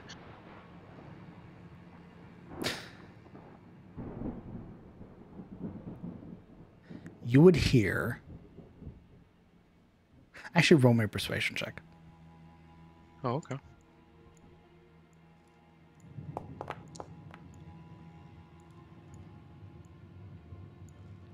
Oh.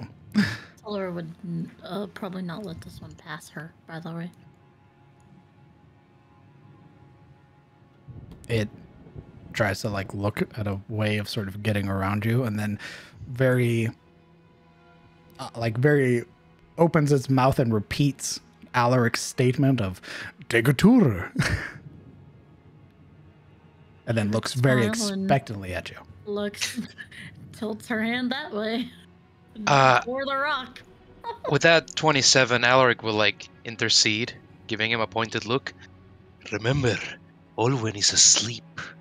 Best to avoid the shrine to wake him up. He might not be as cordial as us, what with being his home and all. Now that persuasion check was to learn where they came from. If you'd like to roll a different persuasion check, you may. Oh, sure.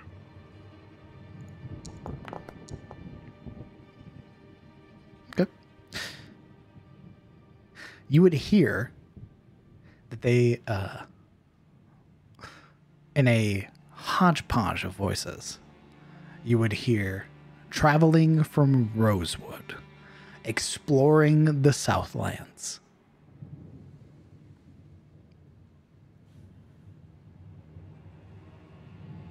You arrived to Rosewood by boat? Did you? They shake their head. This here that you would learn that they've been touring through the Etamor, just sort of exploring. They're a group of adventurers. You're heroes of the North. Wonderful. I don't imagine you have a trailblazer with you. We ourselves would like to reach a nearby town. If you could help us cartograph the path, that would be wonderful.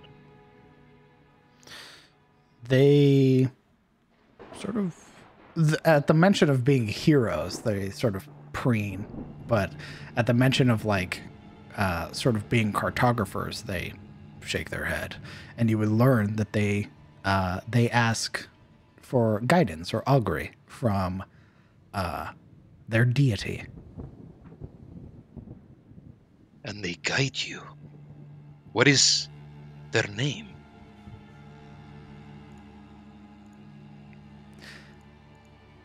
And with that 17, they would retreat from the shrine, having looted the Morling. But there are other Morlings, and they descend upon them. Oh boy, oh boy. Alaric? Alaric is like ingratiating himself with the Kenku, so he's like between them, looking at them, you know, being gregarious as he can be. So when Juria interrupts, or he takes it as an interruption, his expression turning away from the Kenku greets her like entirely soured. What? Moment's pause. Are you sure they should be looting from these corpses? These, creatures from the abyss? You would watch as you're saying that. One is already plucking out the eyeball of the Earthbreaker, dear. and it's just like going to town. Yuria, please. These are our friends. Fellow countrymen.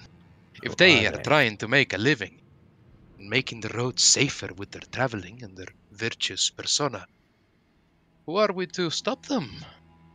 This is their land as much as ours. Yes, ours. You would hear the one that you had asked reply with the name, the Siren Queen. Ooh, can I roll history or that? Religion. Sorry. Yes, religion.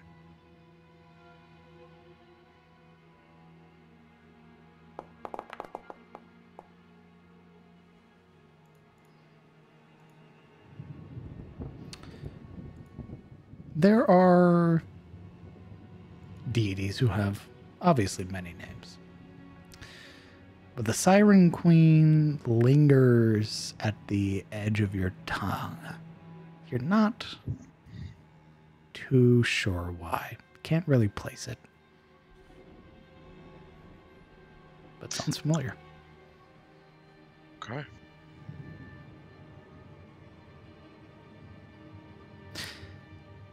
Having looted and devoured some of the flesh of the Morlings, you would hear one of them sort of this very audible, like, effeminate gasp. It's very obviously not their reaction, but it's very meant to, like, gain attention, of which the other three Kenkus turn their head to look at the absolutely disfigured Morling corpse that's over there, and they sort of make their way over to investigate.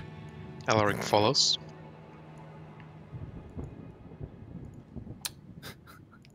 Yuria purses her lips and decidedly doesn't follow. Yes, him. We found the thing like this. Never even reached us. Only the gods know what happened. But it certainly wasn't one of us. They all look to each other. There's this very, like, concerned expression on their face as they begin to talk. Oh, heavens me. Look at the size of its head. One of them unsheaths their saber and pokes it a couple times. And eventually, an hour passes. They all seem quite content, of which the one whom you had been talking to the most, who seems to be the most interested in talking to you, at least. Or the one who had been replying the most, not as nearly fascinated with the Morlings, gives you a very sort of strange name, of which it's very obviously not their own, right? They reply in a voice, the name's Miles. And as they reach their hand out to shake yours, they palm you a gold piece. The tour has been fabulous. Thank you. He, like a true hustler, doesn't even acknowledge that the coin is in his hand, in his palm. He doesn't even seem thankful, but rather he understands, right? It's that feeling that between them is this understanding. And he nods. Miles, you are beautifully dressed. Your companions are nothing but Nazi style. And you bring honor to the Tirosian name. Good luck in your travels. And if you hear from me, from Alaric Cravain, I hope it's only good news. And may we meet again. It's as if synchronized. They bow low with a very obvious, practiced flourish, as if they've been in some form of royal court before, good or bad, it's unsure. Of course, musketeers. Indeed. And the 5 Kenkus leave you be. And you are 1 gold richer for it. Once they leave, Alaric goes, Gillen, and he'll flick the coin towards him. You can come out now. I think they left. Hand reaches out of the bush and catches it. What? We're clear, they weren't bandits. I'm glad we didn't have to fight them. And they seem to just be explorers and a lot. Although 5 Kinku all at once. That's kind of strange. Very good spirited. Gave me good feelings about them, but I don't want to drop our guard. I'm sure they're greedy, and they saw the worth of this place. So once Olwen awakes, I hope that'll be enough to keep them away. I imagine he alone will be able to fend for himself. Nothing else. But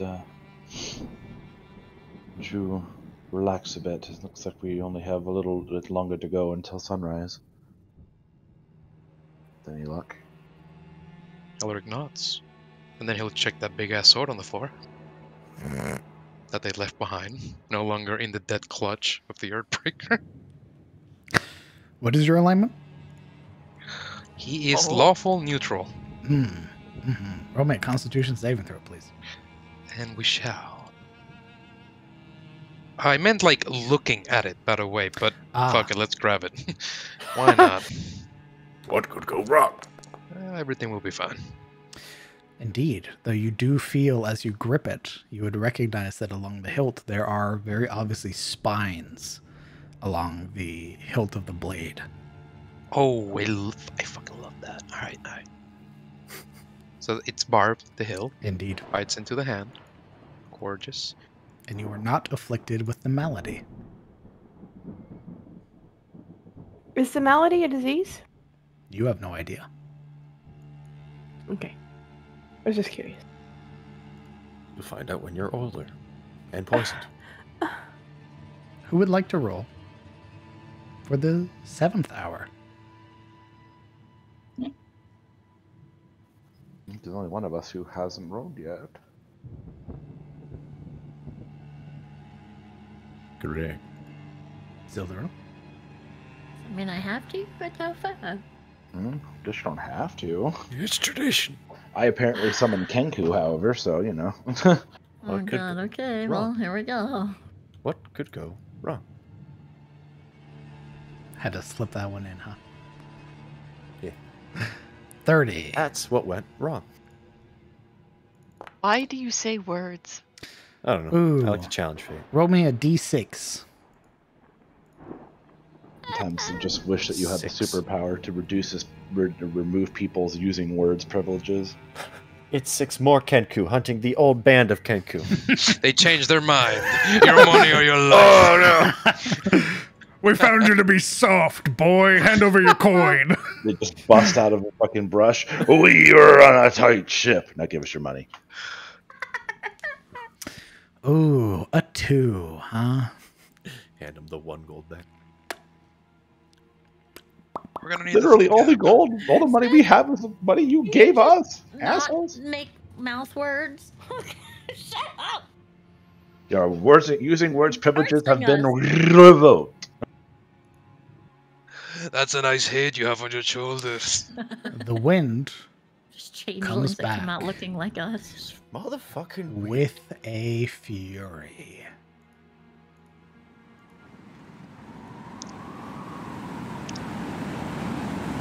And it is violent.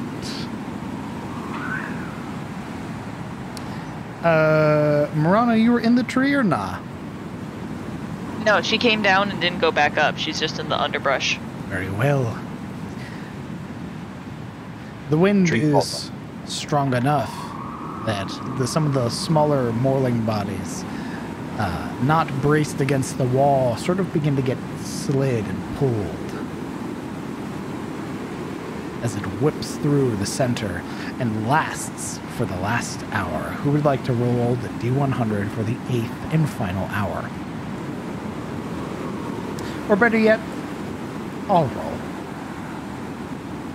Oh, on God. Uh-oh. Oh God. It's the wind. It's back again. Roll another D100. 91. Oh, shit me.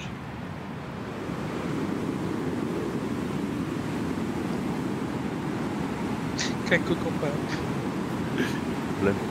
Can you come back? No.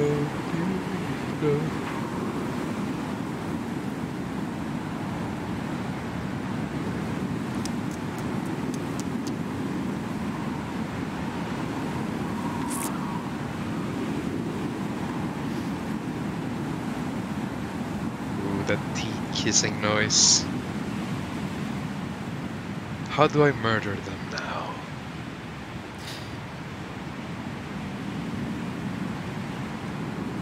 Roll me a stealth check, Marana. Boy. You're good at this.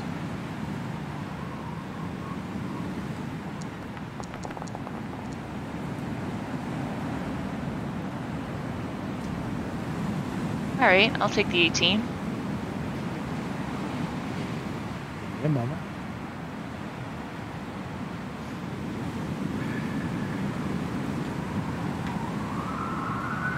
Why do you say these things? Yoda, why do you do this? Oof. Ooh. Oh, what? Yuria, or Yeah. Morana. Yep. Not your. You don't get to talk to no. them all At tomorrow. your side, you would Nope. hear this deep, guttural snarl, followed almost immediately by the swing of its claw Oh, shivels. as the owl bear lunges for you. Wow. It just wants to cuddle. However, its Just a strike snuggle. catches and digs a deep crevice through the trunk of the tree, cleaving through it a deep cut. That could have been your head, and with that, it's initiative. Wait. Owlbears considered animals or monstrosities or what? Monstrosities. Oh, really? Look at that fuzzy boy. You tell me that's a monster. Absolutely. Yes. What do you mean? There's Yes. nothing but love there. Look at that. He's got such friendly Why paws. is it friend-shaped? A thing Yeah. of affection. If it's that, if it's a bad guy, why is it shaped all friendly like? Yeah, what the fuck? Drawn by the scent of unicorn blood, it is hungry. Kellen Aldane. I'd like to think that's it's pruned at this point. Worth it. Oh. Owlbears are very unintelligent. There's no talking to them. Fuck. I mean, you can talk to them, they just don't really have much of anything interesting to say other than feed me or This die. guy. With No, the but there's like an intelligence threshold. heavy man. wind still buffeting you. Marana Lamortia, it's you. Fantastic. Yep. We are just going to kind of take a stab at it. Literally. Let's see it. With our rapier. With this stick. Put a little hole in Nope, it. that's not gonna work. It is Why are you going saying to- things? I didn't say anything! It is going to lash out with you with its beak. Yikers. That is a 23 to hit. Yeah. Yikers. That is No 12 one's points safe. of piercing as the beak snatches and rips from you a chunk of your flesh. Alright, fantastic. Going to run now. Okay. It's a big ouchie. But not fun at all. Going to make it around this corner. Okay. Anything for your bonus action? I think I can hide, my dude. don't I think can so. try. I love the idea. You're more than welcome to try. Actually, seeing it kind of still trained on me, Morana is going to continue dashing. Okay. Should never stop working. Oh my god. Get him, Tripwire. Get him. I love the Yep. idea, the visual of just hearing And this. that is owl your bear. turn. Yeah, that's a bonus action and move. This bellowing roar comes from the owlbear as it goes next. Now, I need to look up what a snare does. You could just hold It it. doesn't work on large creatures. An owl bear? Yeah. Fuck. I imagine Alaric like, yeah. Trap triggers when a small creature or larger Just moves through its steps on it. area. The triggering creature must succeed on a dexterity saving throw. Ow, my shoulder. Alaric's like, yeah, come get me, yeah. Crunch. Motherfucker, I knew. I'm smart. Huge bird. What's your wisdom?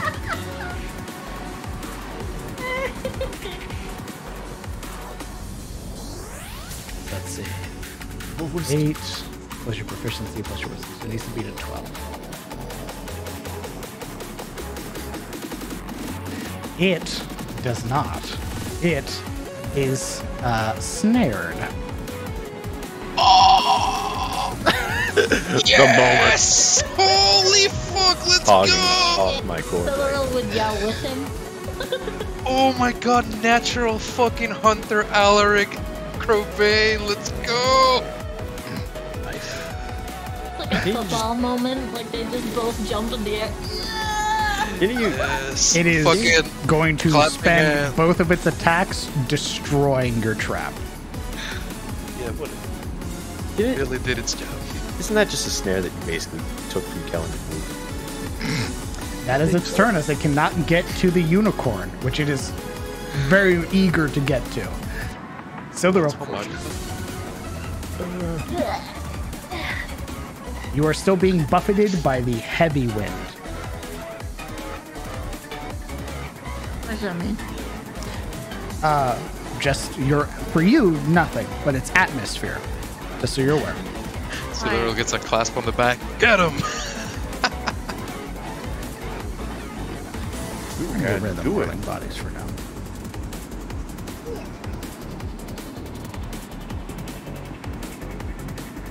Oh.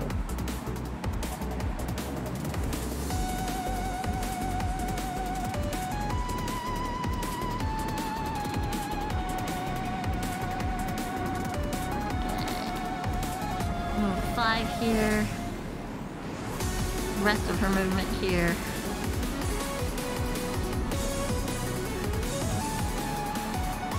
And then...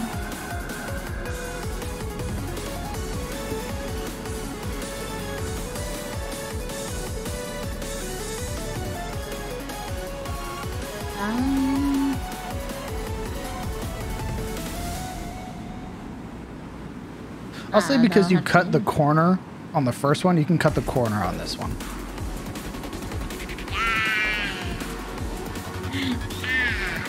That's what I did. We got corners now? Corner cutters?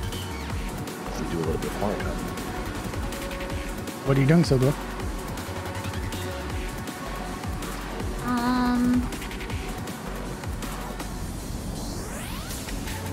She will be attacking with the Zoidhunter, Let's see it. bringing it upward behind her back, as she presses her feet into the ground, bracing herself. 23 hits. And using, it's like this twitch in her like expression, right? Where she's sat there focused for enough time that she will look up suddenly at it, and I will use Psionic Strike.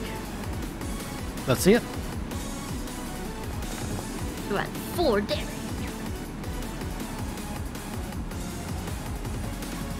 That's a 6 damage. Or 6, yeah, sorry. Right. I saw the 4 on the dice. I do as the dice come. Tell me how you propel your blade. She swings down at it, right? And hearing her blade just slice into, like his shoulder. This shoulder of this owl bear. She will use her psionic power, really focusing sharply. It's like this intense, moment where she forces her blade to continue all the way through so that she can get that momentum back up and not be stopped on the bear's shoulder. Okay.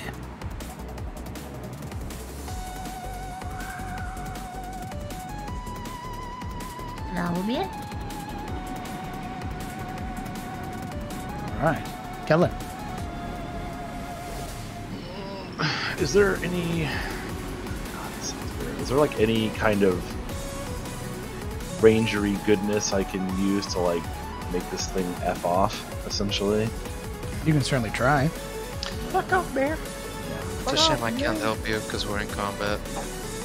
Yeah, I don't really know. I'm kind of far away too. Plus, you said the wind's going, so ranged attacks are basically garbage right now. At disadvantage, yes. Ugh. this here is some kind of barrier. This is like It's a fence. railing. I can get over it, essentially, if I needed to. It would sacrifice movement, but yes. I'm just curious.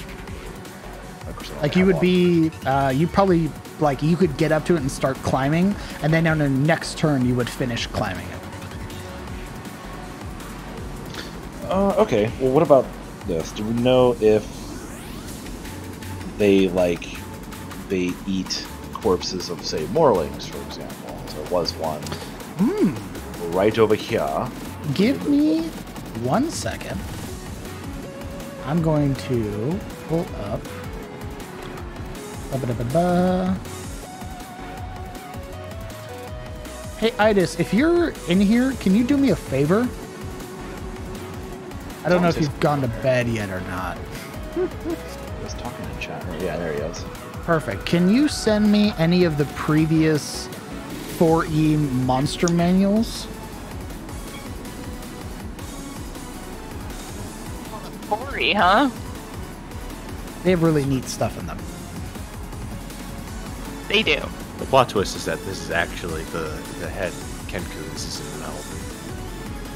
This is their dad. This is their leader. On all fours. He's just mad. He doesn't do it. It's like the next level of Kenku. Ken cut.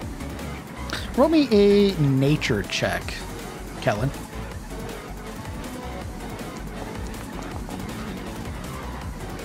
Well, 18.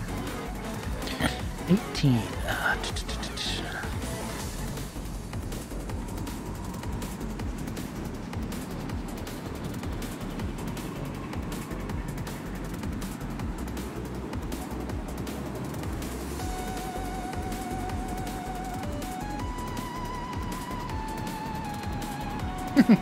You would learn, obviously, an owl bear is the combination of an owl and a bear. It's got the size, body, and feet of a bear, but with the head and feathers of an owl. They are terrifying creatures that, thanks to the owl's acute sense, is a phenomenal nocturnal hunter. They are also hands down one of the most dangerous creatures to stumble upon in the wild. Their ferocity is unmatched, as is their temper. These creatures fear nothing when they are on an empty stomach. Even fully armed adventuring parties are seen as a potential meal to a hungry owlbear. It's very hungry currently. And as there are no corpses over here, and one currently being stewed. Being roasted in its own juices. But... Indeed. It is very hungry. Okay. Well, here we go. How about this? I will go over to the Morling corpse that was, I believe, right here? It was up here. Well, okay, so if I was here, then I can go there. For 30 feet. And I would like to, can I use animal handling to kind of make like an owlbear noise? Try to get its attention and drag it away from that? I'll say you can. However, given Silduril just hit it with a psionic strike, I'll say it'll be at disadvantage. And there's no way for us to use reactions or anything to help him, right? How would you help him, given that you are so far away? Well, Alaric does have a throwing arm. He could potentially throw his deer ration out that way. Kind of lead its gaze. No. Don't I look juicy? I think maybe like the better way to go is just to kind of provide like, hey, yeah, you have no fear, but this is also a lot of trouble. And there's free food. Oh, I don't give a shit about trouble, so. Yeah. Booga booga. But yeah, okay, so disadvantage. Correct. Troll.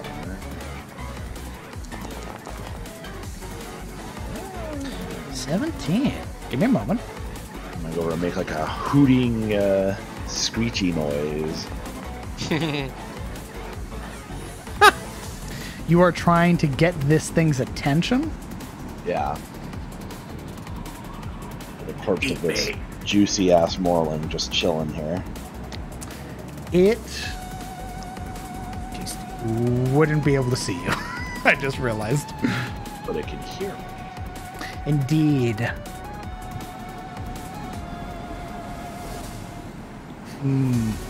did some roll swords. really high on its insight, though. I mean, I'm not trying to like do anything necessarily bad to it other than be like, hey, look, legitimately free meal right here. So I'm not trying to like trick it. I know you are trying to trick it, but in a different way. not like in a disingenuous like, yeah. Indeed. It, with a 19, it seems hell-bent on getting the closest meal. That's still a smile. Correct. Yay! However, if, say, a round of combat goes by and nobody attacks the owlbear, perhaps you could try again. It's intent on taking a piece of the unicorn, right? I was currently intent on taking a piece of Silvero, Oh god. because Silvero was the last thing that attacked it. And did some really weird shit to it.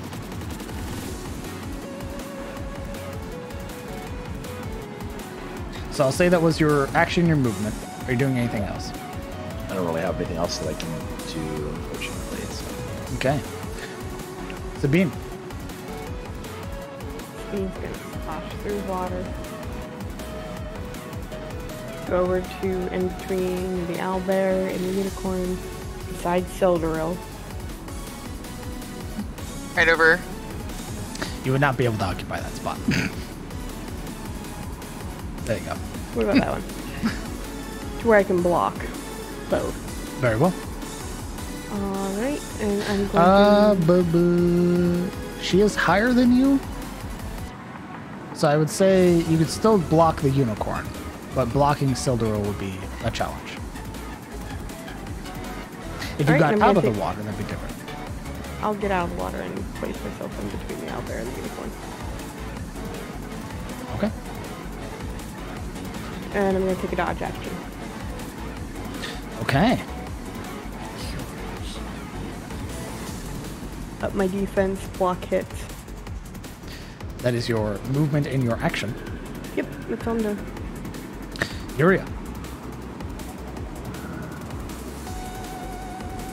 I'm real. I don't feel like Yuri would know what the hell Callan's trying to do. I don't think it was explained. Can't really explain much in that short amount of time, but yeah, makes sense either way. To not So, know. seeing it, Morana flee with this giant like bear claw right through her garments, and then the owlbear showing up. We are going to fucking hex that bitch.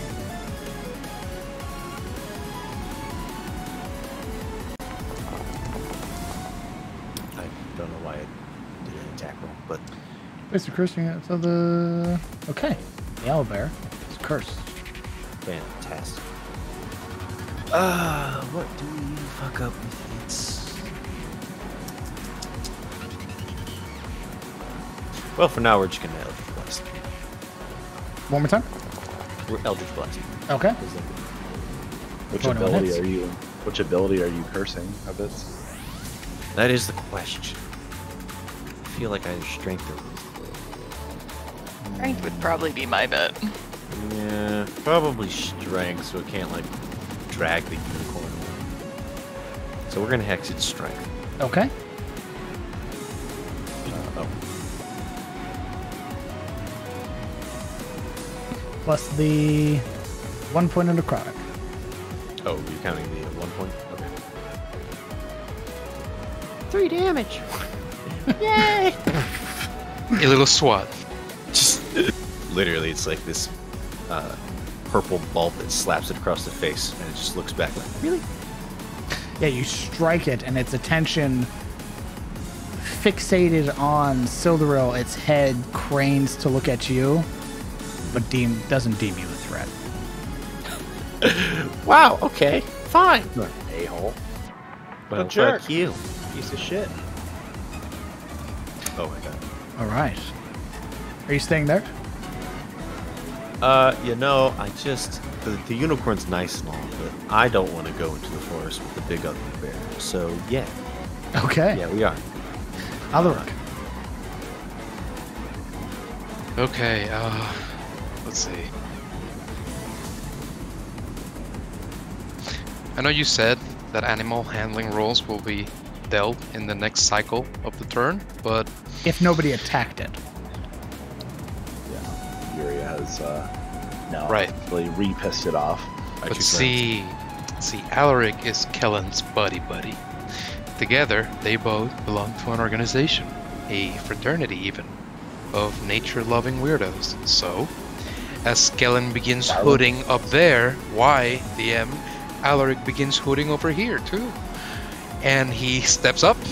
He will grab the body of the berserker, his hands heavy on its shoulders, and he'll try to lift it as he hoots and moves up to the railing, the last of his movement, and throws it off of it to the other side, trying to lead its attention to Kellen to follow through with the ill-fated plan. 2 things. An athletics check, and then an animal handling check at disadvantage. Yeah. It's athletics, see if we can handle the body. We're all gonna get fucking eaten because these two Neat. schmucks are hooting and Animal hollering. handling at disadvantage, What we doing? because we attacked it.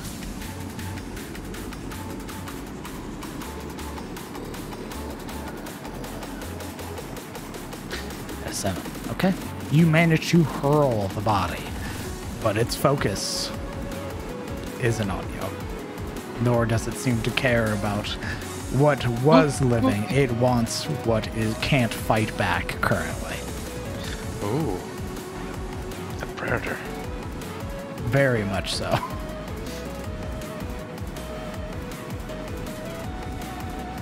I'll say that is your turn. That is absolutely my turn, good sir. Marana. Neat. Okay, cool. I think I can make it there. 5, 10, 15, 20, 25, 30, and then 30. 35. Give it a stab. Let's see it. That hits. Sneak attack.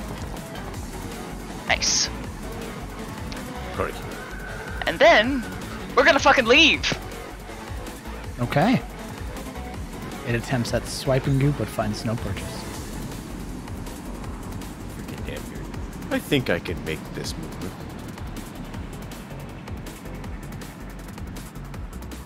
And that's my turn. All right. Ooh. Owlbear is looking bloodied. Go away, bear. And it can't get to you, Marana. No, it can't. I think it's going to lay into Sildaril. Trying to like push its way into your space to sort of force you back. So it's going to make its claw attack first, Sabine. Yeah, can I have that at disadvantage, please? That is a 16. Which I believe hits.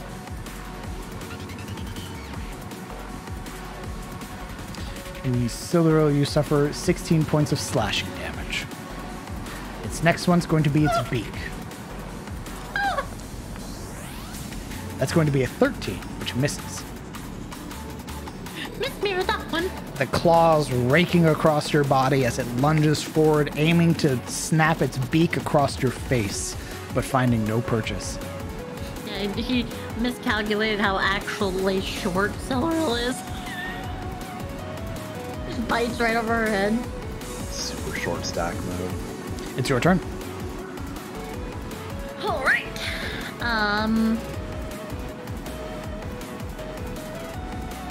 She will attack with her Zweihande. Let's see it. That hits. Doing the same before, she will psionic strike. Let's see it.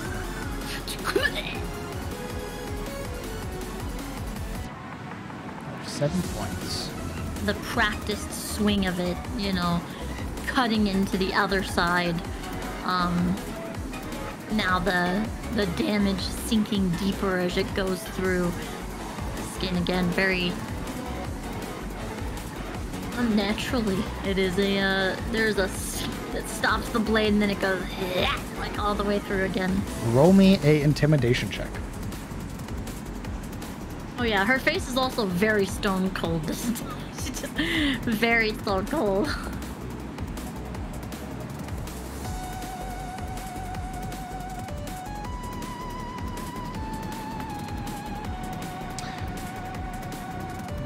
Ooh. You would, as that strike connects and it looks very hurt, its eyes become very frantic and it looks like it's ready to flee. Ooh, I see. And with A that, legend scourge. sure. No witnesses. Yeah, she sees that and it's not even like a you know, fighting feral kind of thing. It's like a dishonor of the duel to run from her, right? Dishonor to the dance that is their fighting. And so seeing that fear in this creature's eyes, she will decide to swing again as it's like this surge goes through her that she doesn't want the bear to end the dance like that. So she will attack again. Let's see it.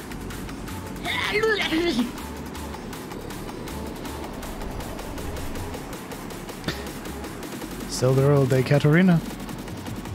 How do you end this owlbear?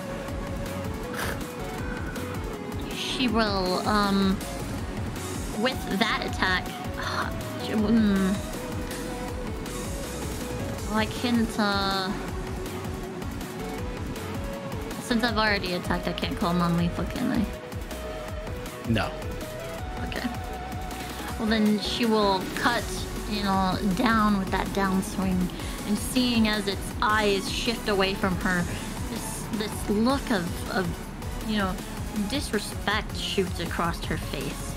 She will slide the blade down the open area that is the like descending steps in a circular motion, bringing it back around again and cutting clean into the top of his head. And you do. With that final leveled strike against the owlbear matron. Combat is over. The body collapsing against the stairs. The howl of the wind buffeting you still. With a final thud. It's a death throes singing out with this pained scream that is muffled by the wind. Combat is over. However, I would like everybody to roll me a perception check.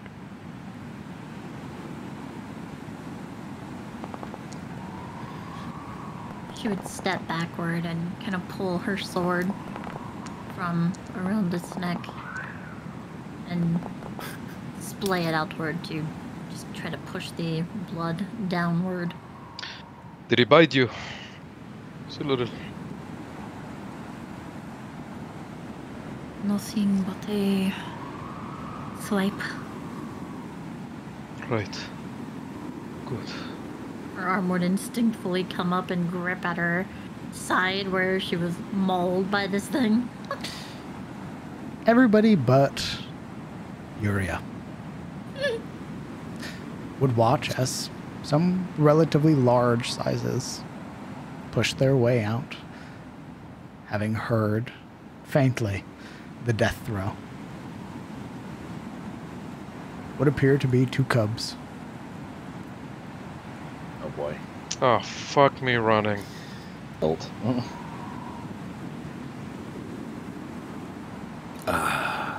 Can we get to the Cubs? Where they at? Which way? Sometimes it's good not to perceive the consequences of my own actions. They come on. No. As they push their way out of the foliage, they watch as Silduril splays her blade to the side, splattering the blood there.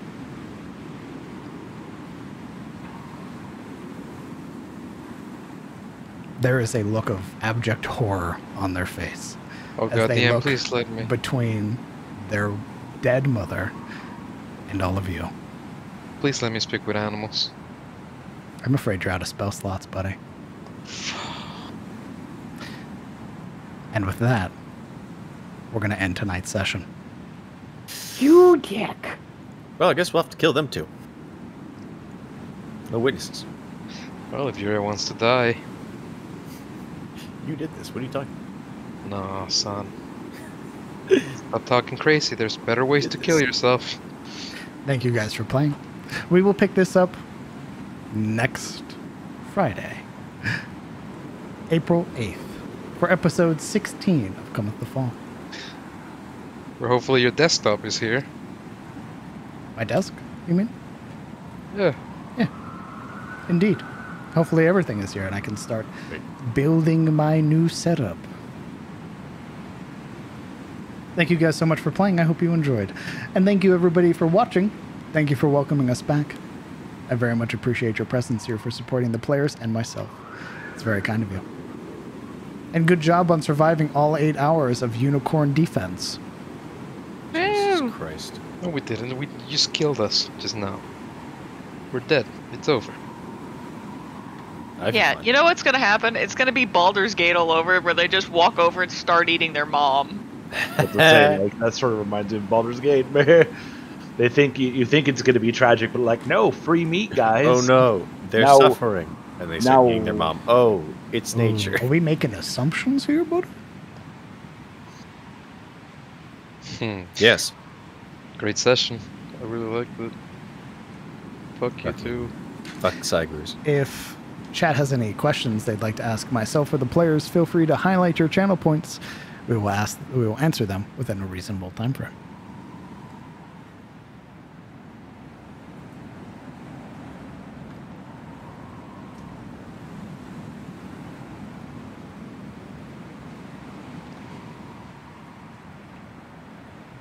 Absolutely, Luna. You think it would be one singular owlbear out on the prowl? No. There's no game to hunt. Everything's starving. Predators have been forced from their homes. Predators have to eat too. Of course, Barnabas. I'm glad you enjoyed it.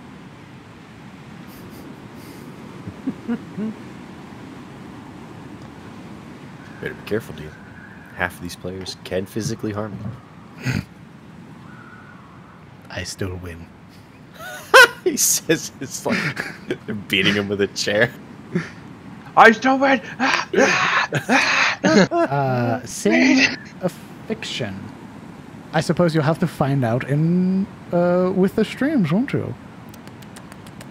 Or check out the World Anvil. Command exclamation D&D will pull up my World Anvil, and you can look at the elder deities that are there. Betrayers, lesser idols.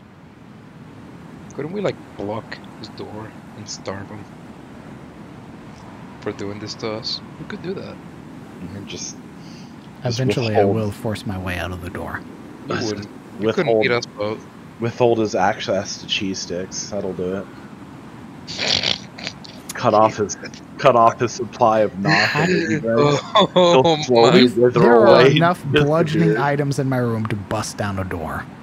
No, see, but we keep adding things to block the way. That's not how that works. We just add more Eventually, stuff. there's nothing to block. I veto this. Is at some point I would like my security passport.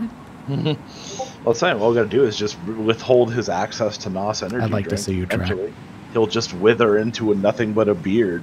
It's true. Immediately. It's true. Alaric, why are you like this? Yeah. Why am I like what? Well, what did Alaric do? I don't know. Baxter, elaborate. I'm glad you enjoyed it, Tatsuya. How is the new PC feeling? It feels amazing. There was not a single hiccup during the stream Didn't with crash Foundry, once. anything like that. It was phenomenal. Yeah, there was no like typical traditional deep inhalation of breath. Indeed. That's why things went well, because he wasn't getting angry over shit he couldn't That's control. right. Maybe My they'll start rage winning. wasn't bubbling up where I'm like, I'm gonna unleash it on the players. Yeah, well, it's like some Maybe- over briskets. I mean, Maybe they'll start winning at SOE finally. That's what it is. Remember, no matter how much shit I say, we'll never be as unlucky as SOE. Stay winning. Why do you say things? Stay winning. Can't be a psychic race. I promise. Why do you say That was fucking hilarious, by the way. Holy shit. Where I looked at my table and I rolled again, and I was like, "Oh, you gotta be fucking kidding!" Couldn't. Not at this level. Never went. Gorgons? Not here. I'm just curious how your brain works across all your characters. It is true chaos. He's saying you're unpredictable. You're a wild card. Nah, see, every character is Hane. You're pretty good. The owlbear is Hane. The cubs are little Hane. He closes his eyes. He sees Hane. The Kenku were all Hane. The unicorn? Hane. Meanwhile, Marana literally sitting here talking to actual Hane, like, what the fuck is this guy? How many of us are getting Hane PTSD? Morlings? So many. Hane. Hanelings. Jesus Christ. How many beat? A lot of them. Funden. A lot of them. Like, I've have you shown them all to us, or are there more we haven't seen? Oh, there are a lot more. Oh, shit. Yeah, you saw like some. You saw like fodder and one big unit. I imagine that as we level up, it'll be like every fodder will be the big unit. Yeah, eventually it becomes the Miyazaki thing, where the boss you killed is now a common guy. Ah, Jesus. we're fighting 8 Hanes at once. That's right. Oh no. Guys, he's raging. He's raging. Just like your father, Crowbane. How many of them Oh. are you? Repeated 6 times. I would like to speak with animals with this rabbit here. Witness as the void collapses in on itself. Hane becomes Agent Smith of Ada, starts Oh taking my people God. over. You know how it's like red spirits come out of the ground? That's right. Like out of the person comes Hane, Invade. and he unfolds like he's invading. Fucking Like great sword wrenching hand. his great sword from the ground. Also, oh my god, I forgot. Do I have to put a sheet for the dark blade, the dark steel blade? That you would not be able to carry that. Yeah, it's way too big. Yeah. So it You can't could- be wielded. You could lug it around. However, that would like half your movement. And if you tried to use it, it would be a disadvantage with no proficiency because it is sized for a large creature. Yeah. Think Like of a And Like a great shield? every time you swung it, you would have to roll a con save. oh my god, that sounds like a challenge I'm willing to accept. Really? Very well. Exactly. So think of the clout you would get if you actually hit someone with that. Think of the reward. You can't worship the great leveler if you're not hurting yourself every time you swing your big fuck off sword. This will hurt me just as much as it hurts you. Yeah. Equality as they both die. Can you add a hydrate redeem? I shall. I meant to do so with my map making streams. No, don't do that. You're just gonna drink from your energy fucking drink can. Hydrate my ass. You saw my giant fucking water bottle. Oh, is it full right now? Yes. Okay, good. That means you didn't Good. drink any of it, stupid. Because I'm drinking it twice today. If it's As full, he you're not sips. drinking it. Any Sipping from plans his on a energy drink. lightning mountain? Go on, Baxter. Hello, Toby. Alright. You just give Understood. Toby like a bunch of kisses? I did. No, that's him puckering his asshole. What the fuck? That's so disrespectful towards your boyfriend. We Like- love Toby in this chat. We love him. Right, but you don't have to fucking kiss him, right? Listen, Like, listen not? Toby's laying it to DM comic. You just learn to accept it. Toby, You're- I don't care what he says to you in DMs. I live with him. I'm the one that gets to Oh fuck god, him, they're alright? ERPing in the chat right now. No, Toby. No, it doesn't matter. This is all make-believe shit. I get to fuck him. Sit back. Stop. Actually, that reminds me. How are you enjoying the darkness tactic?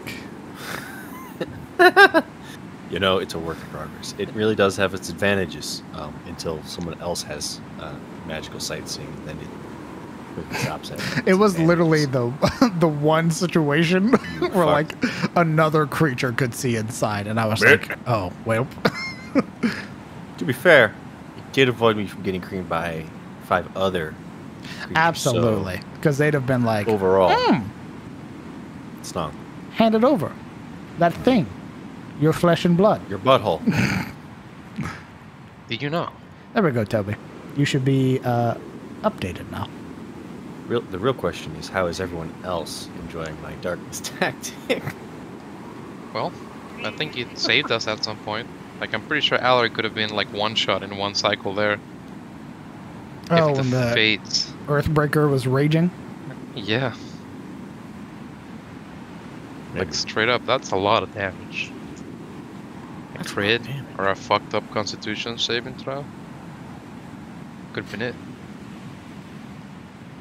Like Storm Peak with random rolls to dodge lightning. Absolutely, Baxter. That's somewhere in the world. 100%.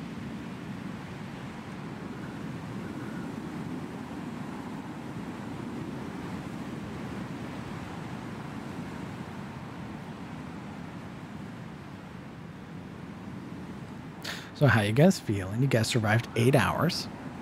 With only 2 combat encounters, by the way.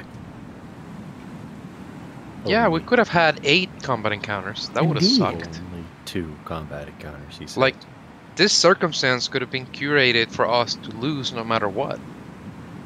Because after 6 combat encounters, and I'm being generous, I'm pretty sure we're fucked. It's why I warned you before this began that it is a very deadly risk to do what you are about to do. Are you sure you want to undertake it? But we fucking succeeded. Absolutely. Hell yeah, boys. And when Yeah, we yeah, meet up boys. next week on the 8th, Olwyn Goldmane will wake up. And cry with us over the baby old bears. More like it. Of course, Toby, of course. I should have done it in the first place.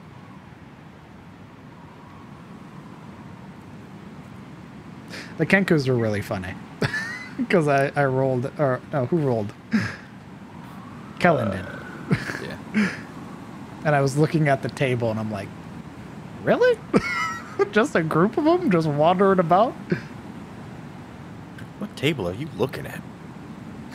Nanya? What? None of your fucking business. What? Nanya. So how many chances were there for a combat encounter? Depending on their roles, there were a lot of close calls. So they definitely lucked out in terms of rolls from the monsters, their own rolls, and the things that they rolled for on the table. Luna and Owlbear is unaligned. They have no alignment whatsoever. It's just a bear, bro. Sivas, Allery gave his coin to Kellen. Like, as soon as the Kenku went out of sight, he flicked it at Kellen so he'd come out of the bush. We got bank, brothers. We can live. Not poor. They are solitary creatures that, if need be, if they're like driven to starvation, will just hunt anything that they can because they're not going to starve, right? They're predators first. So they'll see a group of adventurers and be like, a free meal. And they're not really, because they're not smart, right? They have a very low intelligence. They're driven by instinct. So hitting Marana and getting a taste was like, fuck yeah. They're actually one of the smartest animals, by the way. They're very wise, is what you mean. No. They are one of the most intelligent animals. Like, they are part of the more intelligent animals. Oh, yes. They are very, like, keenly aware of things. Yeah, they can be tamed. They can be. They can be made companions and stuff like that. Absolutely. So you're saying we steal the kids? But I think a starvation would have a kind of effect in being Absolutely. wise. Yeah. Which is why, but it was sort of the lead up, right? You guys had already found that creatures are being forced from their holes. their dens and everything like that for a lack of game because of Not Morlix. land bereft of anything, Indeed. and suddenly there's a fountain of surging blood at a place, and the smell would travel through the hours. It's incredibly fitting that the owlbear arrived at the last hour, because it would have caught the scent and slowly, followed it to source. So it makes sense. It's Hand it great. over that thing, your fucking unicorn.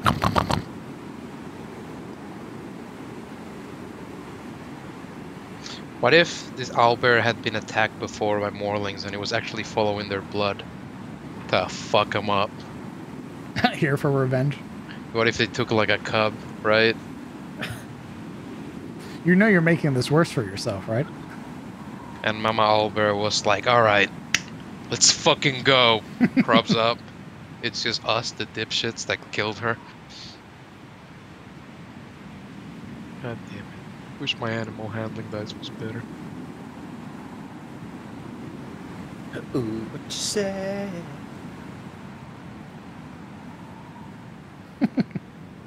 Well, if that is all for myself or for the players, I think we're going to call it here. Epic. To end on this very somber note. Somebody once. Don't. You sing that too long. I'm going to get copyright struck. Night, night. Go ahead and say goodbye to chat, everybody. Good night, everyone. Told me the word. Have a good night. See you next week. Good night. Good night, guys. Open up. I'll be back.